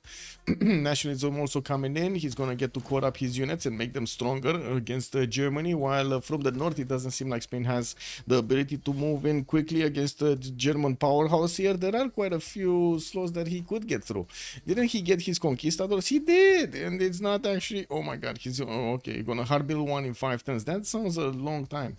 Anyway, now we do have Sheffield also losing its wall defense. I do see another knight has been taken down.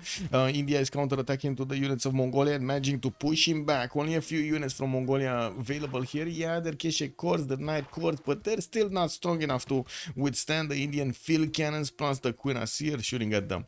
I do have to say, Japan just has an insane amount of samurais everywhere. This is insane. Wow. So many samurais everywhere. Can he withstand the Cav core attack? Because Mongolia is going to put a very strong Cav core attack against Japan. And it doesn't seem like Japan is going to withstand this. What is Japan? Japan is 1 turn away for military. Okay, so he's gonna get line infantries at least from the musketman.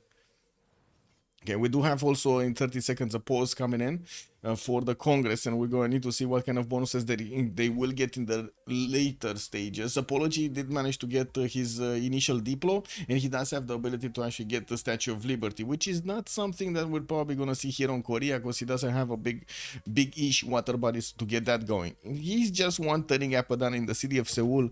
Korea does have 160 points of production in that city center, with more of these factories coming in, and Reina getting into the city of Chanchon, so he can increase his yield count from those trade routes. Anyway, let's actually get this going out of the way, and we're gonna have that quick pause, and then we'll see how it goes. I go P, U. Okay, be right back. Choo choo! Not even 10 something, we fine, yeah. But where gold? Where is the gold?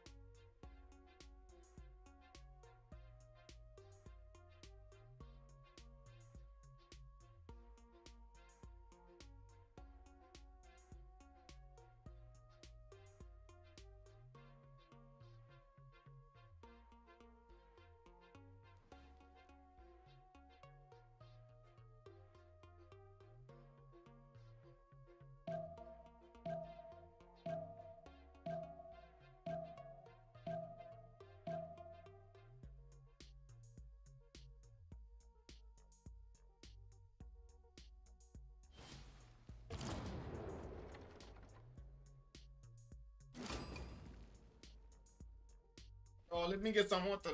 Totally forgot about it.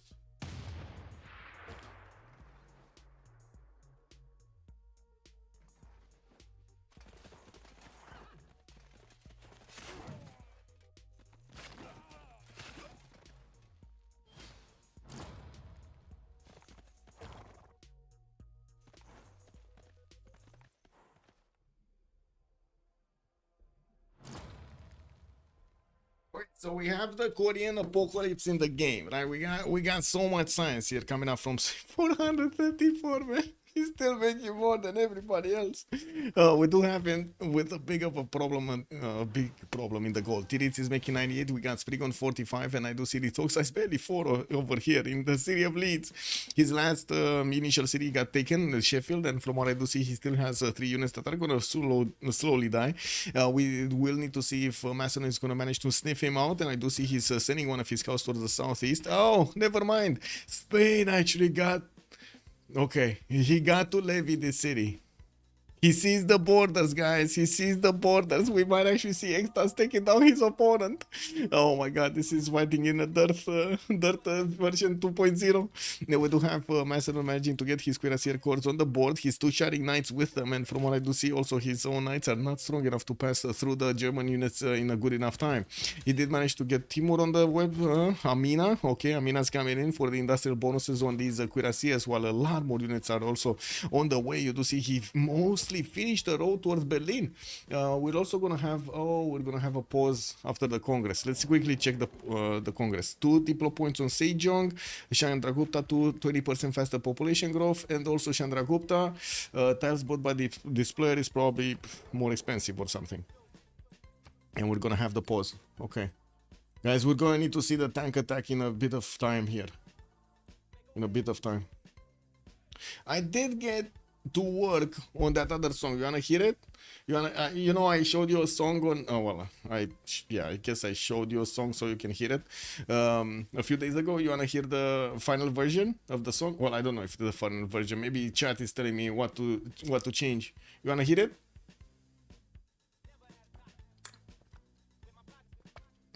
Maybe a 3 versus 4, but they are so far away from a diplomatic victory. Yeah.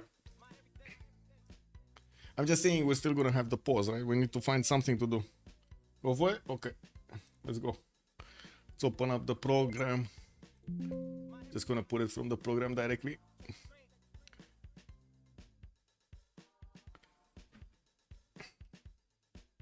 Amazing one. Some of the things that I found out in this program recently. Wow. I don't know how I didn't do it before. This is what it is. Okay. Let's put it here, and let's double check that you can actually hear. You can.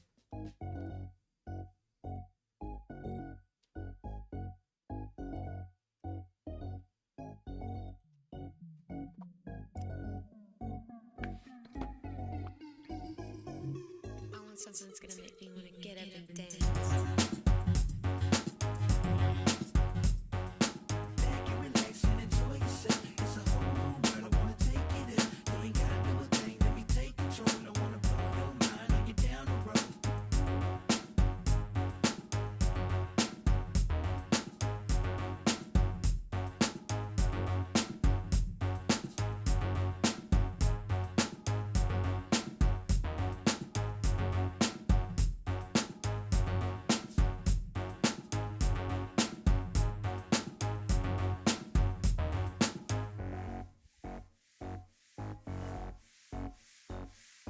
Brain's gonna slay everything in the way in this game that we play where my heart is.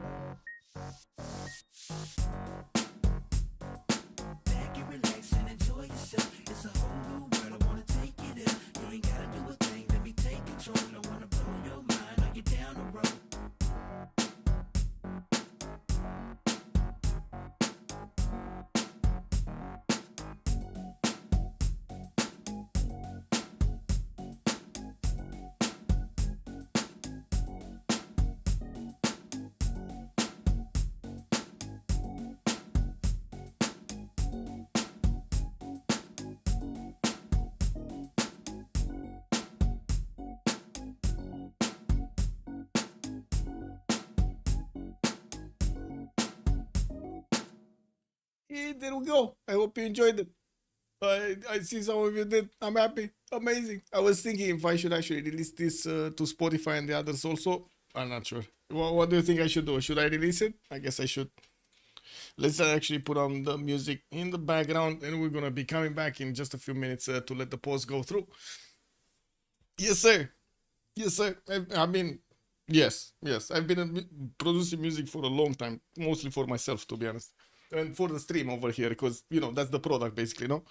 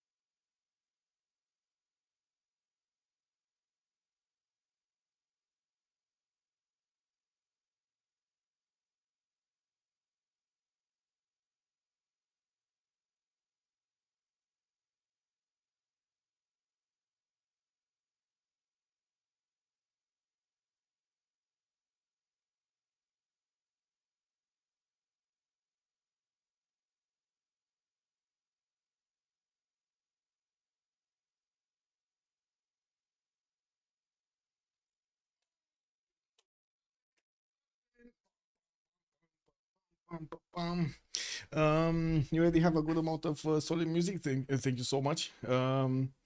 But I've heard people talking about bad things about Spotify, so please be careful about their terms and conditions. Maybe a YouTube channel in the project. Actually, YouTube penalizes me and Spotify also if I'm an artist.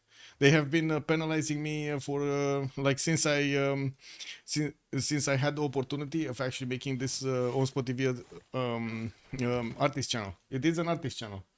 Like if you take a look, wait, if you take a look at my channel on YouTube, you can actually see this. You see this? This little thing over here. This is basically me. This is an artist channel. Says it's an artist channel. But because of this, YouTube is penalizing my channel. YouTube is actually trying to stop music because they want everybody to pay. And they don't want music to be just, naturally, organically heard.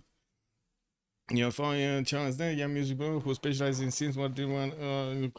Yeah, I mean, right now, if you want, the only way of actually getting your music out is to put tens of thousands of dollars in. There's or cheat basically, and I don't like either. Like I don't like. It's not worth anymore to advertise on YouTube or Facebook or Instagram or any other one of these because they're full of bots. So you lose money. Every time you click on the advertising button, you lose money. And you also run the chance of actually killing your own channel by buying whatever you're buying, even advertising your because they're still gonna give to bot accounts advertising. There are too many, way too many bot accounts. Anyway, ongoing problem. It is what it is. These days problem. And unfortunately, if the authorities are so idiots, are so much, I don't know. I don't know what to say. It is what it is. The whole world is gonna suffer. Potala Palace coming up in Changchun in 310s. I do see also Bolshoi Theater in Seoul in 310s coming in with quite a few more industrial zones for that production bonus. We do have Oxford University finishing next time in Gwangju. And if you think, you know, he had an advantage 43 techs over Apologies 34 techs, basically still 9 techs. The difference, well, you would be mistaken because next time he's gonna have way more. We do have Sprig over here managing to keep his science with 404 points and 192 culture, 738 points of production, 750 right now. He's making more production and more science than his opponents combined. Well, we do need to see how he's gonna try to get this win. At the moment, he's making 182 tourism, and I do see Apology starting to actually put up quite a bit of a defense on the culture. Sprig is 9 tourists out of 54, and we do have him with that golden age, reform the coinage, 43 gold a turn, trying to help out Malmo for there over here on the right side, trying to upkeep his military. I do see Mongolia does have a bit of a problem actually attacking into India. While we do have Malm getting his Dark Age, his Cav cores are actually super good to attack into the Japanese units, even if these are all musketmen. There isn't that much gold for Japan to actually upgrade his units here. We don't have that much gold in the bank at the moment for either side.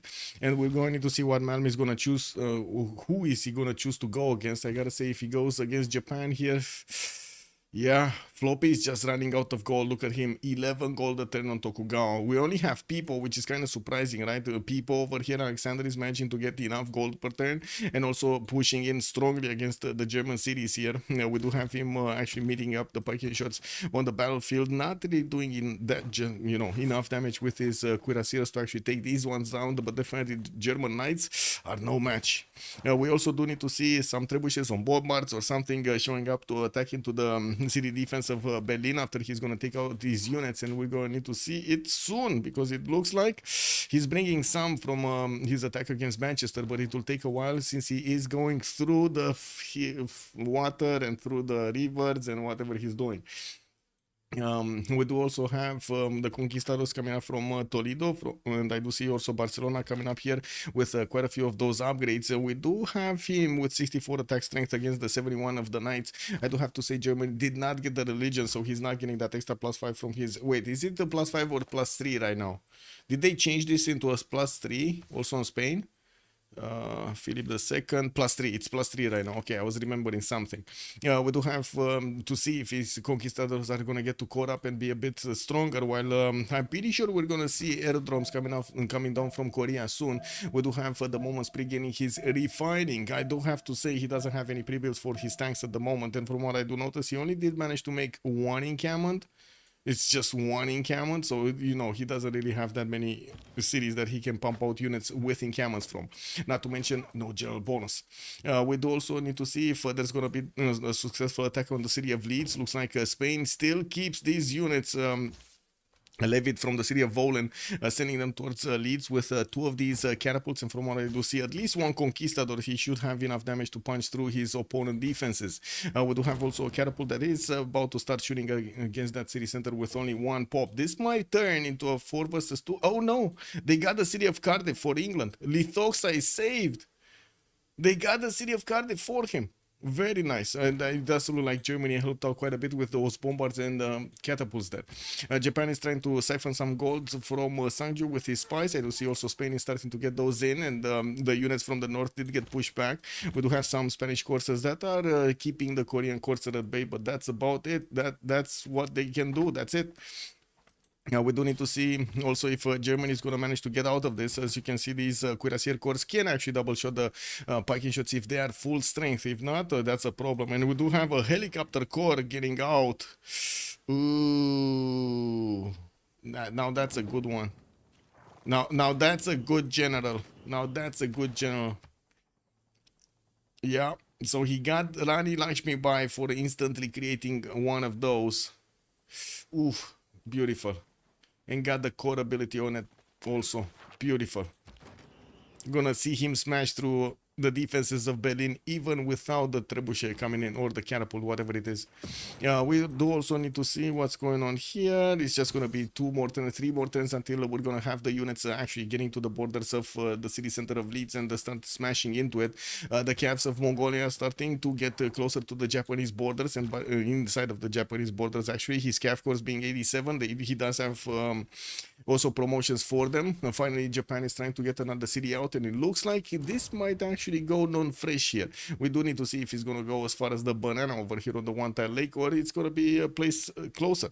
He's trying to get an encampment training project for the next year units, and I do see he's getting spied on by a Mongolian spy. There is a level 2 spy also from Japan in the city of Nazca, so he did manage to tie that extra intel out, not allowing Mongolia to have too much damage against his units.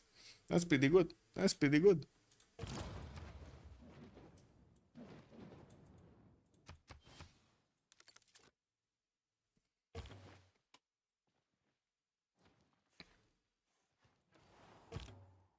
Oh, how did this catapult not move next previous turn? That's weird. He had movement, right? I'm pretty sure I checked and he had 2 movement. I don't know why he didn't get up the hill so he can start attacking into the city of Leeds, but he didn't. And we're going to need to see him slowly move towards his opponent to take down that second to last city. I don't think he's going to get quickly to take out the city of Cardiff, and by the time he gets here with an army, I'm pretty sure Sprig is going to manage to get those planes up in the air. Steam Power coming up next turn. He did manage to get Dmitry Mendeleev. Ooh, beautiful. He's going to get the 50% towards research labs, and guess what? He's gonna be the first one there. We do have him with 552 science and 220 culture. He definitely has also the biggest production in the game with 800 points. I do have to say Tiris didn't really get that many stats here, and he is getting attacked strongly in the south. It looks like he's getting pillaged quite a bit, and his production numbers are going down as his Sanzas are also getting pillaged. We do have the helicopter corps of Macedon starting to get the damage done against that city of Berlin, while all of these military engineers are getting the pathways connected here in between the cities of Macedon and his opponent. Macedon started getting military academies out, and in the tech side, he's 4 turns out from refining. As he's taking out more units, as he's building more units, he's going to get more science, and by the looks of it, he's also going to get quite a few free pillages from actually attacking into the cities of Germany here. You do have at least one of these cuirassier corps managing to get onto one of the campuses. Another one is going to get onto another campus, but I do see the commercial is a bit juicier at the beginning. He's going to get the gold first. Yeah, we do have Tiritz also and improving some of his tiles here so he can keep on chopping his stone. He has another stone in Cologne for another pikeing shot, trying to squeeze every little bit of defense here that he can get with the bonuses of his land. We do have also Bolshoi Theater finishing up on Sprig next turn, while he already discovered research lab. Oh, excuse me, he not only discovered research labs, he already has aerodromes. Oh my god, this guy, man, this guy is getting everything. Electricity coming up in 2 turns there from Sprig. Beautiful, just beautiful. Don't tell me he actually wants computers quickly. Wait. He actually wants computers for the... He's going culture? He's on 203 tourism a turn. 10 out of 61, and of course Apology did manage to get quite a bit of culture on his side. No, he didn't. He's on 136. Oh my god, culture might actually come out to be a good thing. Statue of Liberty being built in Calcutta, from what I do notice in the Diplo Victory. Apology, 7 out of 20 points. He did build the Potala Palace? No, it was actually Sprig that built the Potala Palace. And we got a mosquito. Oh, you nasty mosquito. A second. Yeah, got him. You dead, mosquito. Yeah, no more mosquito. No more mosquito. 4 turns, 4 banks coming up from Hyderabad, and we do have quite a few more markets from India. We'll see the gold. They still don't make that much gold on either side. People, though, does manage to make 117 more than his opponents combined. And I do see Apology did manage to jump up to 272 science, but very late in the game. 38 techs versus Spriggs, 48 techs. 10 techs difference. I think this is one of the biggest... no, it wasn't actually that big of a mosquito. It was kind of a medium one, small to medium one, I would say. you know, those big mosquitoes that are on the lake. It wasn't that one. Those are the most creepy of them all. Yes, I agree. Those are the most creepy of them all. Definitely agree on that one. If people could take these the 3 German cities, then with Spain in a pinch and finally catch the last English city, maybe there can be something done here. We'll see. Definitely Macedon is getting to extract a lot of value here out of the cities of Germany, managing to get to pillage so many of his tiles in the middle cities. I do notice Germany starting to also get his field cannons up. He did manage to get to his own ballistics, and he's putting up those walls. He's gonna get to defend himself properly against the Spanish invasion from the north. We're going to need to see if he's going to remain alive with at least one city, or quite a few more cities actually, because right now he's going to have more strength. Also, Korea going 1 versus 4 with GDR plus War Department would be quite the spectacle. Yes, I agree. I do have to say, in 1 week, we're going to have the elections in Romania. There's a very good chance exactly the same thing will happen as the previous elections in Romania. Because there was a total of nothing being done by the authorities. Amazing. Just wow.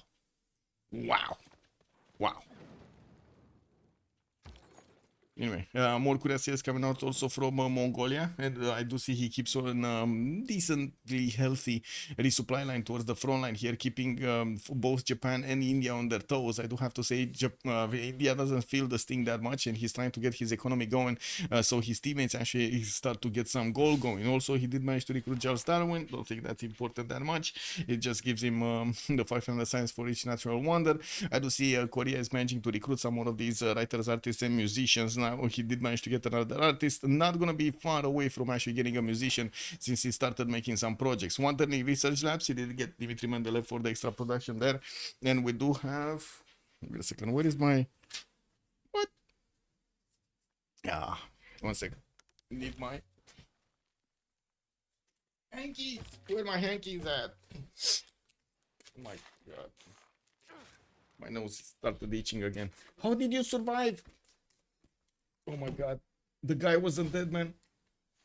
He wasn't dead. He fainted death. What? That was a very smart mosquito.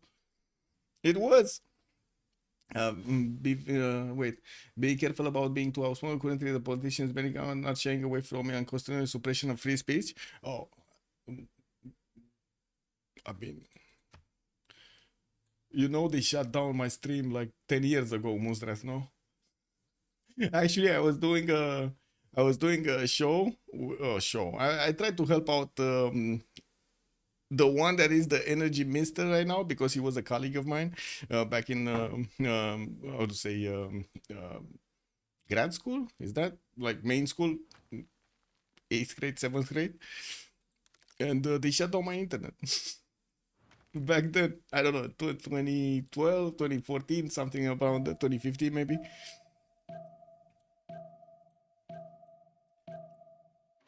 It is what it is.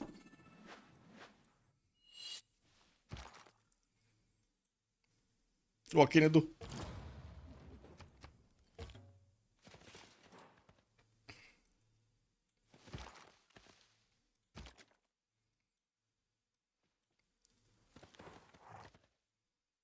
$635 science already on Spring with 306 culture. He did manage to get to those 50 techs, and we do have the research lab starting to get out very quickly, with also more coal power plants also getting ready. We do have also Spain pushing out the Mongolian units from his border. I do see Mahabodhi Temple has been finished actually on the side of Korea, so he did take away another 2 possible points from his opponent, denying apology those Diplo advantages.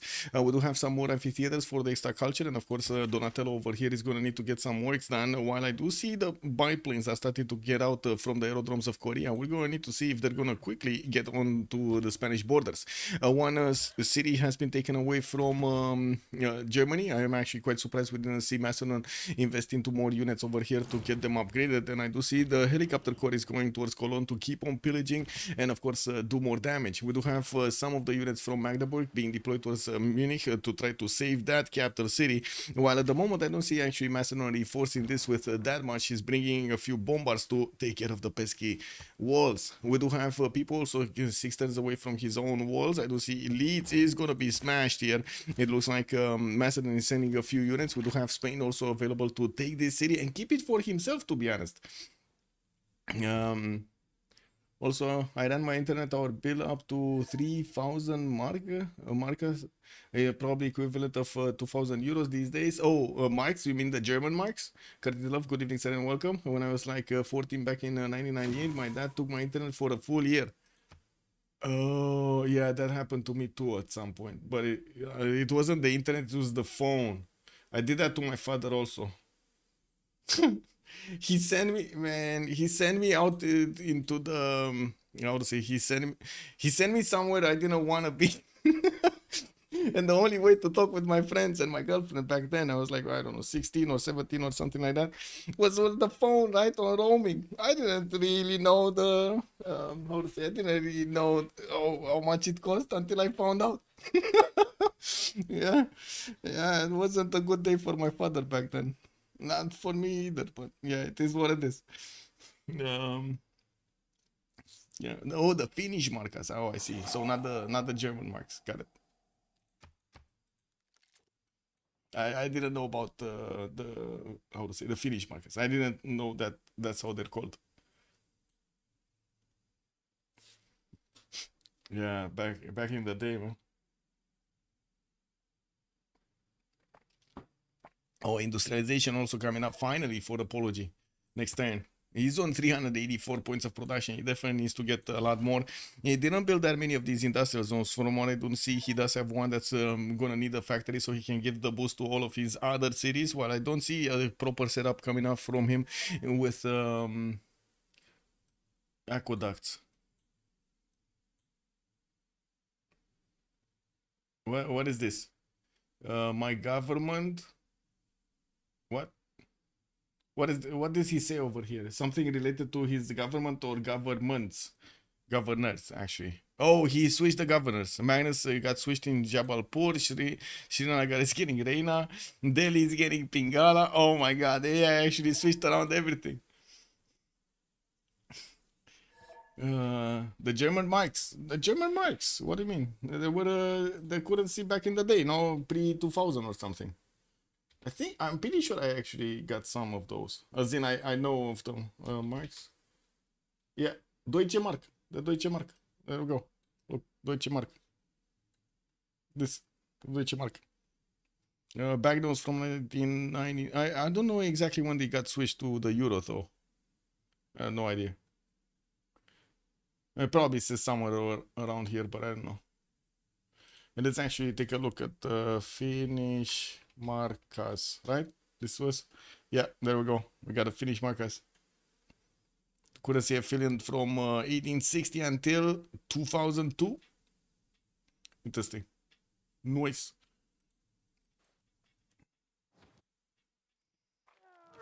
You didn't remember them as the German marks? Okay. Yeah. Yep. The euro is 2002. Got it. There we go. That's when they switched. Okay. Oh, looks like Mongolia is rethinking a little bit from the borders of Japan, getting a little bit south, and of course waiting for his other camps to get into the fight over here. We did have him starting off on some cuirassier upgrades, and I do see universities coming in from his city so he can get a little bit more science. He's barely on what is he? 80 and 49, 80 science and 49, 127 points of production, while I do see TDCs of 50 science and 53 culture. It's only Sprig. It's Sprig basically 1 versus 4. Sprig 1 versus 4, guys. And we do have everybody actually trying to get next to Sprig here. But it's not like actually we're gonna see Japan managing to like invade Mongolia and take out some cities over there because it's getting so hardly pushed here. We did have Macedon also managing to get into the borders of Germany, but it looks like Germany is gonna manage to withstand the attack with his field cannons. That would be a strong unit to stop all of the attack on Magdeburg. And I'm pretty sure we're gonna see by the time these units of Macedon are gonna get to Magdeburg or Mainz, we're probably gonna see fighters come up to help over here on the right side, because already we do have biplanes in the production queues of Korea, and he's getting them very quickly. He has a lot of 900 production points. He's about to get over the 1,000 mark. I was more familiar with the Deutsch, yeah, and that's because I have a currency collection which includes a couple of coins from that era. Ooh, interesting. That's an interesting collection to have, to be honest.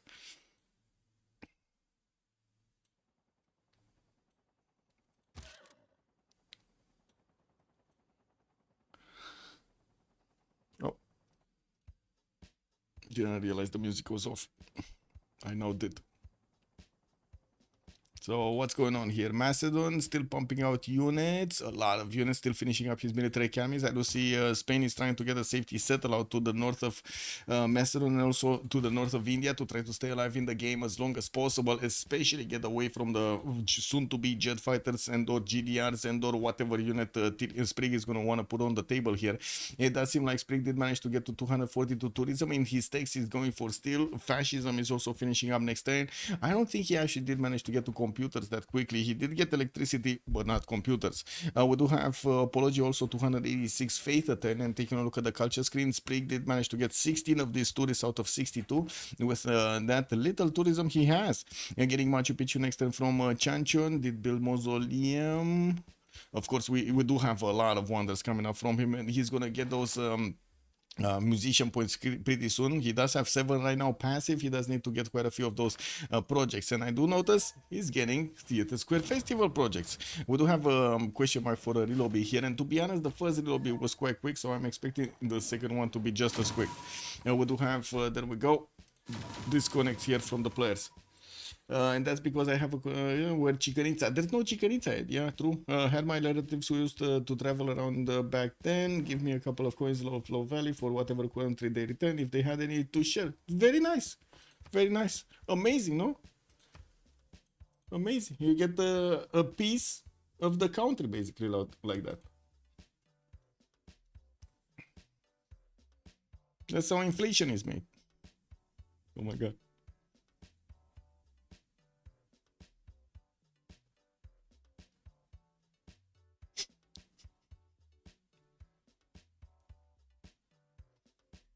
Been gone for a half hour and the Sharks still not conceding. No, yeah, it's still not conceding. Mostly imitation currency. What do you mean imitation? I'm not sure what that is. If not real currency, then imitation. Oh, just like they look like the real thing, but they're not like the real thing. Got it. I didn't even know there's that much of it. Anyway.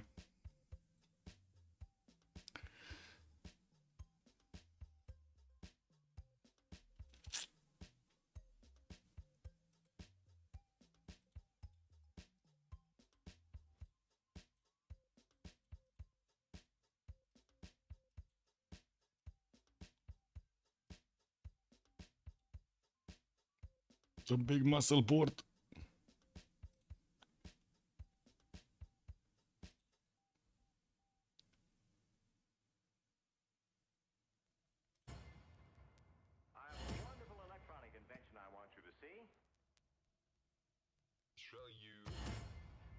Okay.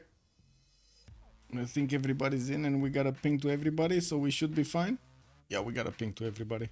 Just waiting for Tirit to jump in. There we go. And now hands off. This is the hands off moment.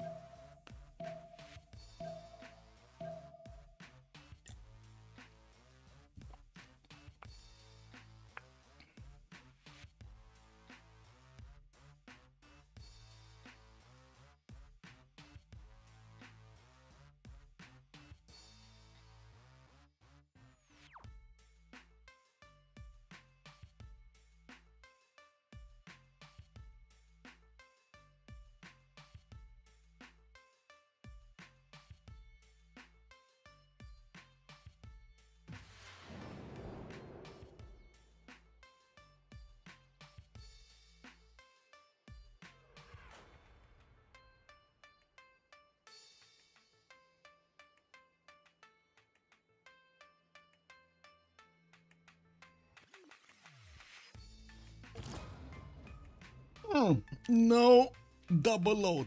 Perfect. We actually got in. Okay, perfect, perfect. Very nice, very nice. Yeah, okay, Palachi did get to his 300 science, finally did get to industrialize. I do see Statue of Liberty is going to finish in 210s, and from that city center, he does need to actually build the workshop, the factory, and the coal power plant. We do have him starting to get some calves out, and of course, sending them towards the south. Looks like Japan did place that non-freshwater city of Yokohama. While we do have a few of these Indian units just taking care of the English ones. We did have also the city of Leeds about to be taken down. There are quite a few catapults that will take that city. And Nextas is probably gonna keep it for himself. We do that is quite a far away city and it's in a safe position, I would say. Now we do have also more Theatre Square festivals coming up from Spring. I think he's considering that the fastest win is gonna be actually tourism, no? Is he going culture here, chat? Is he going culture? Let's see what building is he making. War department, never mind. Never mind, he's not going culture. He would have gone Natural History Museum if he went culture. Never mind, it's still the war effort that's gonna keep him going. He did manage to get to fascism, so now he does have an extra +5 on all of his units against his opponents here. We did have also Macedon managing to do some damage, pillage all of the tiles of Germany here in between the city of Munich and Cologne. Could not manage to actually take these cities down, even if he does have helicopter corps that are very strong even against the walls here. Unfortunately, without any units to take down the wall strength, doesn't seem like he's going through. These are only 150 strength walls. He did manage to get James of St. George to increase the wall defense of these, and by the looks of it, he did a wonderful job. His opponents cannot get through. Extas is also 2 turns away from ballistics to get his own field cannons on the board, not to mention cuirassier upgrades from his knights. I do notice Floppy is also only 89 science with 58 culture. I gotta say, this is very underwhelming result here for Tokugawa. 2, 4, 6, 7 cities, 8, 9 going towards the north here to try to get into a safe position to get away from Mongolia or something, because to be honest, I'm not sure what he's getting away from. We do need to see also how Korea is going to follow this up. He did manage to get the first biplane in Gwangju. I don't think any one of the biplanes actually did manage to get out on the board here. At some point, he did actually try to build one from Sangju, switched away, changed his mind, and went for a sewer or other building so he can get those extra housing points, not to mention his extra amenities. What is the deploy right now? Deploy is a 10, I believe. It's wait, 10 is next turn. Sorry, Statue of Liberty is finishing in 2 turns here in Calcutta. So in 2 turns he's gonna get 10 points. So apologies, at least two full World Congress sessions away from actually getting this win, and it doesn't look like they're gonna manage to actually take out their opponents. They might not know. Wait, do they know? Oh, they know. They must know. They must see Cardiff. Can you imagine if they didn't see Cardiff here? Amazing. Also, Painter Q, good evening, sir, and welcome.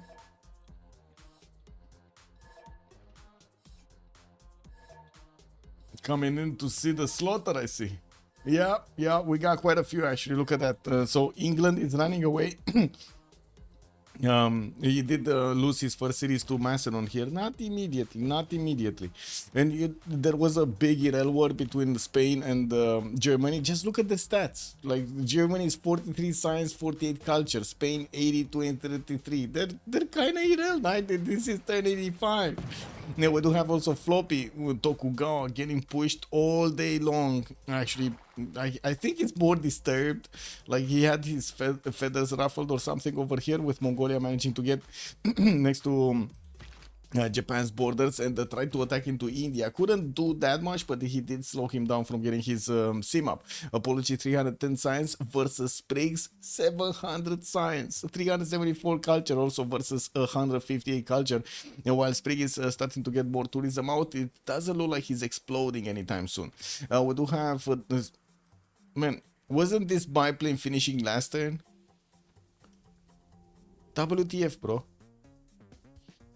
Am I wrong? Wasn't this 2 turns last turn? What happened here? Did he switch to get his I would say sewers or something? I think he switched to get the sewers. Did he finish? Let me see. No, he doesn't have sewers. It's only green. Oh my god. What did he do here? I don't know what he did, but he didn't get the biplane. That is so confusing. brings me back to the bug that we have in Civ7, you know, or we had in Civ7, not sure if it's still there, with the one that when you lose a wonder, you cannot build anything else. Kick W. Yeah, I know, right? I know, Peter, it's amazing.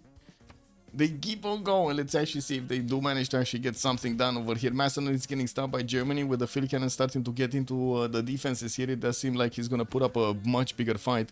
And I'm pretty sure this helicopter corps is still going to be strong enough. And by the looks of it, he's going to give Macedon the city of Leeds, or is Spain not? Because Spain could take it right now. I don't know why he's not taking it. It should be Spain cities here. I don't think it should be Macedon. Like, really, I don't think it should be Macedon. Anyway, more cuirassier corps coming up from also people. I do see him switching to the top 3 to get square rigging and building up his forces in Eugenio Daro. We're probably going to see tanks in the next wave of units coming out from his cities. We do have some more of these workshops, and I'm pretty sure the gold is going to be required. He did manage to pillage a lot from Germany, so he does have the funds to upgrade quite a few tanks.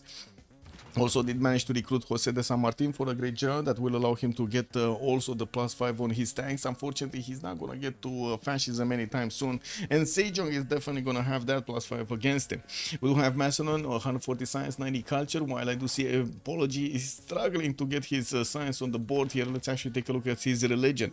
He did get the watts for the extra +3 science and the extra +3 faith, while the Eternal Preachers will allow him to spread his religion further away.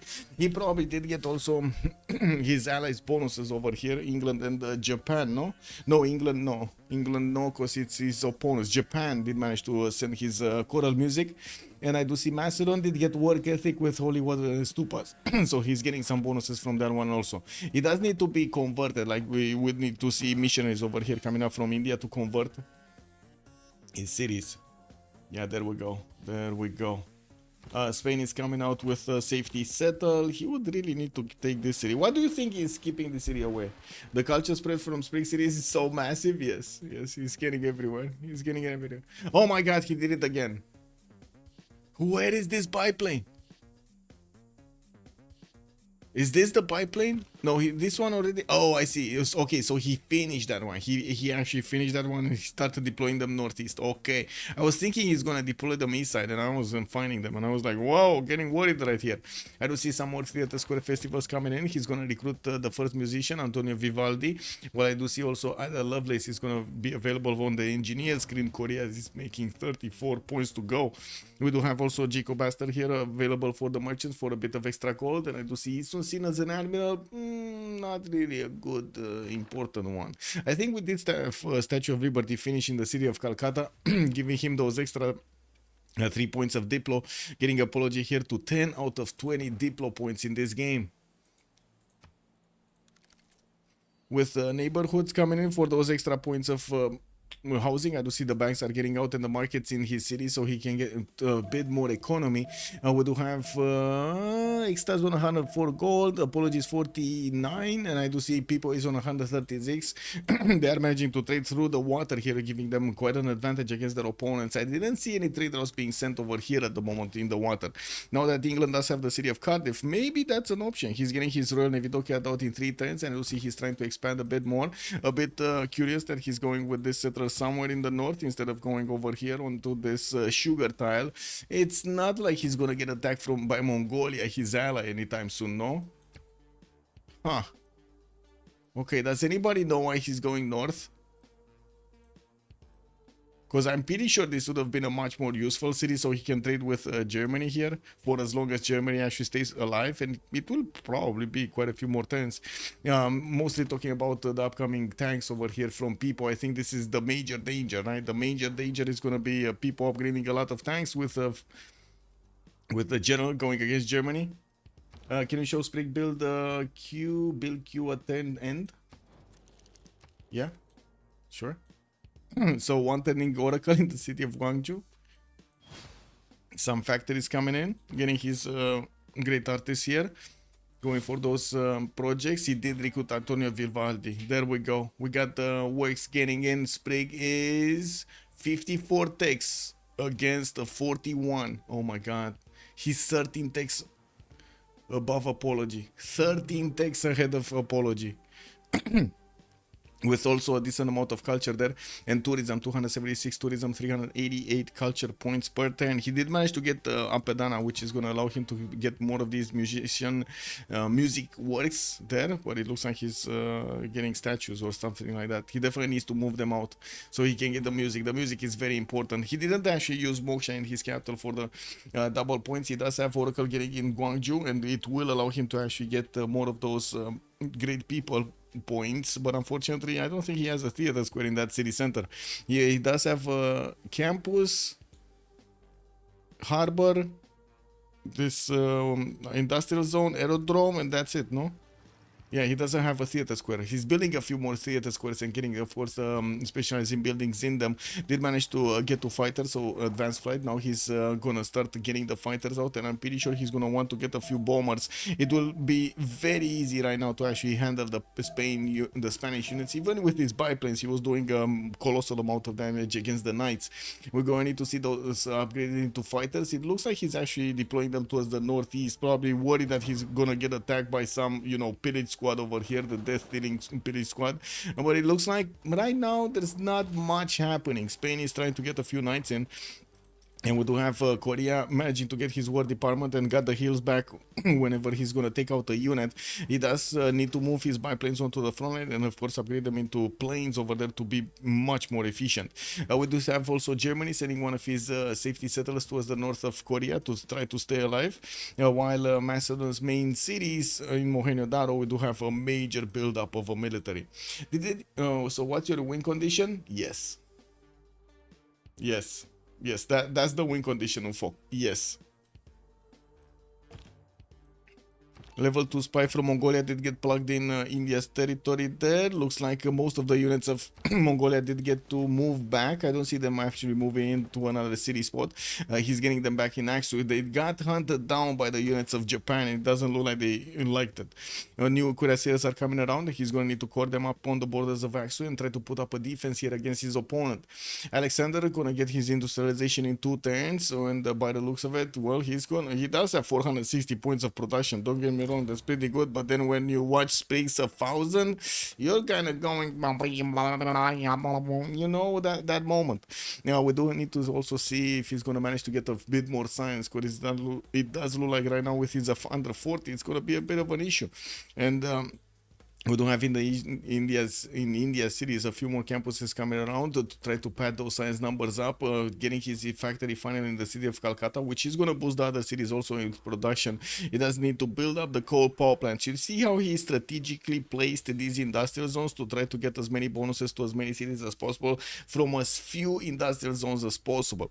We also do need to see if he's going to manage to pad more gold. I do have to say already Malm does have a bit of a problem with his economy. FDLV is in kind of shambles here with their gold per 10. 14 on Lithoxa, Malm is minus 46, Sprig is 46, so basically equaling out, and then Tiritz is 47 on his side.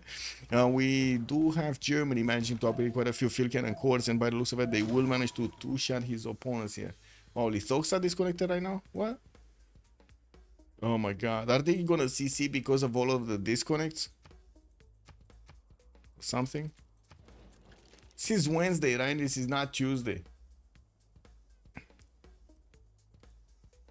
Oh well, I guess it is what it is. It's fine. It's fine. Everything's burning, but it's fine. Spring needs Wall Street, yeah.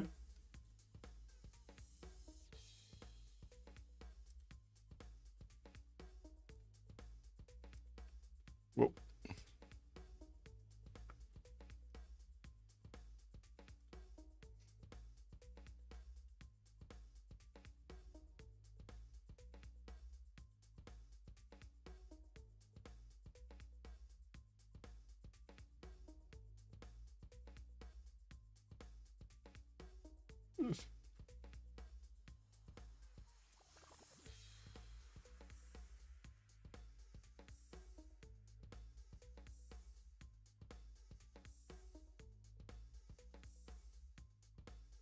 Just looking at the channel if his internet dropped or something.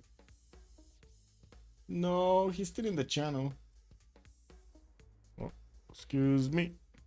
Oh, did you guys see Andor? the season 2 came out and the like 6 episodes that came out or something. No, chose today. Wait, did it? Wait. Let me double check that. Is it multiple seasons? No, not this. This is sad. Like this picture is sad.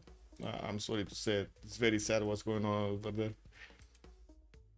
Oh, I still was halfway through the episode 5. Wait a second. Let me see. Accept. What? I have to log in again? Oh. 1 sec.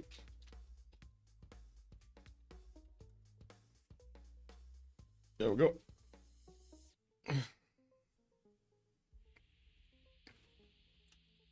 Okay, Andor.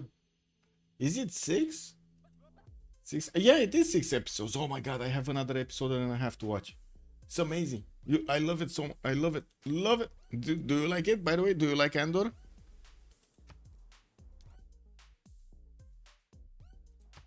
The Star Wars Andor series. Amazing. Very nice. Well, could have been better, but it's still nice for what it is. I would still really want to actually see Rogue Squadron as a series, but they didn't actually make it, unfortunately.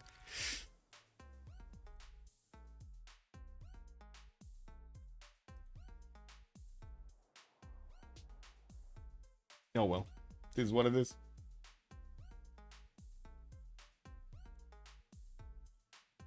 Okay, so Lithox are connected.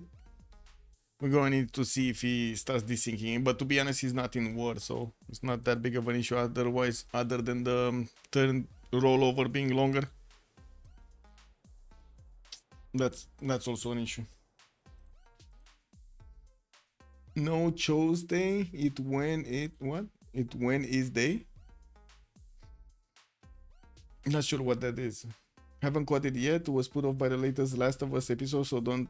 So now I don't want to watch TV anymore. Yeah, I can imagine with the Last of Us. This is what it is. Andor though, pretty good. Rested 2 sec or tour. What? Stay like keep 2 seconds every turn or something. Okay.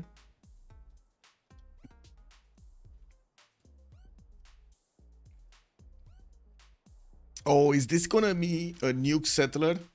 It's coming out from Gwangju, and let's see, Seoul does have 224 points of production. I'm pretty sure if he wants Manhattan Project, he's gonna get it quickly. Sprig is getting plastics, rapid deployment also coming up in 2 turns. Looks like he might actually go for the bottom 3. Still trying to get his broadcast centers up and building up, of course, his face generation here. Sprig is 331 tourism, starting to acquire a few more of these, but so does the defensive apology start getting stronger. On 200 culture here, apology is pulling a bit of a fight. We do have 23 out of 77 at the moment for the tourists, with Michelangelo just started getting some works. Andrei Rublev also working in, and I'm pretty sure Antonio Vivaldi finished another one of those musics. We do not have Korea upgrading his planes. Unfortunately, they don't have that much coal to upgrade. It was a play on Tuesday and Wednesday. You go. Oh, I see. Okay.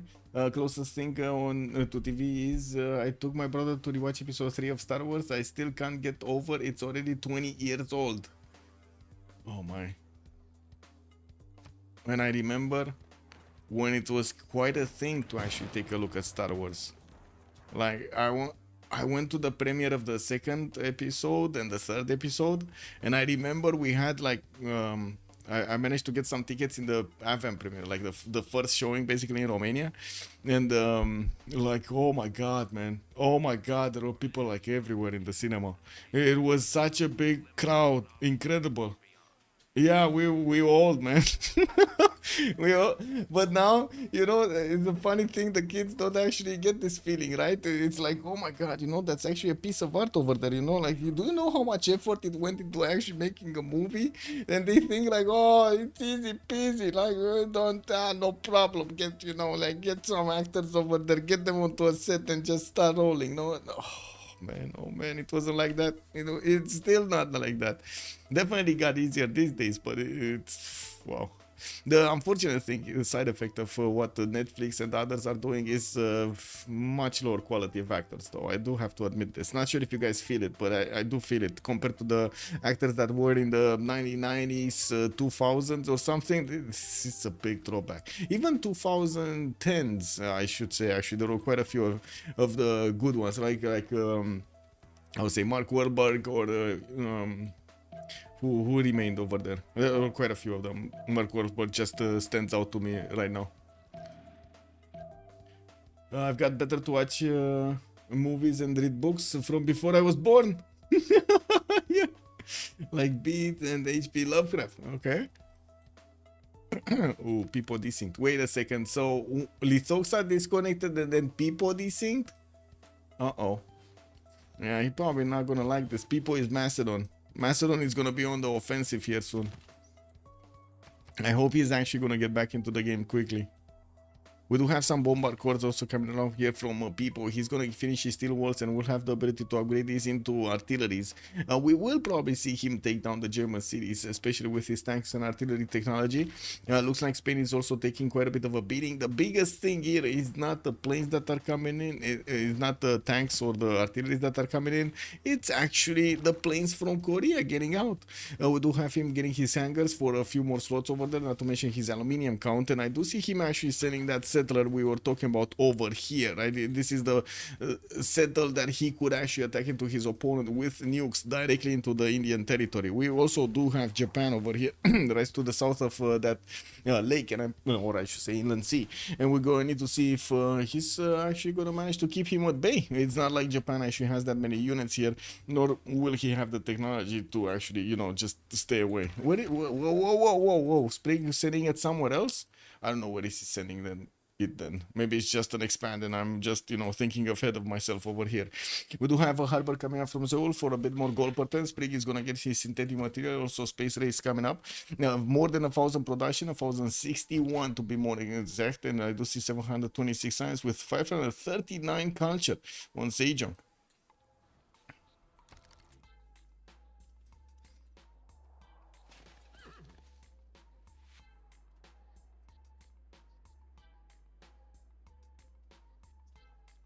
Campus research projects coming in from Spain. Are we talking Einstein here, or did it get picked up? No, I don't see Einstein yet. So there still is a lot of science advantage over there. We're going to need to see if Korea is going to manage to get enough of the scientist points. He is 52 passive a turn here, so it definitely makes a lot passively. We do have Gustav Eiffel also available for the engineer for another one of those wonder production charges. And from what I do see, we do need to see Korea managing to get a lot more of these points for the musicians. It is 270 for the next one. And while I do notice he did manage to put a few more projects in, I do see 1, 2, 3 theater squares with 2 industrial zone logistics projects coming in next turn. Is he gonna manage to get this with 2? Well, I mean, he's gonna get in the race with another 2 projects, right? Because we do have India with 109 points out of 270. Germany is also 77 out of 270, but they're definitely, neither of them are actually gonna get the projects proper.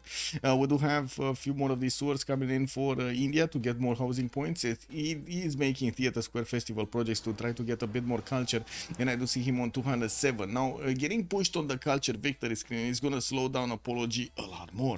Yes, he's going to get the advantage of actually getting faster to fascism because of all of that extra culture, and that will help. The question is he going to get there in good enough time to stop Sprig from actually getting somewhere important? Because I'm pretty sure the fighter screen over here of Sprig is going to be legendary if he's only going to manage to get the gold for himself. Definitely there's a lot more gold on the Shark team. And I do notice they did not actually keep this city for his allies. Why did they not keep the city for Spain? That is so weird. Anyway, Volen did actually get delevied here. We do have Mongolia sending quite a few units towards that city center. Maybe this is why they didn't want to keep him. India is sending also some units towards Volen to try to take that city down. We do have Japan making a lot of units towards Mongolia. Same can be said about Mongolia there. Looks like Nazca is just being left alone in the dark there. While we do need to see if Korea is going to manage to get a few more of these planes in the air. We do have him finishing synthetic material. He only has one, two, maybe like one cuirassier army, helicopter armies here available for him to use. But to be honest, two helicopter armies might take out the entire Spanish defenses, no? They might. We do have extras getting his steel out in 5, but I'm pretty sure he's not gonna withstand the attacks of those planes. The bombers are just gonna squeeze themselves through. Chandragupta gonna get his chemistry out. More of these campuses coming in finally. He is on the 350 science, but it's gonna take him quite a bit of time. A few more turns to actually get his research labs and manage to probably double his science count. The Sprig is already way ahead of his opponent with 58 techs. Went into democracy, switched off from fascism. 575 points of tourism, 26 out of 84. It kind of feels like culture victory might actually be the fastest one here. And not to mention, again, putting pressure on the culture victory is going to force Apology to go culture heavy, because there's nobody else from his team that could actually pick up the slack here. And Alexander is probably going to be left alone to attack into his opponent. Oh my god, this is a desperation move. So many Cuirassier Corps coming in to attack Germany. Germany has his parking shots to defend himself. Looks like we do have people trying to get into the borders of Spain. People is 6 turns out from combustion. And why do I call it a desperation? Because they know at this point it's very hard to actually slow down Sprig. We do have Sprig getting his nuclear fission 1 turn. He's gonna get Manhattan Project. He's probably gonna get a nuclear device by the time these Macedonian units actually get through Spain, upgrade, get the gold from them, and also make their way to the Korean borders. They might just get nuked out of the game over here. Darius, we got Sprig on 58 and Apologies 45. There's a 13 tech difference between them, Darius. What do you think of this? Because I'm still like so surprised about this. 13 tech difference between them. Whoa.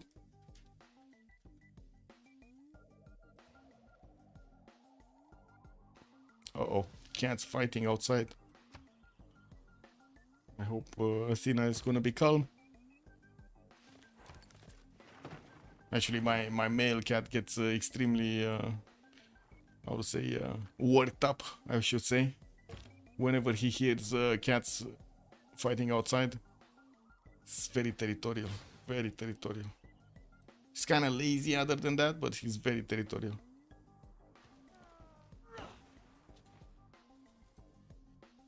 Okay, more spies coming out from Macedon. I do see he's also getting spied in his capital city by England and Korea.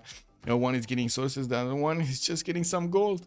We do have also Germany sending one of his spies just to get the listening post to add a bit more extra intel on his side. While I do see Germany doesn't look like it's gonna get hit by Macedon. And to be honest, these packing shot cores do look deadly. 98 on the defense. Cuirassier cores are definitely not gonna pack a punch.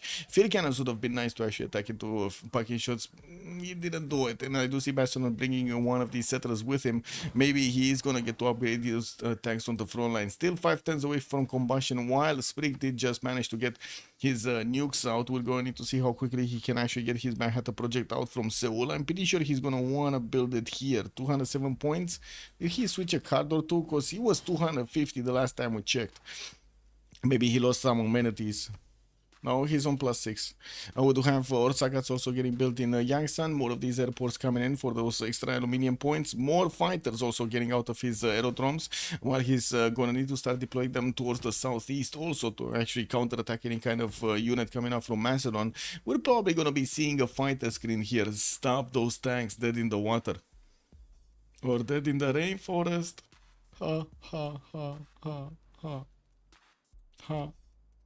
I do also notice we do have India starting to get a few of his caps in his cities. He's probably using retainers for a bit more amenities. He's on +6 in quite a few cities, so it doesn't look like he's managing to keep his people ecstatic. Research labs coming up in 3 turns from Pana, while we do have just 2 more turns until the end of this era. I do see Apology did manage to get to a heroic gauge count, 136 out of 131 points. Pipo is not far away either. He's only 3 points off from getting there. I do see Extas and Floppy are going to go into another dark, and we do have Lithoxa, Dark Age, Malm, Dark Age. Sprig is going to keep rolling in his Golden Age, and then Tirits, Dark Age. Dark Age for the man. We don't have Macedon here. Is pushing back Spain. Spain is making way for those units to actually get onto the front line. And we're still gonna need to see if people. So 3 turns, he's getting more of these cuirassier corps, so rolling in more text, rolling in more signs, allowing him to get more text. We're probably gonna see him finish his combustion in 1 or 2 turns. While at the moment I didn't see actually Manhattan Project coming up from Korea. He did manage to get an aerodrome down and a harbor down from Seoul, so he's gonna have the ability to actually get some planes out from that capital city. While he definitely has quite a few fighters deployed, he's deploying them northeast, where there's nothing really much happening over there. You know, I do see also Big Ben is getting built in the city of Akkad, with Gustav Eiffel allowing him to actually get those much faster, production points much faster. Spain is trying to just siphon some funds from that commercial. That one does have a bank and a market, no stock exchanges yet. Esprit going for satellites next turn. Well, I mean, I guess he just keeps on going. I'm really curious. I want to see if he's getting Manhattan Project. I really want to see. He's probably going to 3-turn, 4-turn Manhattan Project here. And it's still going to be good enough time, actually. Even with the tanks, I don't think they're going to be quick enough to get to Korea's borders before the Manhattan Project is finished. I guess we'll see. We shall see.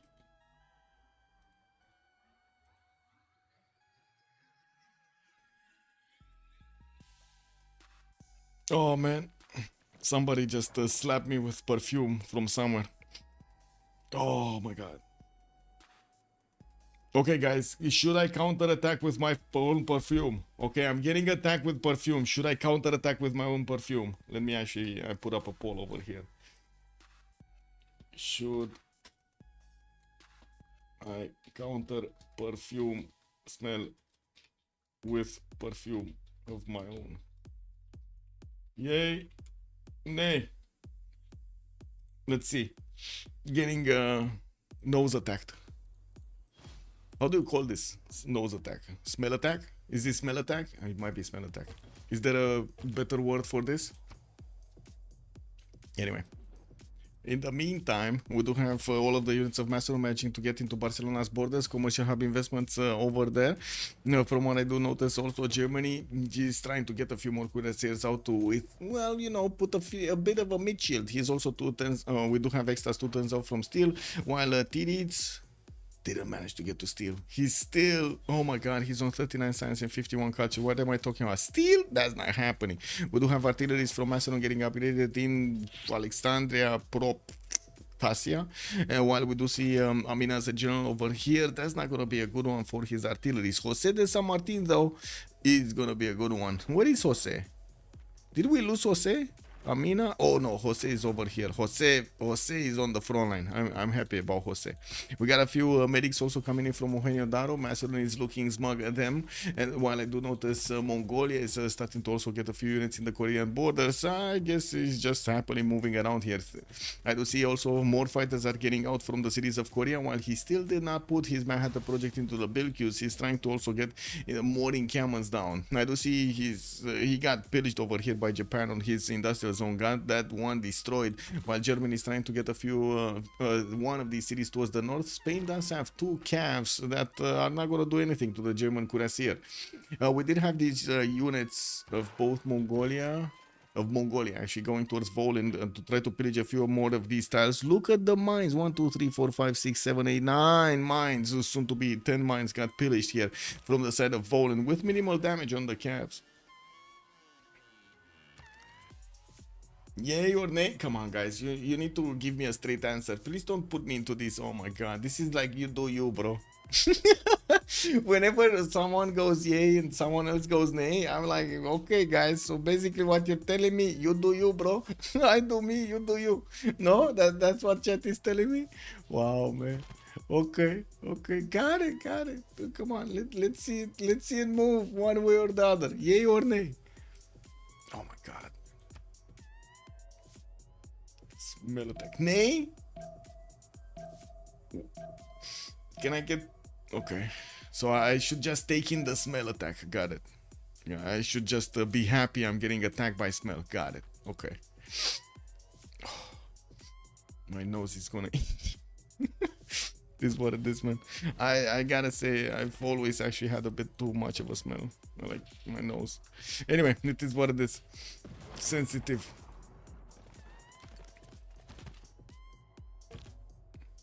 And Nate wins the day.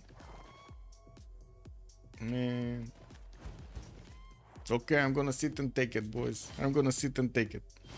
We got tankers getting upgraded by Macedon in the city of Barcelona. Still no Manhattan project getting built out by Korea, but he's getting a few more fighters. At least 2 are getting out next turn, and he did manage to deploy them on the right side. Finally move them.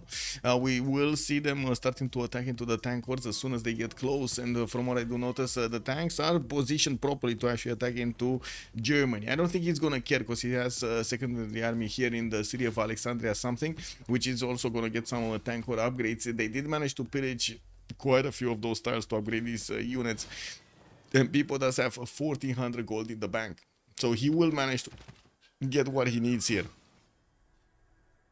Oh my god, wee woo outside. Oh no, they got me talking about the smell.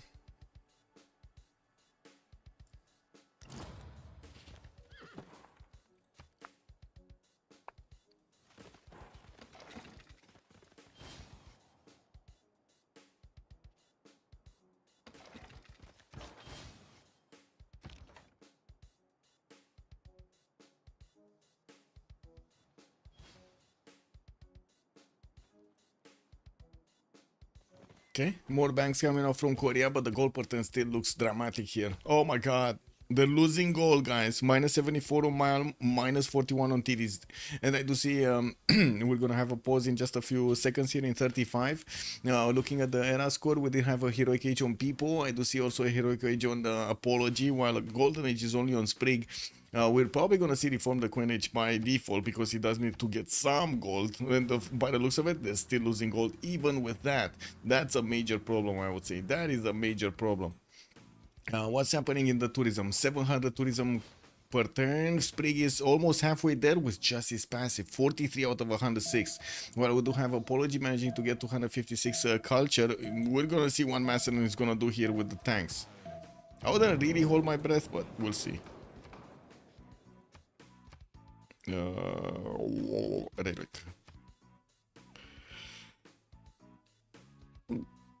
And middle. I go B. Okay, be right back. Since closing is next turn, how many points on DShark? They will win it anyway. 10 points. They have 10 points. Be right back. 10 out of 20. So they might get 15 out of 20.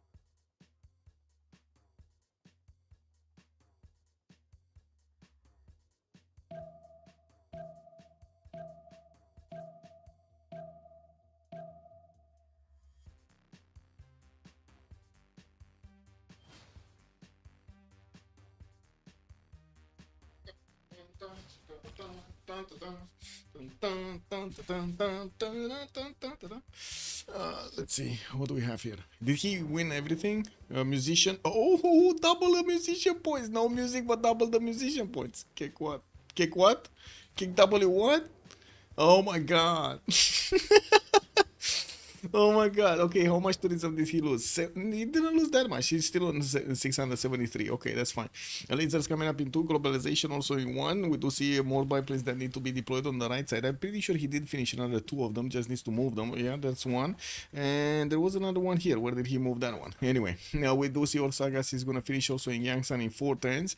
And looking at the points here, we do have Apology 15 out of 20. 15 out of 20. Okay, can they actually win this? Can they win this? It's still a 4 versus 4 situation. Yeah, exactly. In double, it's amazing. Oh my god! Actually, I don't think I've ever seen this. By the way, I need to screenshot this. This is screenshotable. No, let's put this into our big channel over here. Where is the big muscle board? There we go. Big muscle board.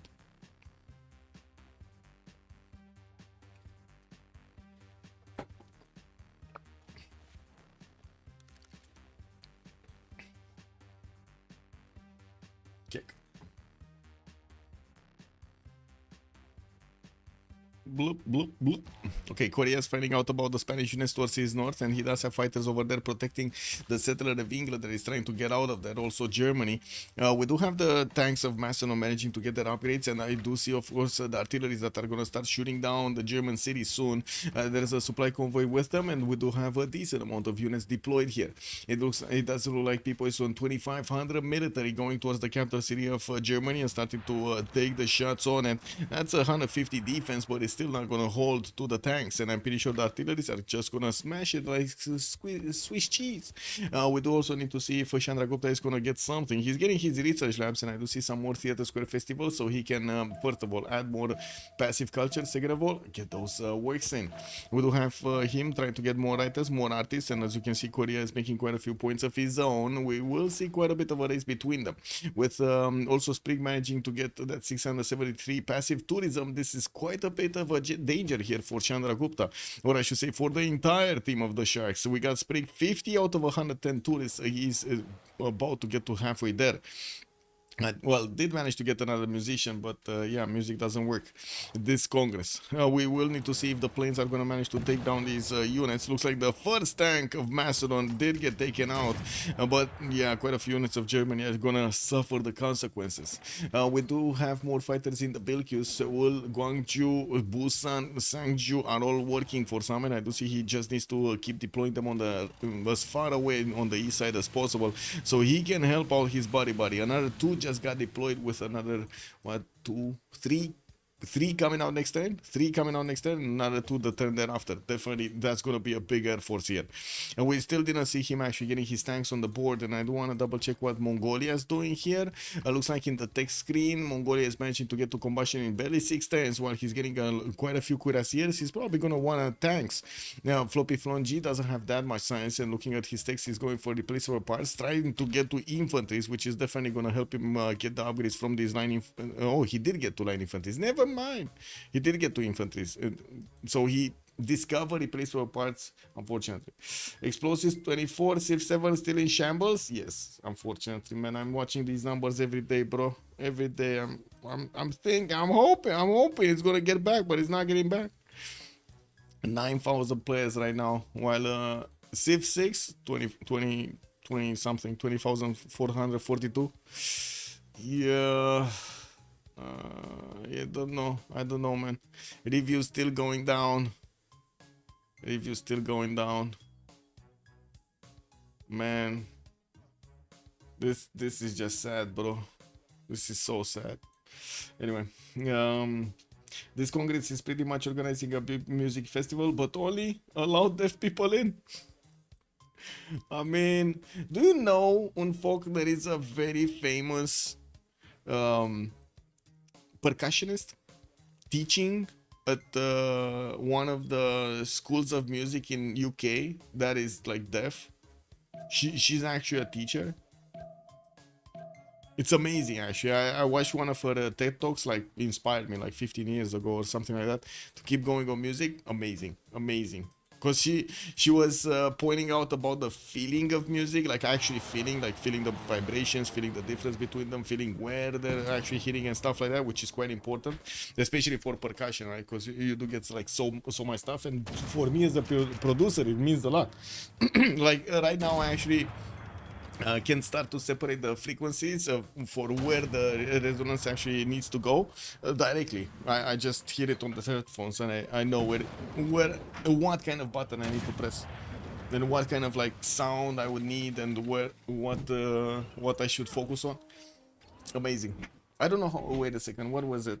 Give me a second. Percussionist. Excuse me. Teacher with Evelyn Glennie. Let's see, from Scotland. Amazing, by the way. Let's see if I can get you the name. Evelyn Glennie. Let me get you the link.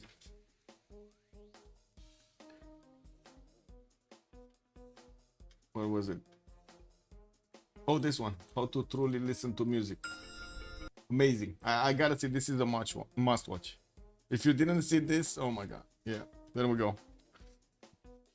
Yeah, Beethoven was didn't block him from writing music. Yeah.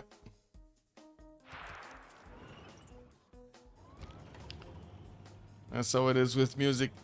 This is what it is. You keep pushing the limits, man.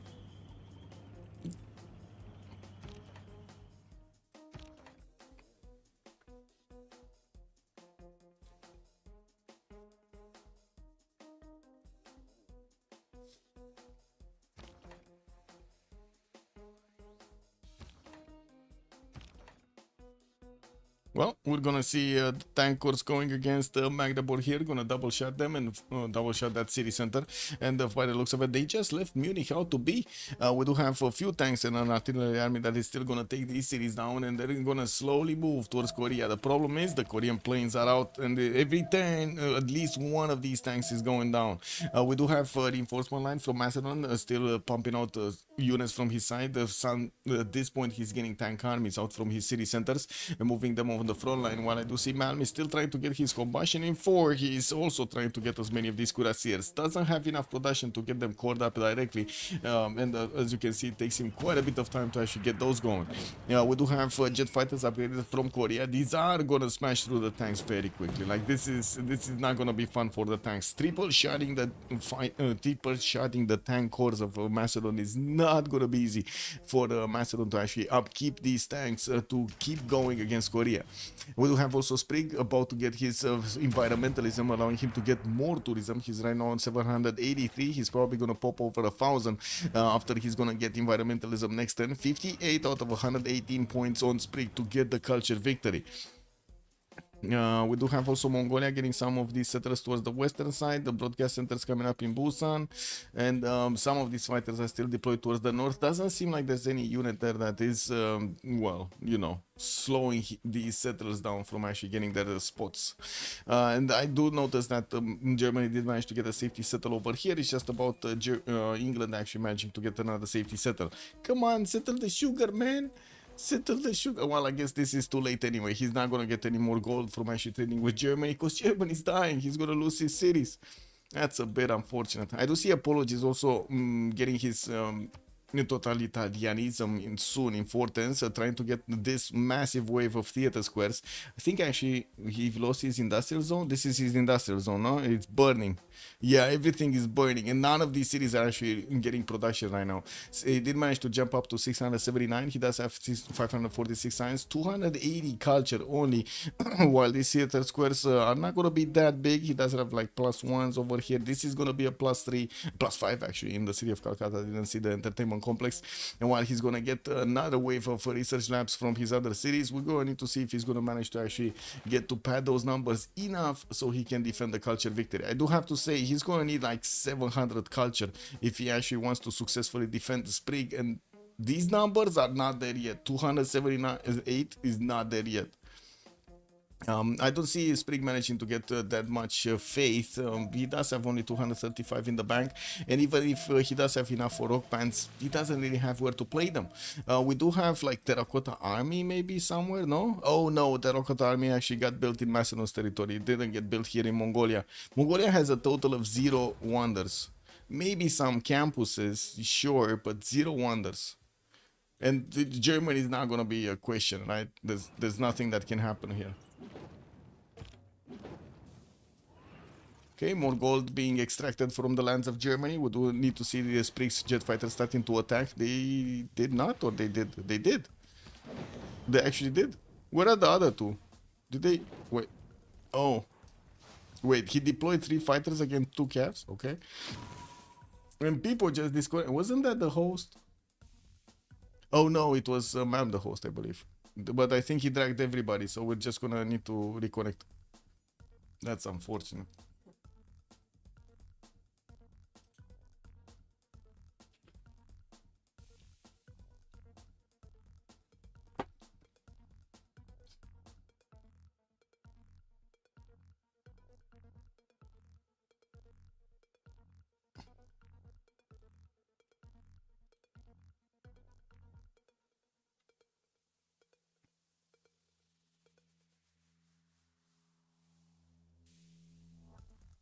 Okay, my game just froze. I don't know if I guess I'm gonna click on wait for a second. At least the first time, maybe it comes back. I don't think it's gonna come back. Let me see what's happening on Malm stream. What's going on here? Okay, there we go. He put up a new lobby. Let's close this.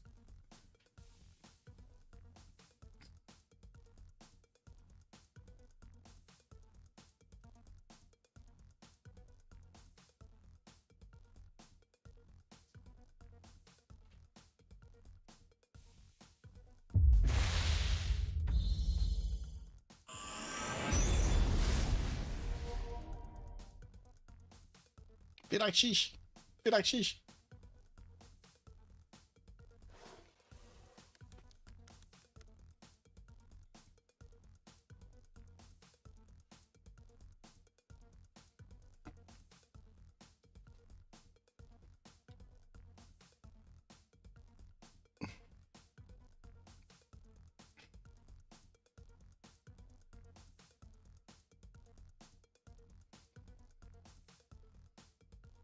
Oh, I think the other game finished.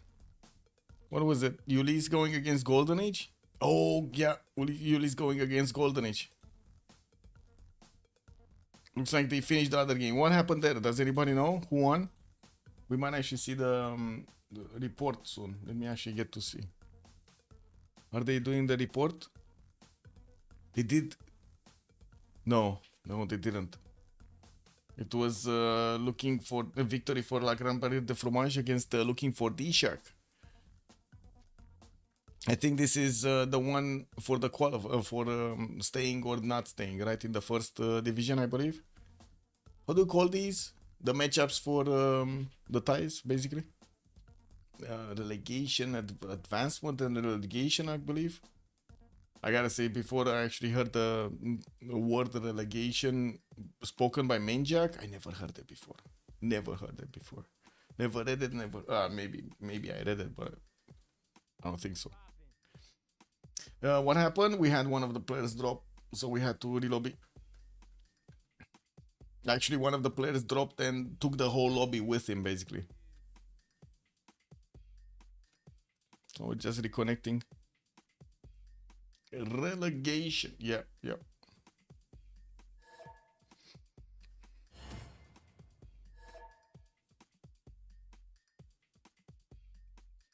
People is asking if could there be new moves because he's not remembering all of them.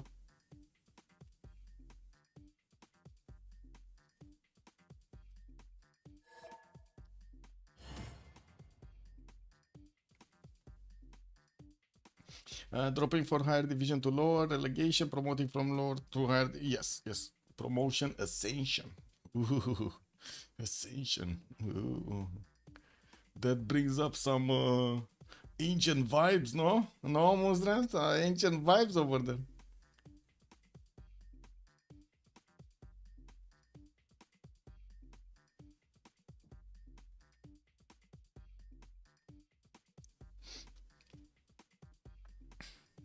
What's happening? Did we have a bit more chatter here? No.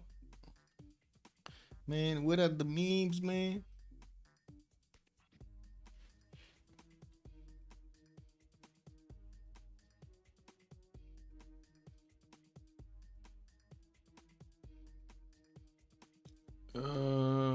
Vrexam did Monzi? What is that? Also, flowers to spray? What? I think we need to ask Sprig if he accepts flowers, no?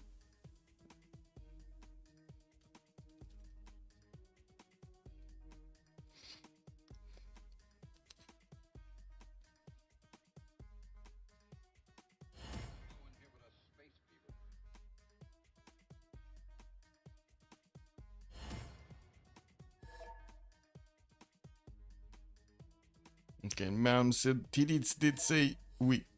Okay, so yes. Wait, Tirits is in? Okay, no.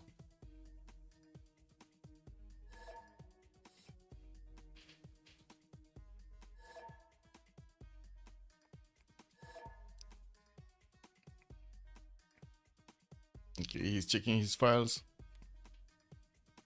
I was being referred to on the Sunday IM Melbourne Grand Final. Nice! Was a nice, Mozart. What a very nice, very nice.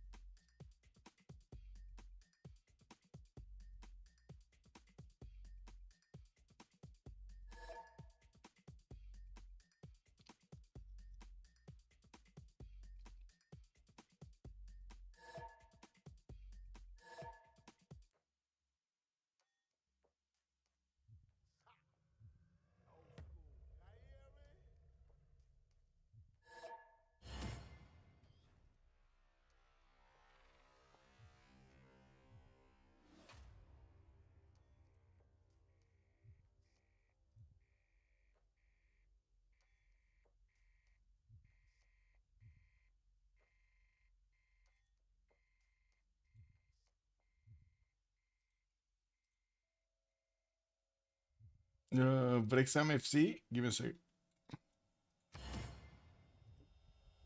Oh, oh, oh. What is this? This one AFC. What, the 3-0 they did against Charleston? Charlton? Is it with an S? I don't think so, no? Or Burton. Oh my god, they did two of them. 3-0, 3-0. Now what did they do? What is this? Ryan Reynolds immediately won by 400 million superstar after Rexham promotion? What? What? What? Confident we will be pro. Oh, sure. Okay. What do I need to do? Like, take a look at this. On the old Google. Okay. But.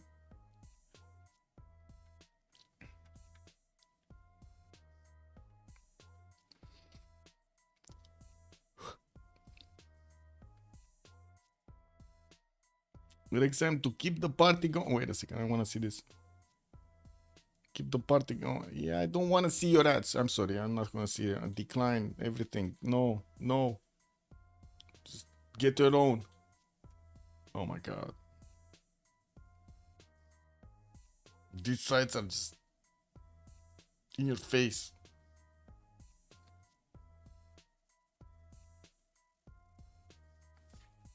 They were the first club to get promoted 3 years straight. Interesting. Wait, they got promoted but they get demoted and then promoted and then demoted, and Deadpool ran Reynolds bought them, and then they did that. What did they do? Wait, what did they do? Oh no, apology double loaded. Oh my god.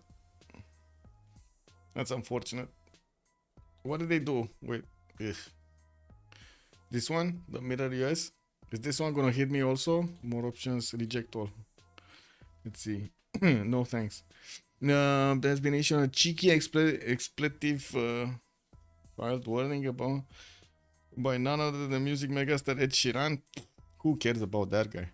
Following the rest time triumphant promotion to the championship, which netted whatever. The pop sensation. Made up pop sensation. Who has another and already locked the horns with the NFL agent, blah blah blah. This one glitching the. Wait, Ryan, I think Rex and I are going to get promoted and we're going to see each other next season. Will you? We will, I'm telling you. Okay. We got another relobby. Yeah, the double O bonanza, man, it's starting. They keep clicking buttons.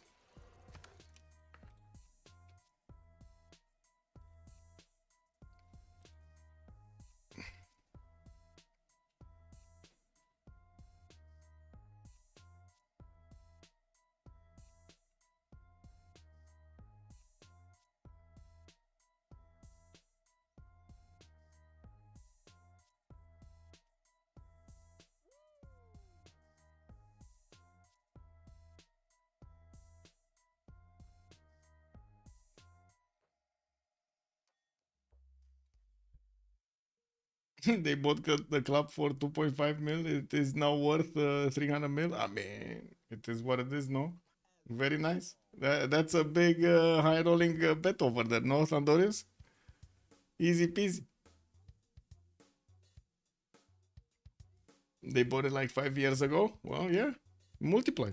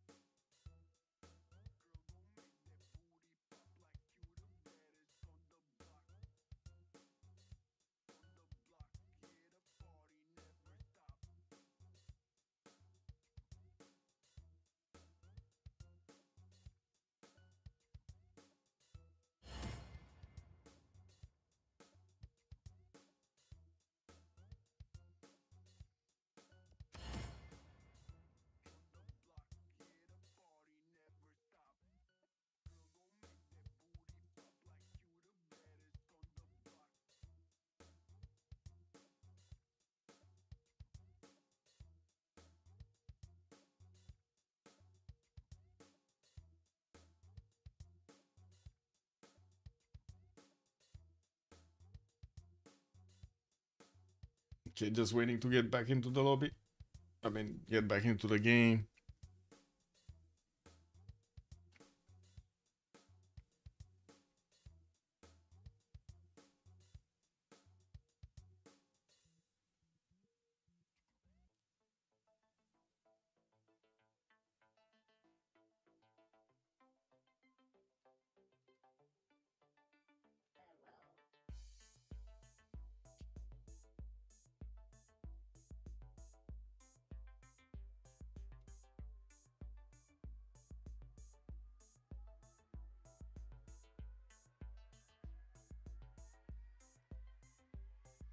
Do you ever wake up in the middle of the night in a cold sweat worried about zero MS?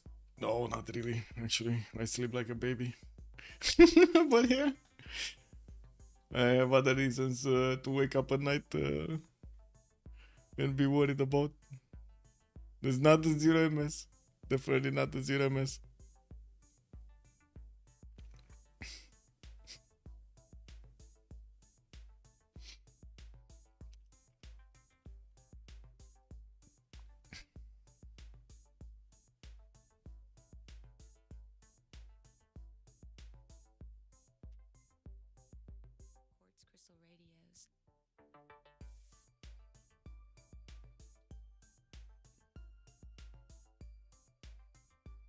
Actually, it takes a lot longer than we had the relobbies at the beginning. Remember those flawless relobbies we did?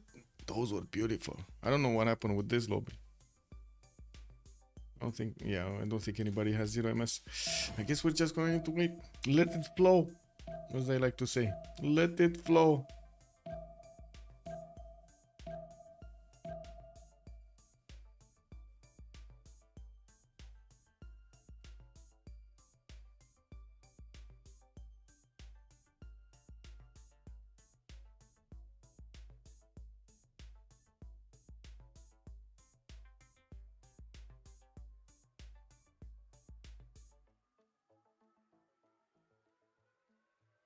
Quartz crystal radios.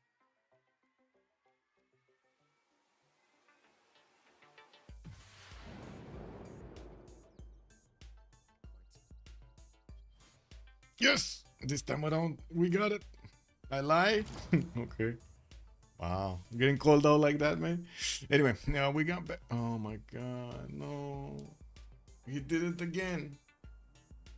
Wait, Iliad double? What is this? It happened again, right? And then Malm is asking if he slowed down his processor.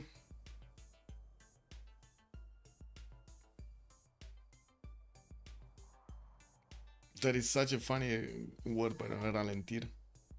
Ralentir actually is very close to a Romanian word called ralenti. Ralentiu. Yeah, la ralenti. Basically, you know when the engine has its own default, like it goes like 600 rotations or 800 rotations. That's basically la ralenti, like the default. Penalty. Yeah, I mean, you didn't want the streamers in going in, or I don't know. I cannot penalize myself. Maybe I can get one of those how to say not the whips. How do you call those? You know those that you splash the insects with, like mosquitoes and stuff. Maybe I need to get one of those and you know, every time I make mistakes. Why cannot they just stay away from keyboard and mouse? I know, like I know. I don't know, man. It's like a few seconds. That's it. A few seconds to save hours. It is what it is. There is an ongoing talk about this. Like some players say that this doesn't happen. We still see it happening. They don't want to not click buttons, basically. It is what it is. It wouldn't be the first time that this kind of, like, you know, it took a while for the things to actually be proven. It is what it is.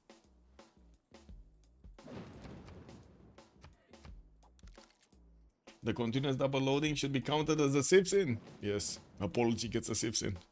We do have a safety setter from Spain next to Chandragupta, and I do see also Japan is getting one towards the north. More of these Indian spies did come out, and he's building up his stock exchanges. The goal pattern is still in shambles here. We do have Malmo minus 85. He keeps on adding because he's getting a lot more cuirassiers, adding more minus to his side, while we do have Korea starting to get the railroads upgraded with the military engineers between their cities. Also, the slowing down your PC is a city process. Yes, I know. But it's the process we know, I guess. We do have Macedon managing to take out 2 cities away from Germany, and I do see he's trying to get to Cardiff. He does have some of these Mongolian tankers to go and chew through. We do have Germany starting to put the city of Augsburg, and of course he does have Aachen in the north. We do have quite a few Korean fighters that will need to show their teeth over here, show their firepower to take out the Macedonian units. There are a bit too many for them to actually take out in good enough time, and we will need to see. Oh my god, Hurricane slaps. Hurricane slaps the Macedonian units, attacking into the borders of Munich and Cologne. Man, these units didn't have anybody to trade punches with. Well, I guess, you know, they can trade punches with the wind right now. They have a hurricane on top of them. Anyway, we do have these jet fighters that did manage to get their attacks going, and yeah, we do have some more of these fighters, but they all shot. They don't have more of these to actually shoot. more of these shots to shoot. We do have more of these jet fighters also needing to get out so he can add more firepower. It is quite a bit of a problem if England does die over here, if he loses the city of Cardiff. There is another city that actually could take its place, could actually be settled next turn. We'll see if he actually settles it next turn. Another spy is coming out from Chanchon. I do want to actually take a look if we do have Korea managing to get a spy. Yes, we do have a spy actually in Alexandria Torres, still waiting assignment, so he needs to get those extra points of intel going. I do want to see if Macedon did manage to get a plug in a level 2 spy, only a level 1 with a listening post in the city of Akkad. And we do have also Korea getting a few more of these hangars to get that aluminium going. He needs these airports as well, and from what I do notice, he's gonna remain on these like 246 fighters deployed. So he's barely taking out like maybe 2 tanks a turn over here, depending on their position. If they're like in forests, rainforests, flat tires, flat plains, depending on their position, he's gonna do more or less damage. Also, damn, Freritos on negative gold right now. Yeah, the heavy negative gold. It's not only negative, it's heavy negative gold. Minus 83 over there on Malm. Sprig is barely making 13. I don't think he actually has the card for gold. Oh, he's using gunboat diplomacy. Yeah, he doesn't have the cards for gold. That's a bit of an issue. It is what it is. No, he couldn't get it. Oh well, free market, for example, economic union. No, doesn't have these.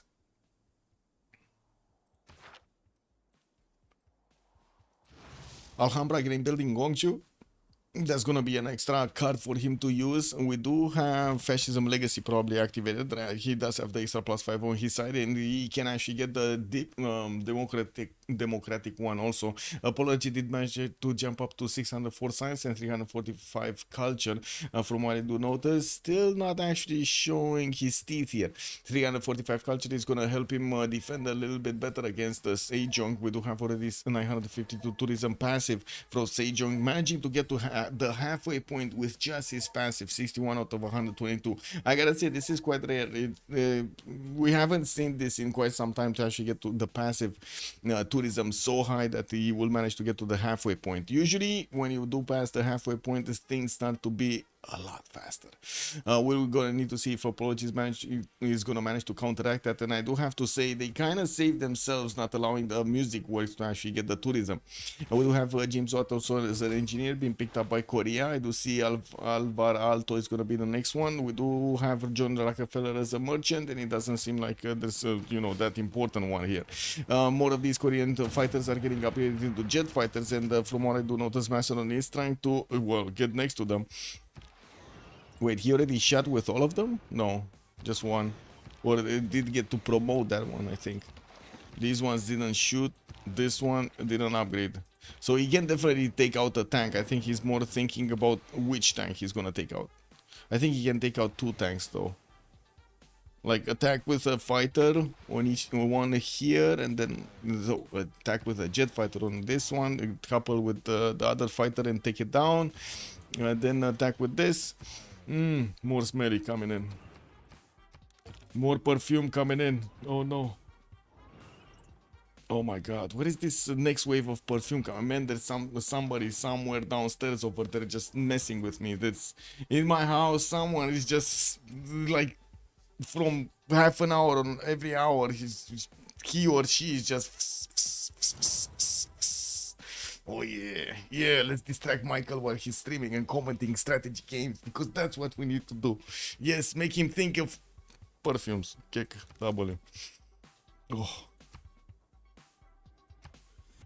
610 extras is gonna get his combustion, also 110 away from nationalism. He doesn't have that many units, nor do I think he's actually gonna start upgrading these. We do have him trying to get a bit more science to get faster there, but yeah, problem.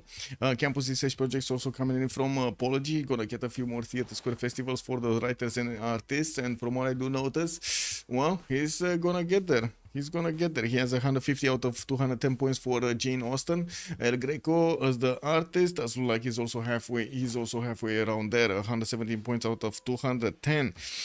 Japan did not get photos settled by Korea. Korea sent to one of his cities at some point south, right? Oh, this one actually got settled. Oh my god, I didn't think he's actually gonna settle this one here. Okay, interesting.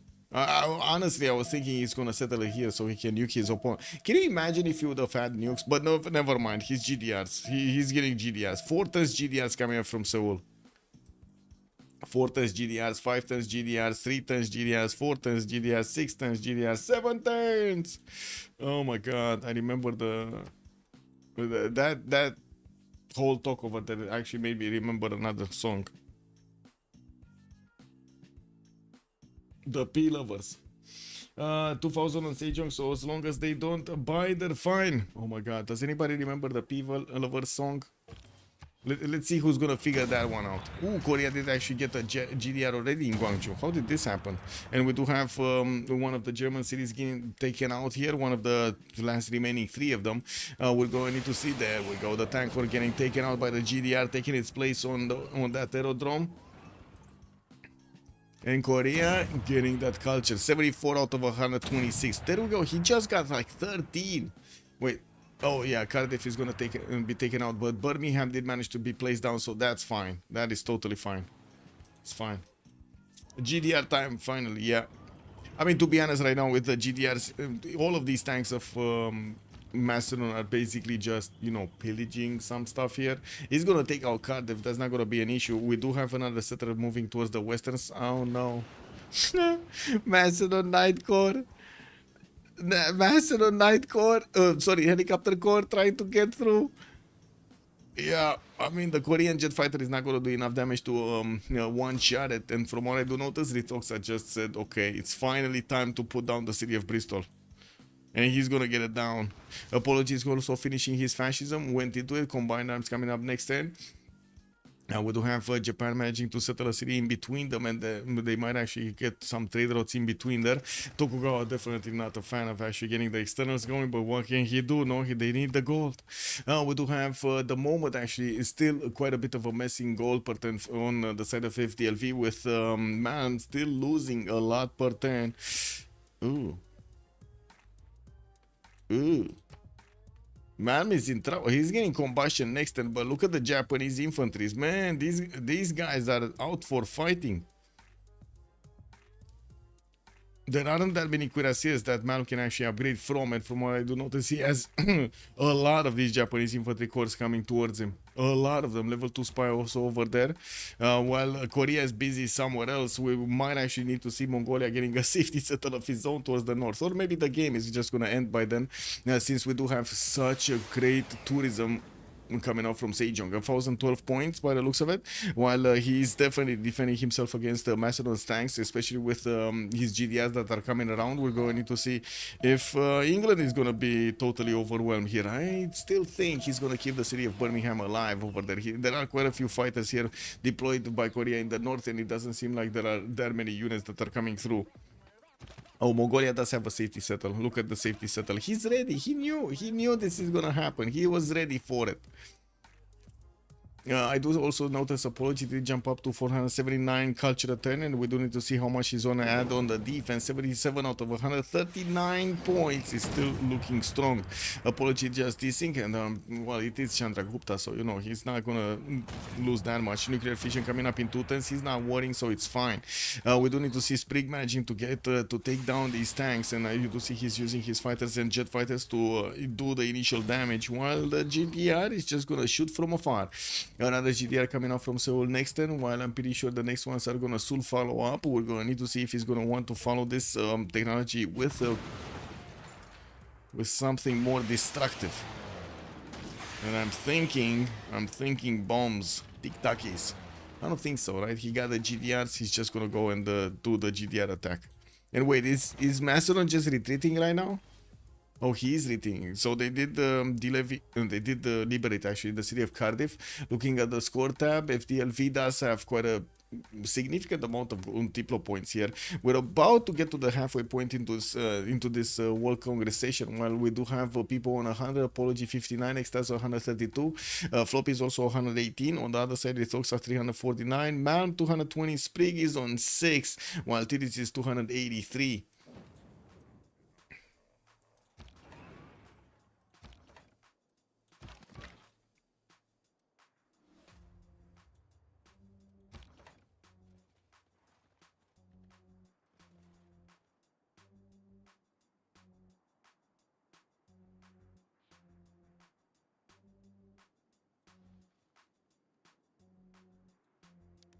Okay, quite a few helicopter armies also coming out from Macedon to pick up the tab over there and try to do the next wave of attacks. Although he's kind of far away, we're going to need to see if we're going to have a big explosion here from Sejo or another explosion of tourism.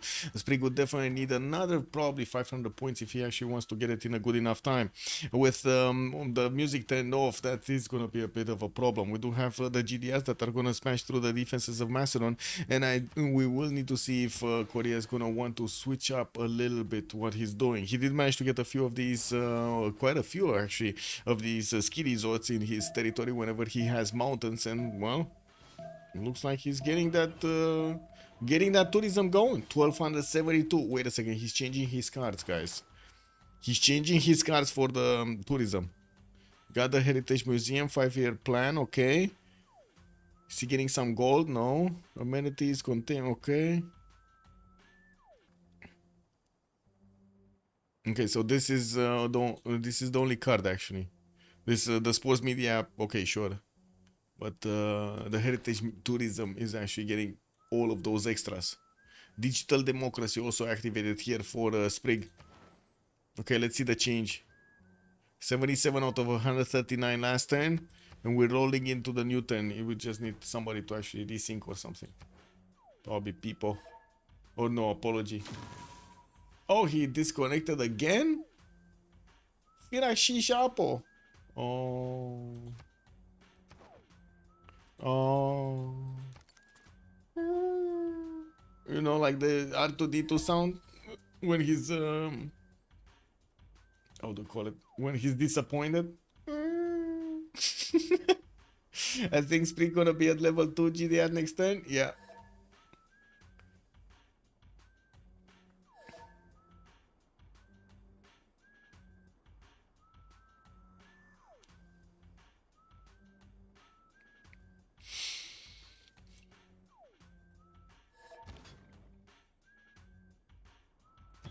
Ooh, Macedon actually got one of his tanks in, but I believe this is...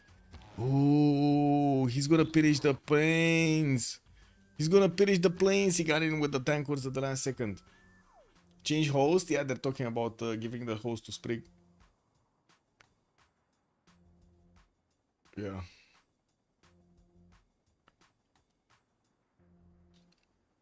Well, the game doesn't look like it's rolling over, though. Why do I have the impression there are multiple BBG versions being played or something? And we're getting Fareshish crashes?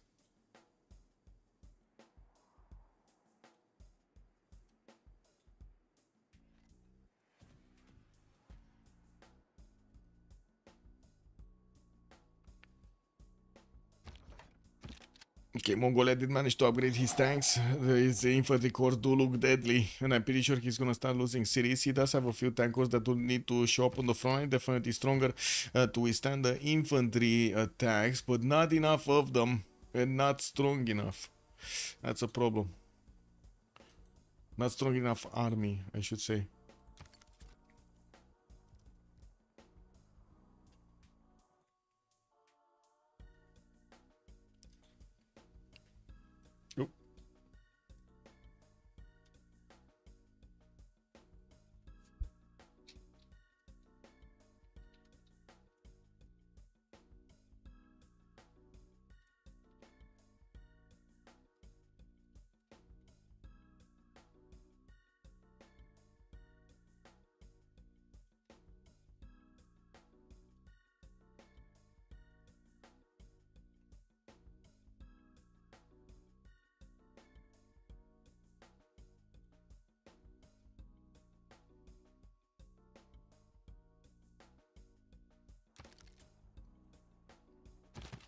Wait, is Mongolia? Oh, the turn ended, right? So he cannot actually counterattack into the tanks. That's unfortunate. Okay, on the next reload is gonna be Sprig. Let me actually open up his Steam profile.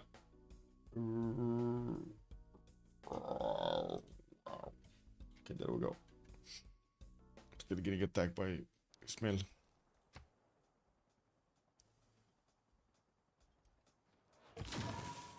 Whoa, whoa, whoa, whoa, whoa, whoa.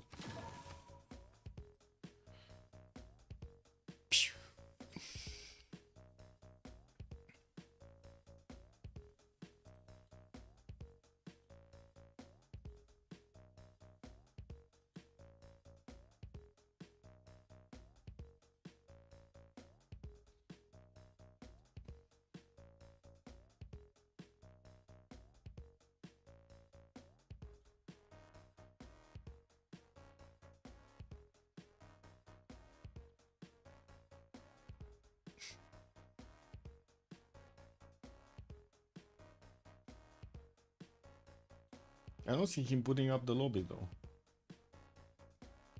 What's going on? Okay, there we go. Have a good evening, Thunderous. Well, thank you so much for joining us.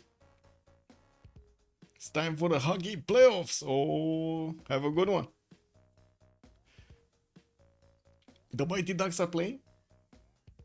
Kick. Sorry. Maybe bad joke, but that's the only team that I... Oh, well, team. That's the only thing I know about hockey.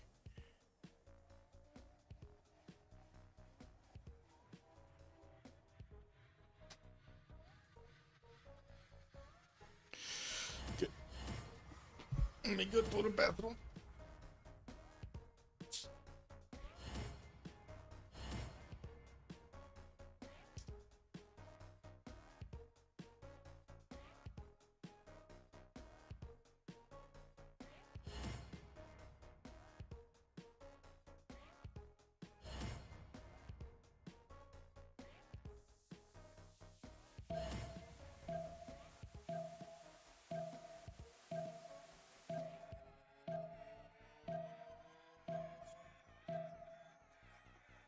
Yeah, boy. Yeah.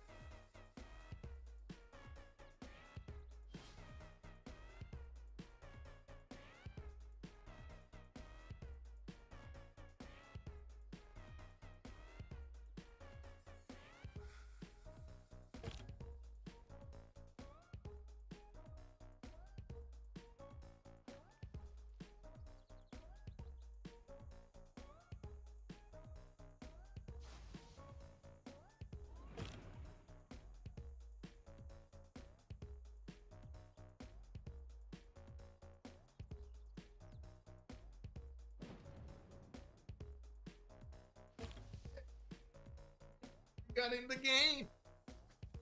Beautiful. We actually got in the game. Cupcake, good evening, sir, and welcome. Is any wink on happening? Culture. Culture is happening. Or domination, whatever, one of the two. We do have GDRs out when nobody else actually has GDRs. Sprig is getting smart materials, and we did have him on more than 1,000. He was like, oh, okay, 1,275 tourism a turn, while the defender apology is on 502. So yeah, we did have. Wait, what? Where did the tanks disappear? Oh, okay, I see. Airport did get damaged over there. A few fighters did get destroyed. We do have more GDRs coming in, already level 1s, and from what I do see, Macedon is trying to get in with quite a few things. This is gonna go for a while. Well, let's see it. Because right now in the culture victory screen with 85 out of 144. Let's see if Apology can actually slow down significantly the culture victory. And if even if he slows down the culture victory, Korea is just gonna get GDRs everywhere, no? Yeah, why is Korea not rushing science victory with all of that science and production? It's too late. Too late. Oh, Cupcake, did you see this, by the way? Cupcake, did you see this? Look at this beauty. Look at this beauty. No tourism for great works of music, and then double points towards great musicians.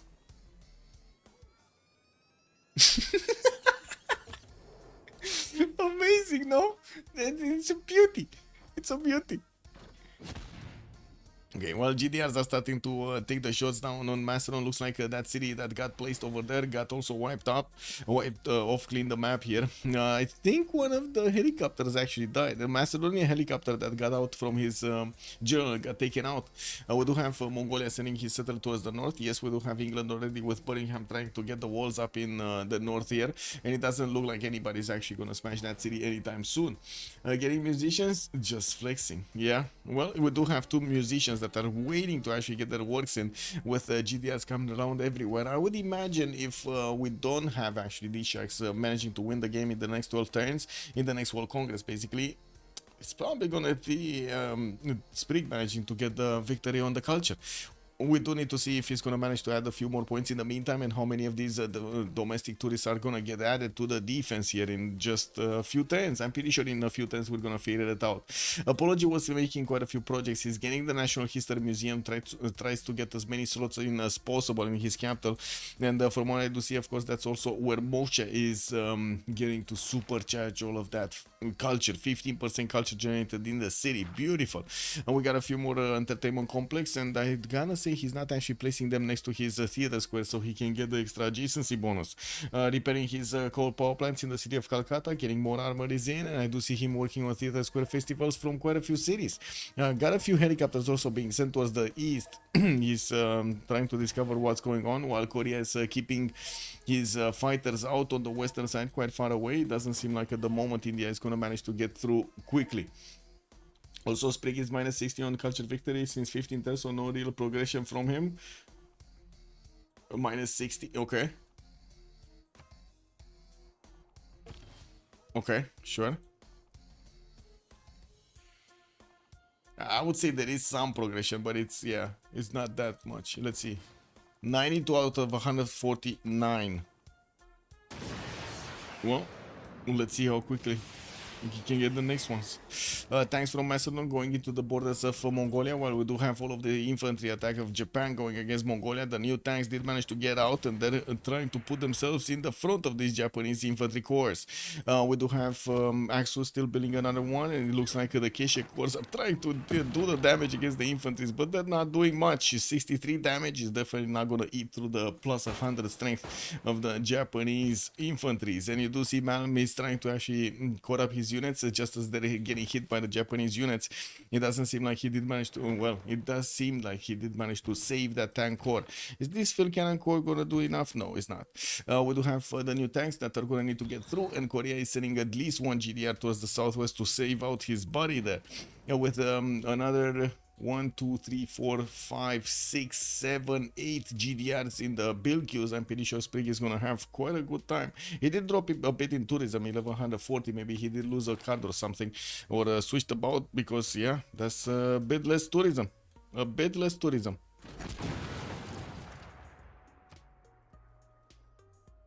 Okay. Doing more damage over here. He still didn't repair his aerodrome. He's just gonna want to get his GDR out. Oh, do they really need to?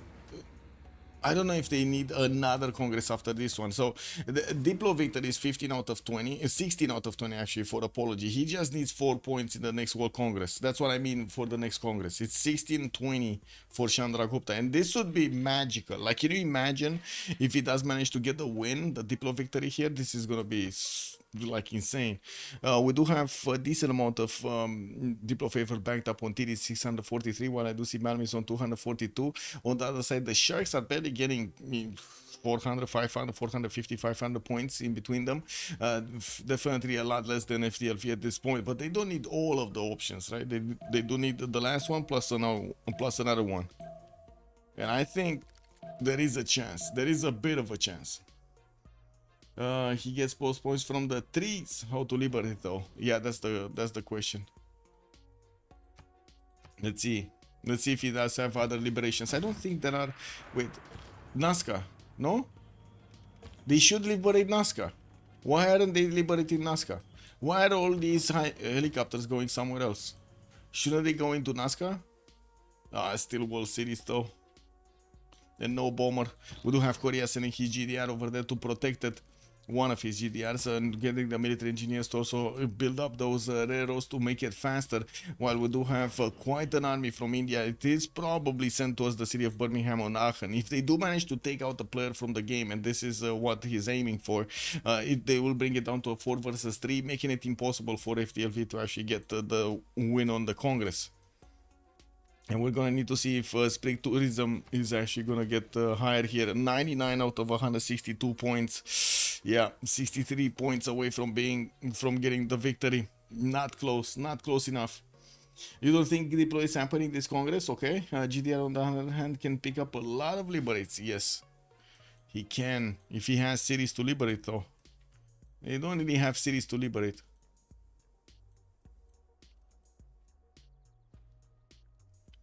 Okay, Munich. Well, this is the city to liberate. If Macedon is gonna take this city, this is the city to liberate. The other cities have been razed to the ground, so he cannot do anything about it. Macedon kept a few.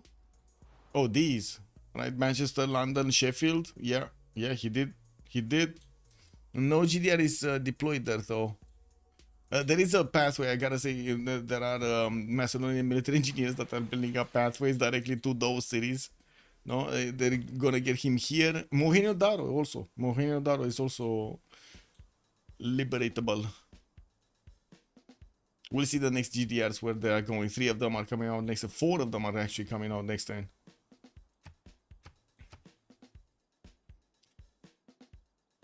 Rocketry also for apology. Space race coming in.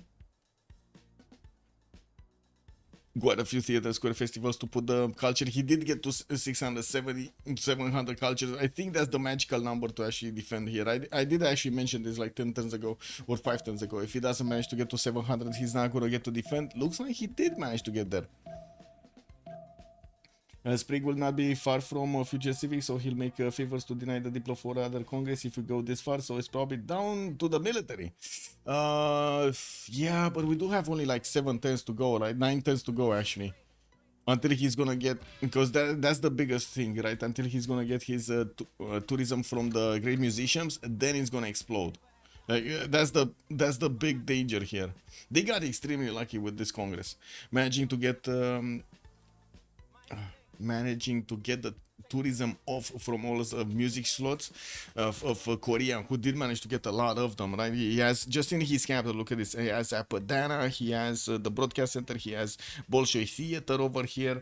He did build a war department actually instead of going for the other thing, but still it's fine. We do have GDRs coming in from Guangzhou, and I do see the first 2 GDRs coming up next to Nazca. They might actually just keep going, right? They could keep going and start to take in some Japanese units. We do have also Mongolia putting up a major defense on the city of Aksu. Still no unit that could actually attack into that city's defense. We do have the artilleries coming in from Chandagupta that will slowly eat away the 300-point defense from Aksu. And we're going to see if Mongolia is going to manage to actually get rid of these infantries that are right on his borders. The GDRs of Korea did actually make a turn for the north, and it doesn't seem like, oh, never mind, we got another 2 GDRs coming in for the party, and the question is, will they actually get in here for the party? Because they would smash through all of the Japanese army very, very quickly.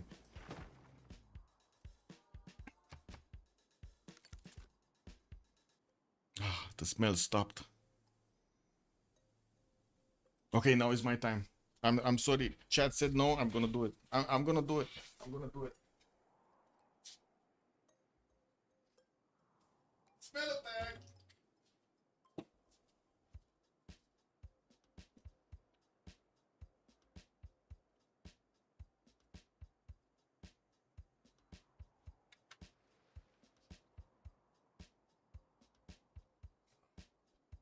Yes, my room now smells of my perfume, not anybody else's. Ha!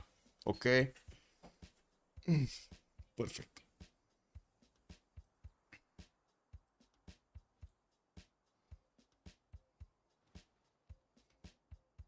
Okay, what do we have here? Boats in the water. Wow, galleys. How is he getting galleys? How is Japan getting galleys? Bro. We're turning 108 and we got Floppy getting galleys. He never got industrialization. Wow. Wow. Wait, why is he getting galleys? Is he gonna want to stop the Korean GDRs just with the galleys in the water? Oh my god. I mean, they're gonna make like how to say ice skates out of these galleys, no? The GDRs are just gonna make shoes out of the galleys. I'm pretty sure. Anyway, we do have Mongolia with a decent amount of damage against his opponent units here, Japan, and it doesn't seem like these infantry corps will pack a punch to deal the damage, but they do sacrifice themselves as much as they can, and by the looks of it, one of them might actually get traded out here. We're going to need to see if Mongolia is going to want to lash out, because yeah, he would expose his tank to that. We do have new Mongolian tanks that are also going to slowly get out of his cities, and attacks have started on the city center of Aksu. The field cannons only shots is not going to be that strong. The field cannons are not going to be that strong. The new GDRs of Korea are moving towards the southwest, using the road pathways to get closer here. They can actually get onto the front line very quickly in just a single turn. We do have new GDRs getting into the production queues, and still 8 turns to go until the next World Congress. It looks like the economy still in shambles. Look at this, minus 42, minus 29, just 5 gold plus on Tirits and 33 on Lithoxa. Are the helicopters getting in? Oh, they didn't get spotted. Korea did send one of his GDRs, but they didn't get spotted here. I don't think he knows yet, no? He has fighters here, but is it far enough? Let me see. No, he's not seeing these. He's not seeing these units coming towards the city of Birmingham. Of course, there are 3 fighters over there, and the fighters are going to make quick work of the helicopters of his opponents if they do manage to see them in proper amount of time.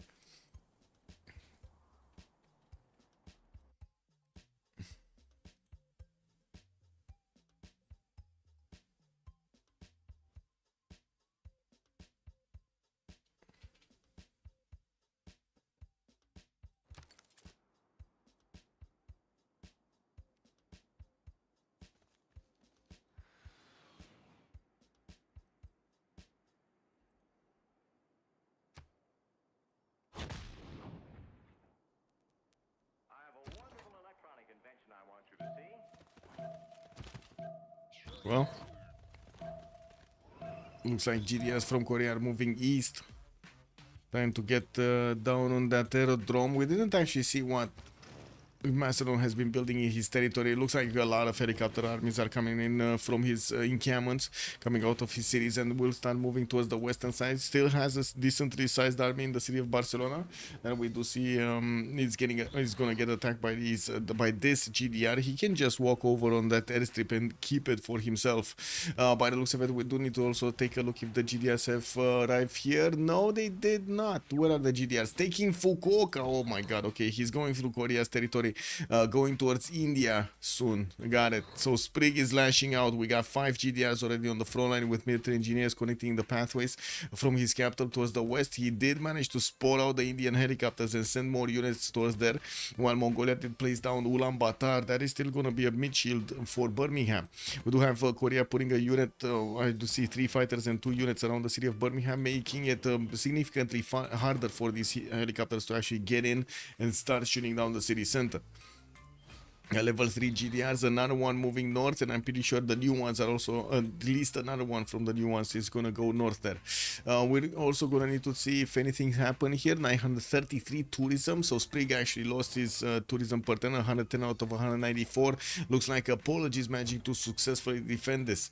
We also do have quite a few more musicians, writers, and points of tourism coming around from India's territory. He's on 424 right now, getting satellites in cultural heritage, while he's managing to get quite a few missionaries running around his cities here. He did buy a few of these rock bands also, starting to get helicopters, but not full how to say, not armed up ones.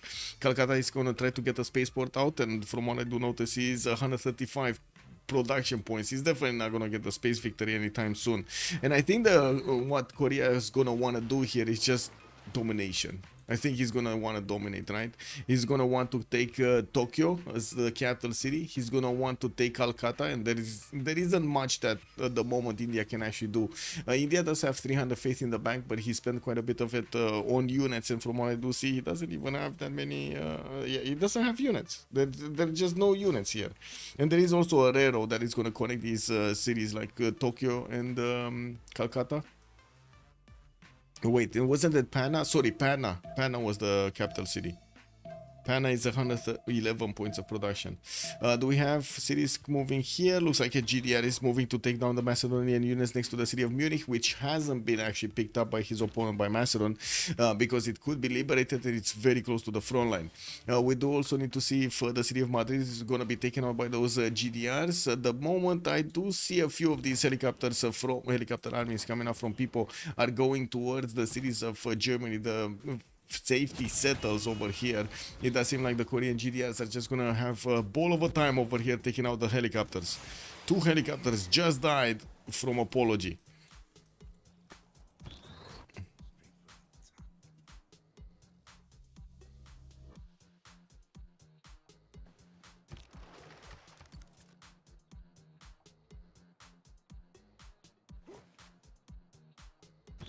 Okay.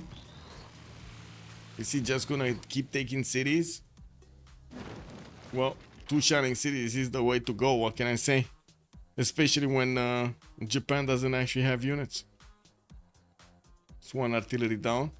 Surprisingly, he actually kept Fukuoka. I was thinking he's actually gonna take out that city center. Anyway, there is another GDR that would want to get around these Japanese galleys. Looks like that was the job of the galleys. Slow him down there. What do we have here? Infantry still attacking into the city of Aksu. Field cannons doing damage there. Mongolian tankers trying to fend off the attack as much as possible.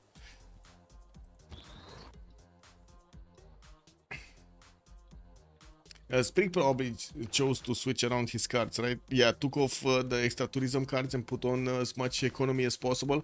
He's on minus 83. They have some gold in the bank, but it's not like they have a lot of gold in the bank. More settlers produced by Birmingham. We do have India sending one of his spies over there to see what's going on in the last remaining English city. I do have to say right now in the era score, score tab, right? Let's take a look at the Diplo favor. 386 extras, floppy is 202. Okay, so they have like 600 between them. On the other side, 1,000 on Malm. So significantly more on FDLV side. Now the big question is, will Korea go directly to start taking down Indian cities, or is he gonna muddy his hands over here with taking down Tokyo? Because, you know, like there's really nothing that would actually stop him from going India right now. I don't think he has enough time to take the capitals though, like before the World Congress. I think the World Congress is still gonna happen. Okay, looks like the city of Mumbai is gonna be the first one that's gonna be taken down. There was an Indian bomber showing up there, and by the looks of it, the Korean GDR just keep on going, taking out the Japanese units in the meantime and doing the damage to the city centers on their way towards the Indian capital. Can he get in there? He doesn't have movement, no? Yeah, he doesn't have movement. Kick. This is so weird that it doesn't show me that it can move or not. Like it can move. No, it can only move 1 tile. Got it. Weird. Weird. Carbon capture project coming up from Korea to try to get as much Diplo favor as possible. I do see Sprig is starting to acquire a few more of these GDRs and managing to take down the majority of the Indian troops from the northwest. He has these Macedonian helicopter armies actually coming in, and they're gonna be deadly to even the city of Aachen if they do manage to get close to them and start attacking, wrap around it basically. We do have Korea with a few of these jet fighters that will manage to do the damage, and of course he's deploying GDRs right in the face of them. Level 4 GDRs are going to one-shot these helicopter armies like they're nothing. 4 more are coming in. Presla has been taken over also by Korea, and it looks like his, I would say his opponent here, Macedon, is moving in, trying to move in as quick as possible to actually take that one city out. Okay, more cities from Japan being settled here. These are safety settles. But I'm pretty sure Korea is just going to keep on going to try to take out India's cities. Try to take out that capital as quickly as possible. I did see... Okay, he did step here. He didn't send one of those GDRs yet to Madrid, but of course he can come around with this one and try to go to Madrid, move with this one also towards the north. It's basically one-shotting all of the units in the meantime anyway. Look how much damage he did to these tanks of Macedon. We also did have another GDR sent next to Munich. Where did this guy disappear? I'm pretty sure there was a GDR there. Where did this guy disappear? Shmogu? Where did this guy disappear? Pikachu face. Anyway. It is what it is. Wasn't Apology trying to get the space victory? Oh, he's still 2 turns out from the first spaceport in Calcutta. Okay. Not that fast. Okay, we got some fighters coming in from India to try to stop the attack, but I'm pretty sure the city is still going to be taken out. It's just a matter of drilling a hole through it. That another city has been taken away. Do we have anything here? No. Germany did manage to get to one of his cuirassier armies in that city center. The helicopters will need to double up through the north, double around through the north. And from what I do notice, we do have Korea managing to save the day here. Let's actually take a look here. Okay, first city from India got taken out. There is quite a fighter screen that is being deployed by Chandragupta on the right side of Hyderabad to try to stop these GDRs from getting through. They do have the jump, so they can jump above them. If that makes sense, I don't know if it makes sense. Does this make sense? GDR jumping above planes? Does this make sense? Anybody? No?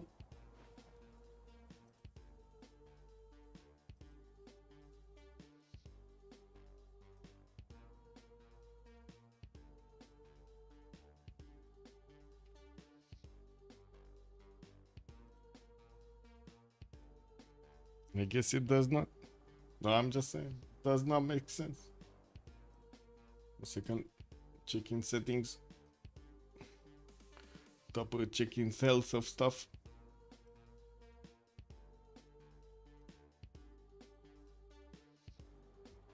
There we go. Ooh, another fighter bot. Very nice.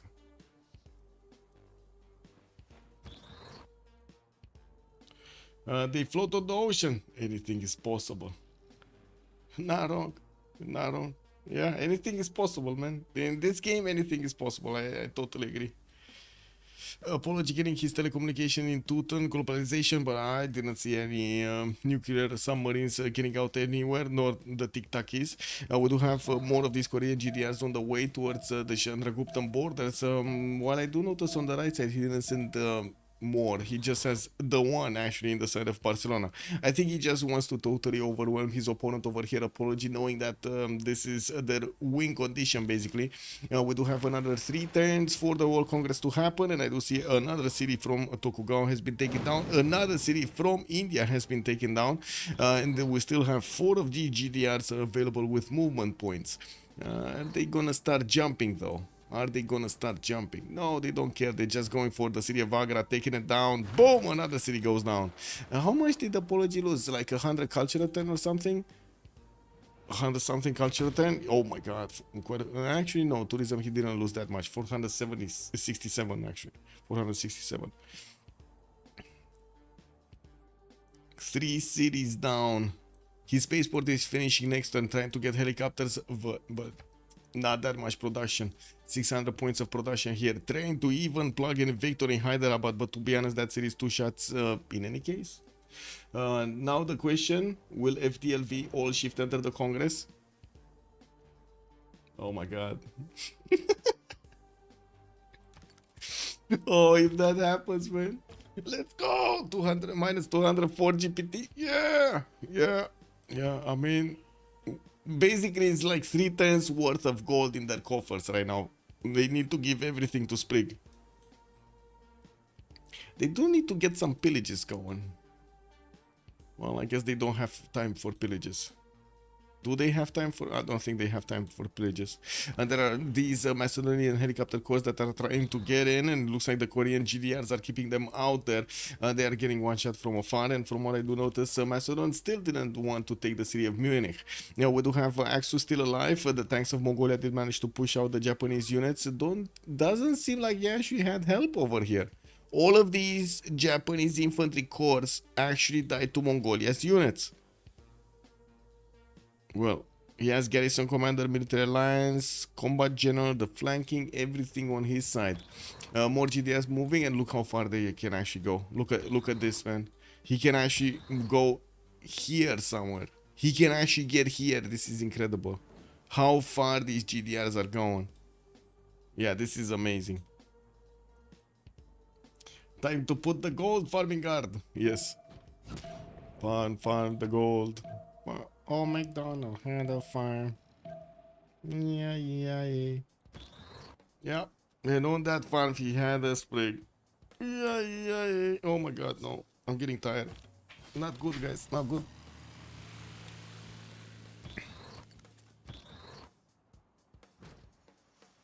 Whoa. Calcutta is going down, boys. It's going down. There's no way he's keeping that city, no? Yeah, there we go. I was thinking he's gonna have another one of these. Only 0.25 movement? What? I guess he can still attack into the city center, but what? Okay, getting into Srinagar's next door. Looks like that city is also gonna be popped out. The GDR already attacked into it, the one that got next to it, and the jet fighter is next to. I do see Hyderabad is actually getting wrapped around by quite a few units. It does also get victor bonuses in 210s over there. And while Apology is losing quite a bit of culture defense, it's not like Sprig is actually adding more tourism on his side. We got 128 out of 235 points to get this victory. Oh, wait, he's trying to get the Earth satellite? That's not gonna work, no? I mean, I'm pretty sure that next turn that city is gonna go down. But still, he's gonna be alive for the Congress. And let's see the score tab. Yeah, we got significantly more Diplo favor on FDLV. Significant. Like with the carbon recapture projects, he's just gonna get enough Diplo favor to withstand. Looks like the Macedonian helicopters have been cleaned up by the Korean GDRs. They did manage to get the boom going. Still no GDR going for Madrid to actually take out these helicopters, and we do see Korea's GDRs are gonna start moving towards the east side. They kinda need to, right? Slowly but surely.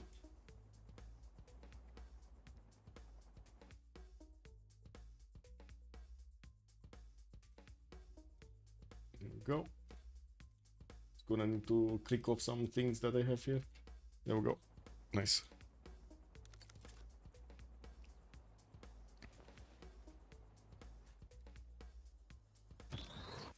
Ooh.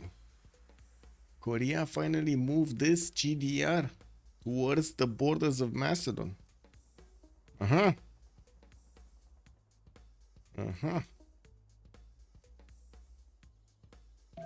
How many projects is he getting? I see 1, 2, 3 more projects coming out for body capture. The other ones that are 2 turns, I don't think they're gonna finish because we barely have 2 more turns until the World Congress. I don't think it actually adds the yields, right? If you finish any project at that moment in time when the Congress actually activates. Calcutta has been taken out. Probably Srinagar is gonna be taken out. Hyderabad is gonna be taken out. 3 cities over here from India are just gonna be wiped clean off. Can he take the capital also? Does he has 1 GDR that can get into that range. I think he hasn't. No, he actually took Armagh. 4. Liberate. There we go. Liberation on Armagh. Another 100 Diplo favor. 1409 points on Tirit.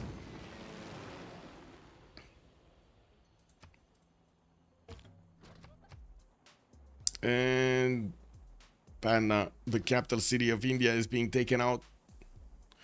So yeah, if they don't get this Congress, it's over. basically. If they don't get this, Congress is over. It's just Korea just gonna run over the map.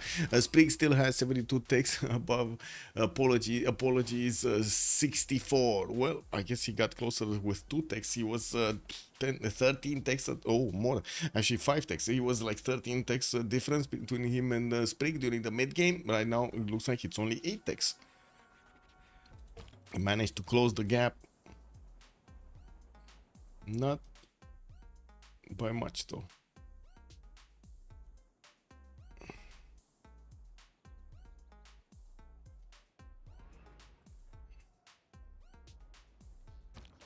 And look where they're getting the gold, man. The Mongolian tanks are getting into the Japanese borders and just pillaging these tiles so he can give Sprig the gold he needs to equip his army. Oh, he's back to minus 93, not minus 200. Okay, that. I would say that is an improvement.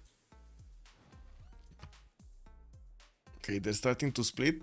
Yeah, they're starting to split. 370, 420, 364, 420, 479. On the other side, we barely have like 200 between them. Oh, on each of them, I mean. Like 184, 220, 224, and 224. This is what it is. They have so many favors. Even if one shift enters the Congress, it should be enough.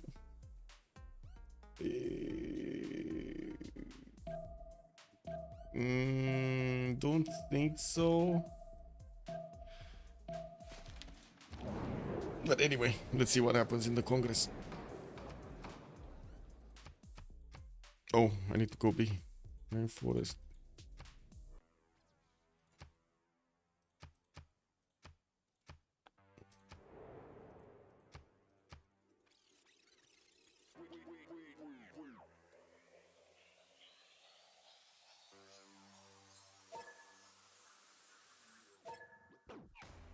India really forgot to research GDR quickly. He didn't have that much science, to be honest. There was a massive difference in text. Massive difference. Like I was saying, like 10 points difference in text. And this is the final countdown. Da-da-da-da.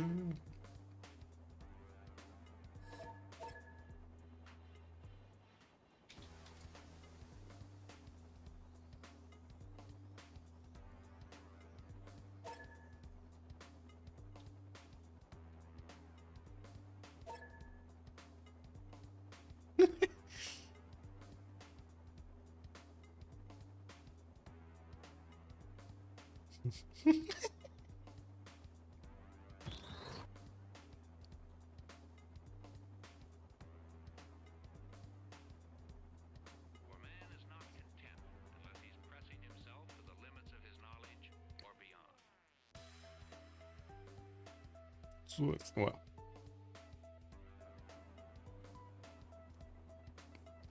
okay, did it get through?